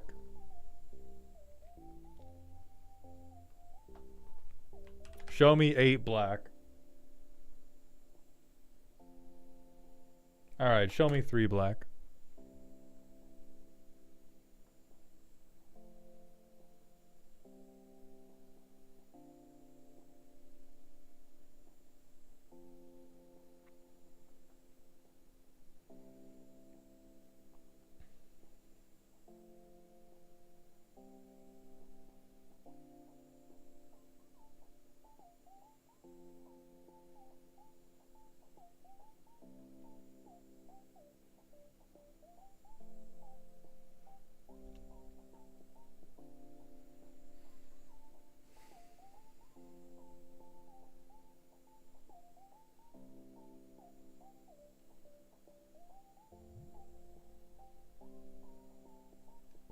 This is the hateful shit I want to see.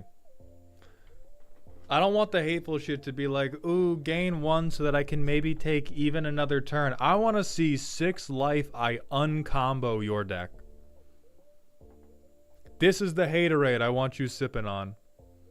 Doomsday would be fun. You have a number of Doomsday piles that 100% win the game. So Doomsday would be just a much better like, hey, I'm going to win now. We cool? But Sadistic Sacrament, like, this is the type of pet cardery I would love for this deck to be on.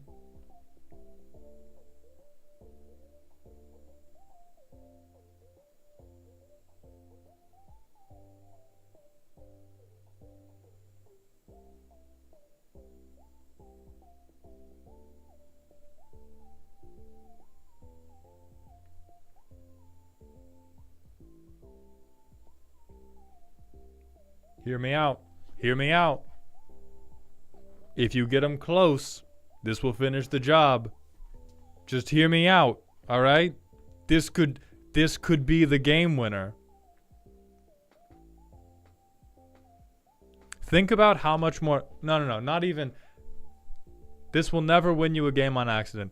Think about how much more fun you will have. I'm speaking directly to Marsh and Marsh's girlfriend right now. Think about how much more fun you will have if your ridiculous goddamn extort lines are all to set up a Kaervek Spite win. Think about that. Don't think about if the card's good. Don't think about if the card is only a little bit bad. Think about how funny it would be to go, babe, do you want to go get Wendy's instead of playing the rest of this game? And they Kaervek Spite themselves and you right out of that fucking table. That's what I'm offering you right now. Instead of life gain, that's what I'm offering you right now. How do we get it to kill 3 people? You don't. It's very bad. You don't get it to kill 3 people, Zenorum. You lose and one other person you hate loses.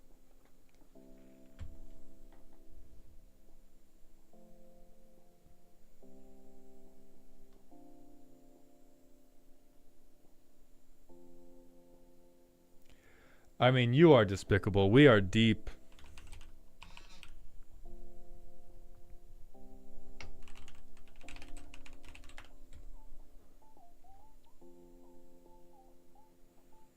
So, Mojo Man, Nightmare Incursion is good. Don't like it for the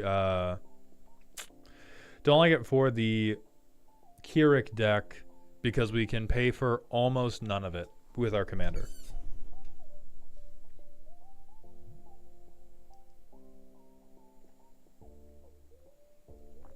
You can use Keurig for activated abilities.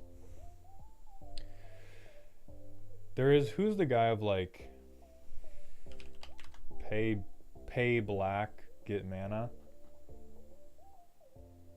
Isn't there somebody who does that shit? Oh yeah, this guy. Where the hell is this guy for all of our X spells, by the way? This might just be in the upgrades you didn't want to do so I could crash out on you, but this guy, okay, it is in there. Excellent.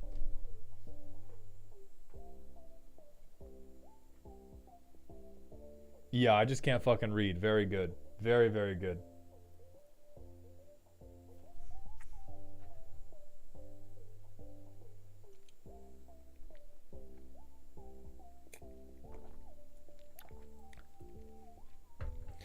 Three life for 1 mana is very rough, Pectus, but this is typically done to pay to like get to the Sensei's Divining Top Aether Flux combo.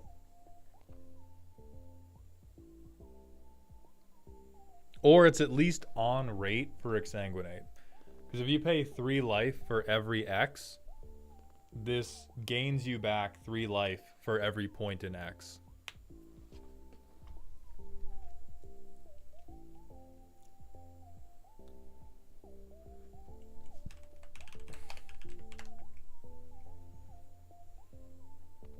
No, fuck this card. Get out of here. That's all 3 strikes. Honestly, I'm vine booming you. Marsh, you did a pretty fine job. Like most Commander players, you have valued your own life total far too much. Please, please, please, put incredibly hateful shit in here. Otherwise, have a blessed day. Thank you for the submission. Dex bullshit. We're gonna hit an ad break, and then Phelan, if you are still here, it is your time.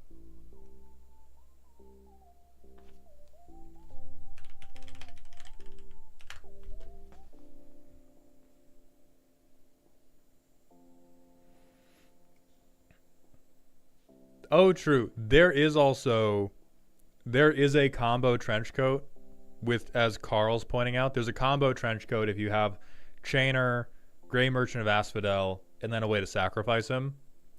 Because then you can just loop, and between Keurig and Chainer, I think you get enough devotion that the loop pays for itself. Excellent, Phelan. You're going to be next. I'm going to stand up for a moment, sip this motherfucking tea, and I'm going to find your deck.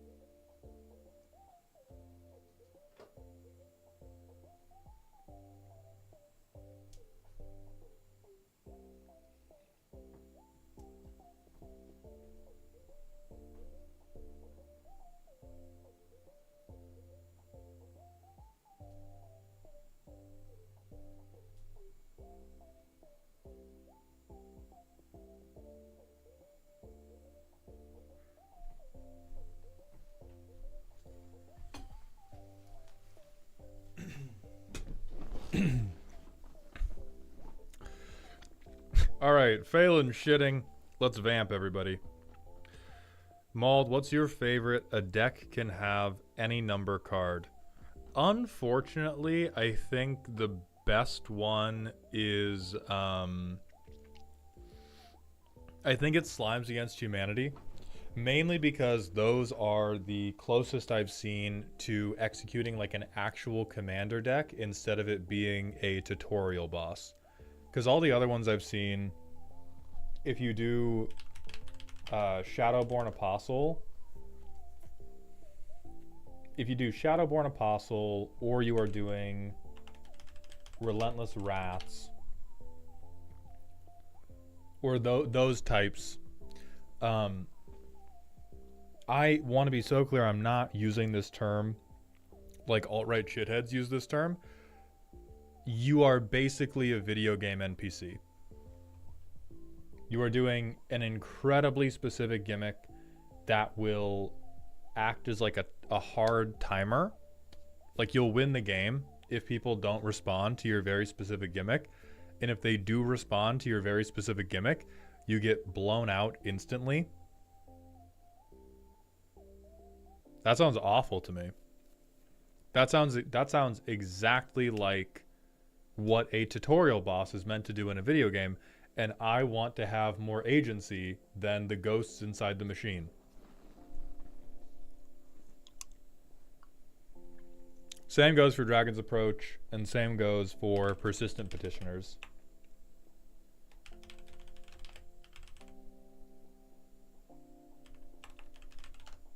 Oh, I spelled it wrong. Marsh, thank you for the 100-bit cheer. The typical pod is Hashatan, Kirik, and Tesa Karlov aristocrats when we play high power. That is just... Oh, that is just awful. That is just fucking awful. The typical pod is Hashatan, Kirik... Oh, no, sorry.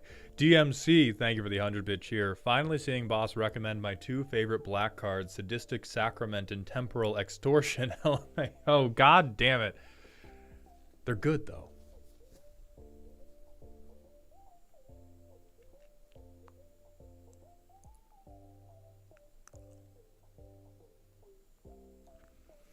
You haven't seen my Shadowborn deck. Insert most normal Shadowborn deck I could fucking imagine. I'll hear you out on Tempest Hawks only because birds need the help. Never mind. Birds need less help than this.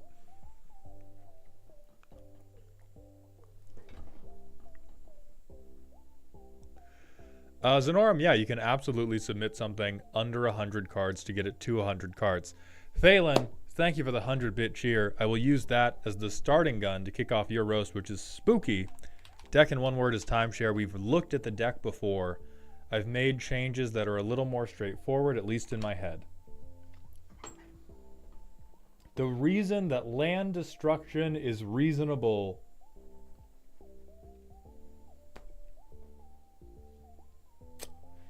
Yep. World needs villains. Okay.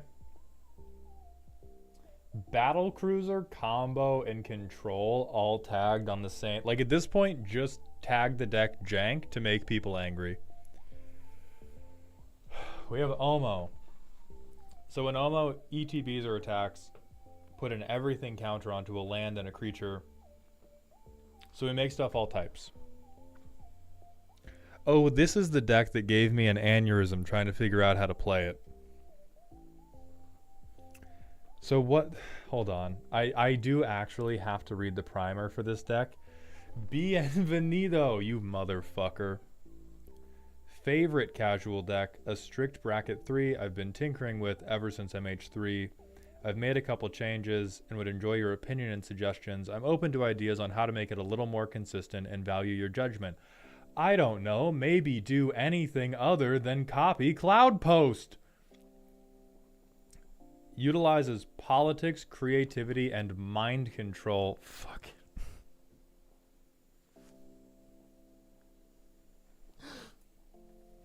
You haven't seen my deck's secret technique. Me looking at you and going, please let me do my combo. Okay.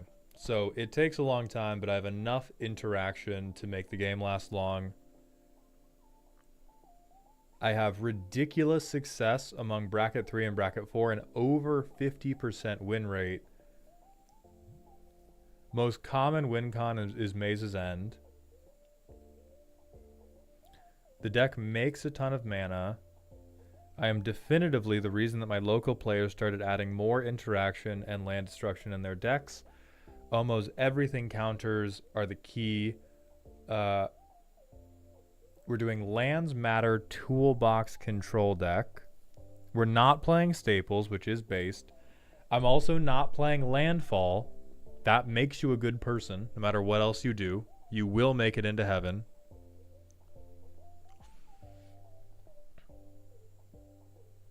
Okay, we're mulliganing for a source of colored mana and some form of ramp. We do nothing in the first 3 turns.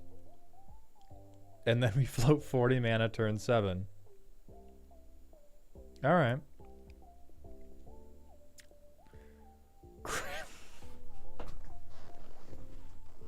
No!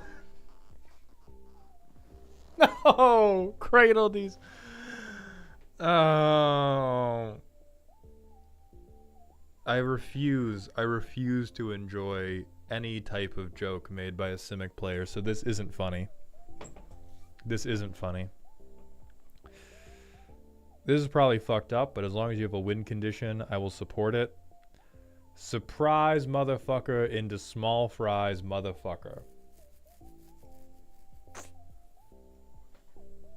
Simic players aren't funny. I'm not gonna laugh.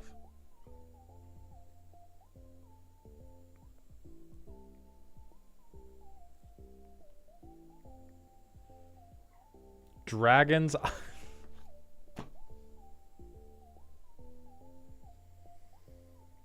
Did you tag 100 different, no, 99 different puns? You piece of shit. Okay, ETB 3000. Atali in blue. I see nothing wrong here. Usually a Shuffle Titan, but sometimes card draw Yeah, guys, this is my, don't worry, it's my slow, easy going. It's a Lands Matter toolbox control deck. By the way, here's Kozilek, Bozo. I think this makes sense. We gotta be able to break glass in case of emergency. I'm with this. Tuscan Fury, thank you for the 250-bit cheer. What green players and blue players can agree on, Simic is heretical and evil. They are the worst.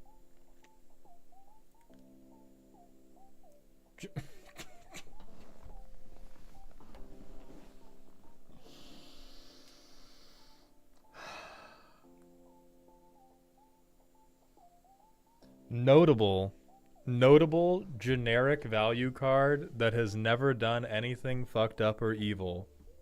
Protean Hulk. I have a dream.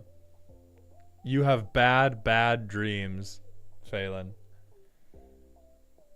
We have Stifle. We like cards. We don't care who knows. So true. I love obscure cards. Okay, so we're preventing sacrifice. There has to be a better version of this, but my head hurts too much.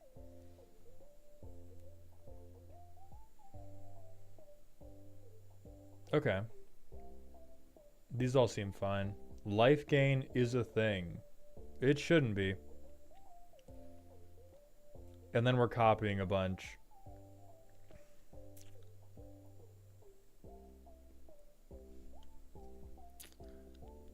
I mean, I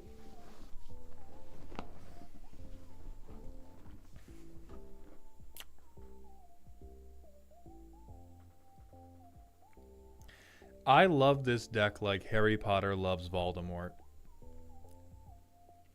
I can get behind what you're doing because you are not downplaying how good the deck is, and you have fought to make the deck good without an over-reliance on things like Rhystic Study, and without an over-reliance on ways people typically play the game Magic the Gathering.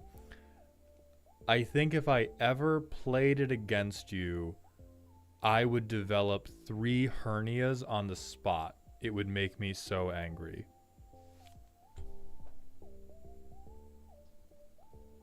Yeah, I read this.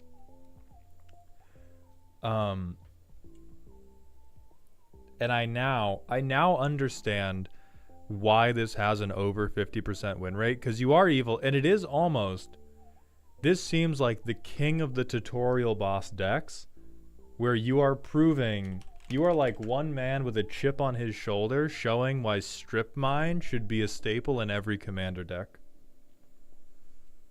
Because this is fucked up and hateful, and I feel like the reason it wins is because it takes advantage of that thing of like, you never want to pop off first in commander, and nobody pays attention to the goddamn land drop players. So we said ramp or interaction. And colored mana fixing. Oh, God. Well, actually, we can't get double green for this. I feel like this would...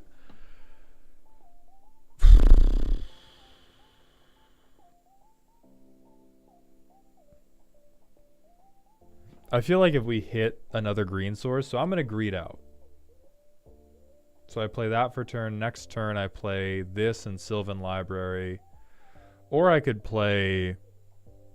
No, I play this in Sylvan Library. I draw 2 extra cards. I put these away. I skip another turn. Draw 2. I don't think I need Eternal Witness yet, so I'll put these away. Or actually, no, I don't. I mean, I think I would have paid the 4 life. There's no point being precious. I would have paid the 4 life, and then when other people played lands, I would have just dropped all these assholes into play. What the fuck am I talking about? I gotta think like a green player. I can't think like a responsible Izzet player. I play the spell, I drop 6 lands into play. Fuck you all. I Nylea for X equals 4.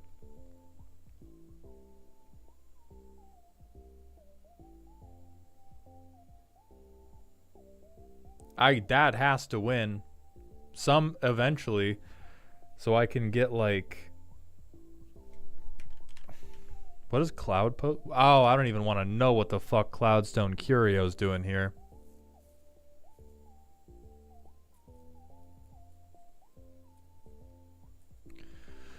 Olmo's a better turn 3 than Burgeoning? That seems weird. I realize she turns on Tron, but when I have an X-Spell Land Tutor in my hand, and...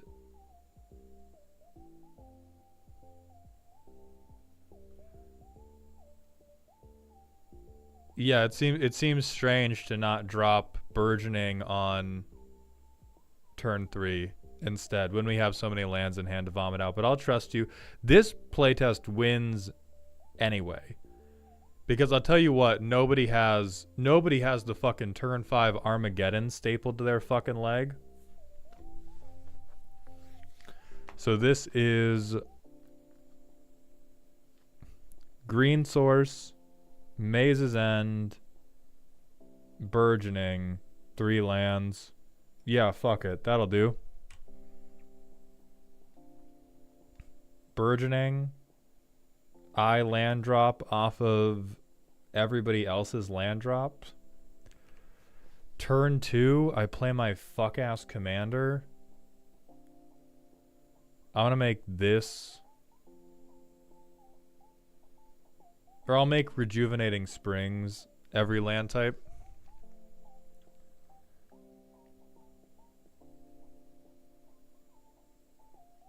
Or no, I would have... I can play this better. We can put these into play off of Burgeoning, then make Omo come in, then play Shifting Woodland, and it'll come in untapped. Yeah. So now it's turn 3. We can hit every basic land type, but I don't think that matters. We play Sylvan Library, and we like...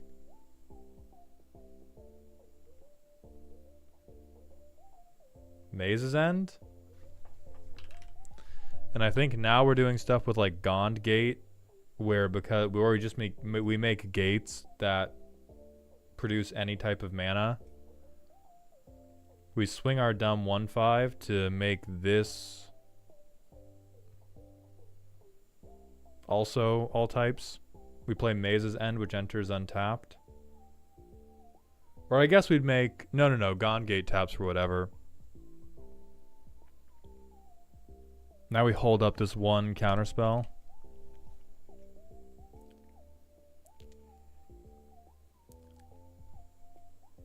I think we keep all of these. Because I think now we're at the point of... Like, we phase something out.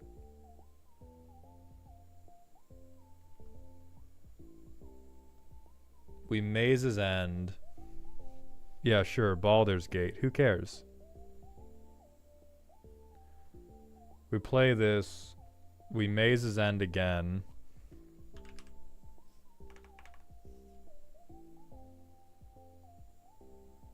Oh, motherfucker, I don't know what the names of gates are. I'm getting fucking Vesuva. You have something more sophisticated to do with this, and I don't give a fuck. We swing Omo again for another thing, so we're up to 1, 2, 3, 4, 5, 6, 7 gates. And now we win? Well, hold on. We get 8th gate out, 9th gate out. We would put this... I think we win, yeah. Oh, I hate this shit. Oh, God. Oh, Phelan, I eagerly await the day you meet the business end of a Finn the Fangbearer deck. This is... It's... I keep coming back to I hate you like Harry Potter hates Voldemort, because it's so disgusting. It is so, like... It's, like, so fair in the sense that it is incredibly... Like, there is...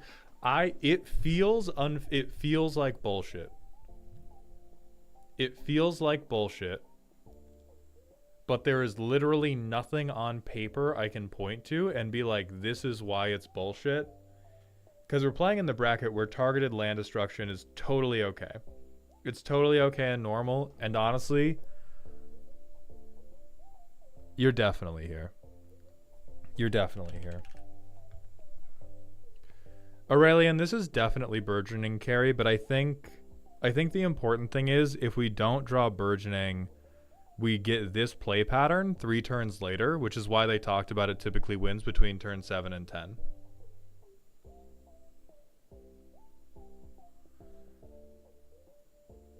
Because this was our free one. We're going down 1 card here. We have a source of blue to get Omo out, so this is like, we're chilling.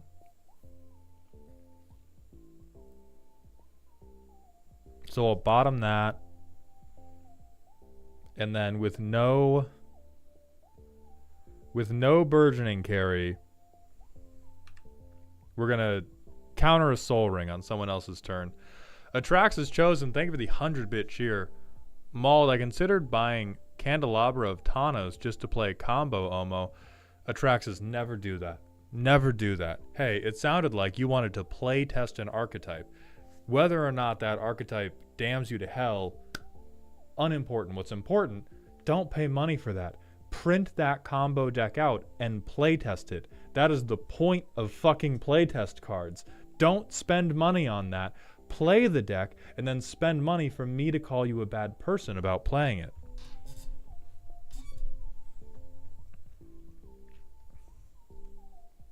Okay, so we fucked up somebody else's Soul Ring.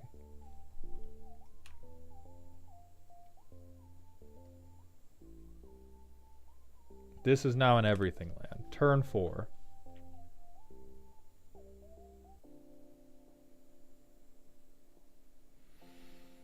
I don't know what the fuck this gets, but I presume the world explodes. Right? Phelan, can you confirm that if you get to Spellseeker here with 1 mana open, something truly fucked up is going to happen? What is it, like crop rotation?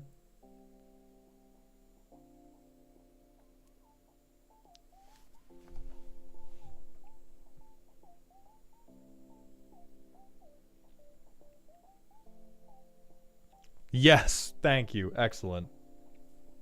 It's probably 3 steps ahead. Yeah, at minimum that gets Sylvan Scrying and gets some type of fucked up land for us, but it probably gets...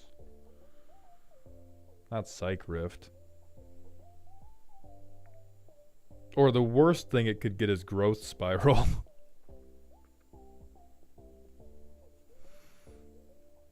Oh, Nylea's Intervention. Okay, so we get Nylea's Intervention, we get Mystic Sanctuary, Cloud Post, and then we just fucking bam, bam, bam, bam, bam, bam, bam.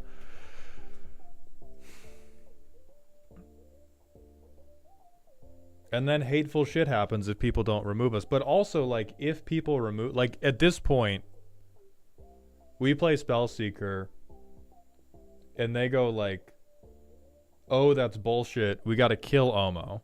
Omo's dead. We still have Nylea's intervention off of Spellseeker. We cast it.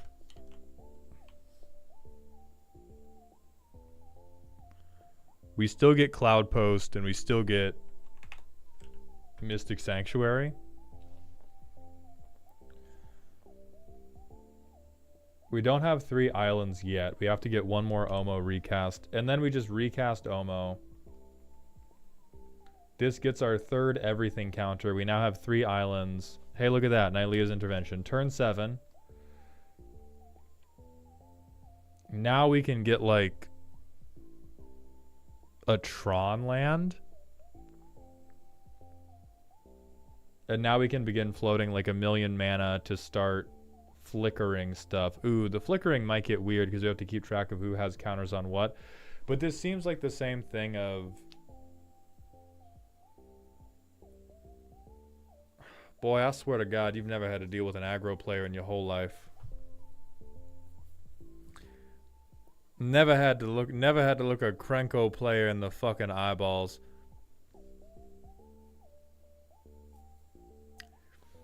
This is fucked up. I sentence you to jail. I think this works. I think it's on the slower end. I think you are... I don't think you're lying, but I think...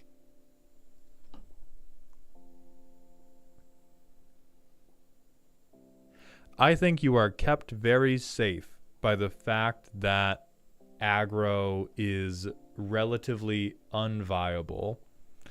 Yeah, you do have Glacial Chasm. Glacial Chasm in a fucking dream. God forbid the Krenko player discovers strip mine technologies.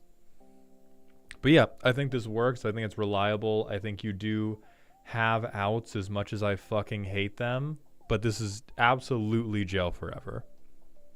I would 100% spite build a deck specifically to shut this off. I'm putting the next 3 decks I make for myself, I'm putting Choke in just for you. I am putting in fucking Choke. I am putting in whatever does this for Forests. I am putting in Armageddons, and I am getting you. But thank you very much for the submission all the same. That is going to be it. That's going to be it for this stream. We're going to find somebody to raid, and we will be back Friday on a Darkest Dungeon stream. Let's see which of our friends are live.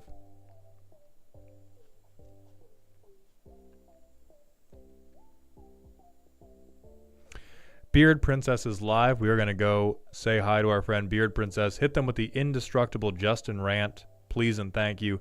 Thank you all for coming to the stream. Thank you very much to the new member of the Mango Money Shot, Katazoomi. And thank you to Starry Eyes for those targeted smasher passes. And thank you everybody for being here. I will see you all Friday. I hope you're having a good week. And please remember to stay toxic.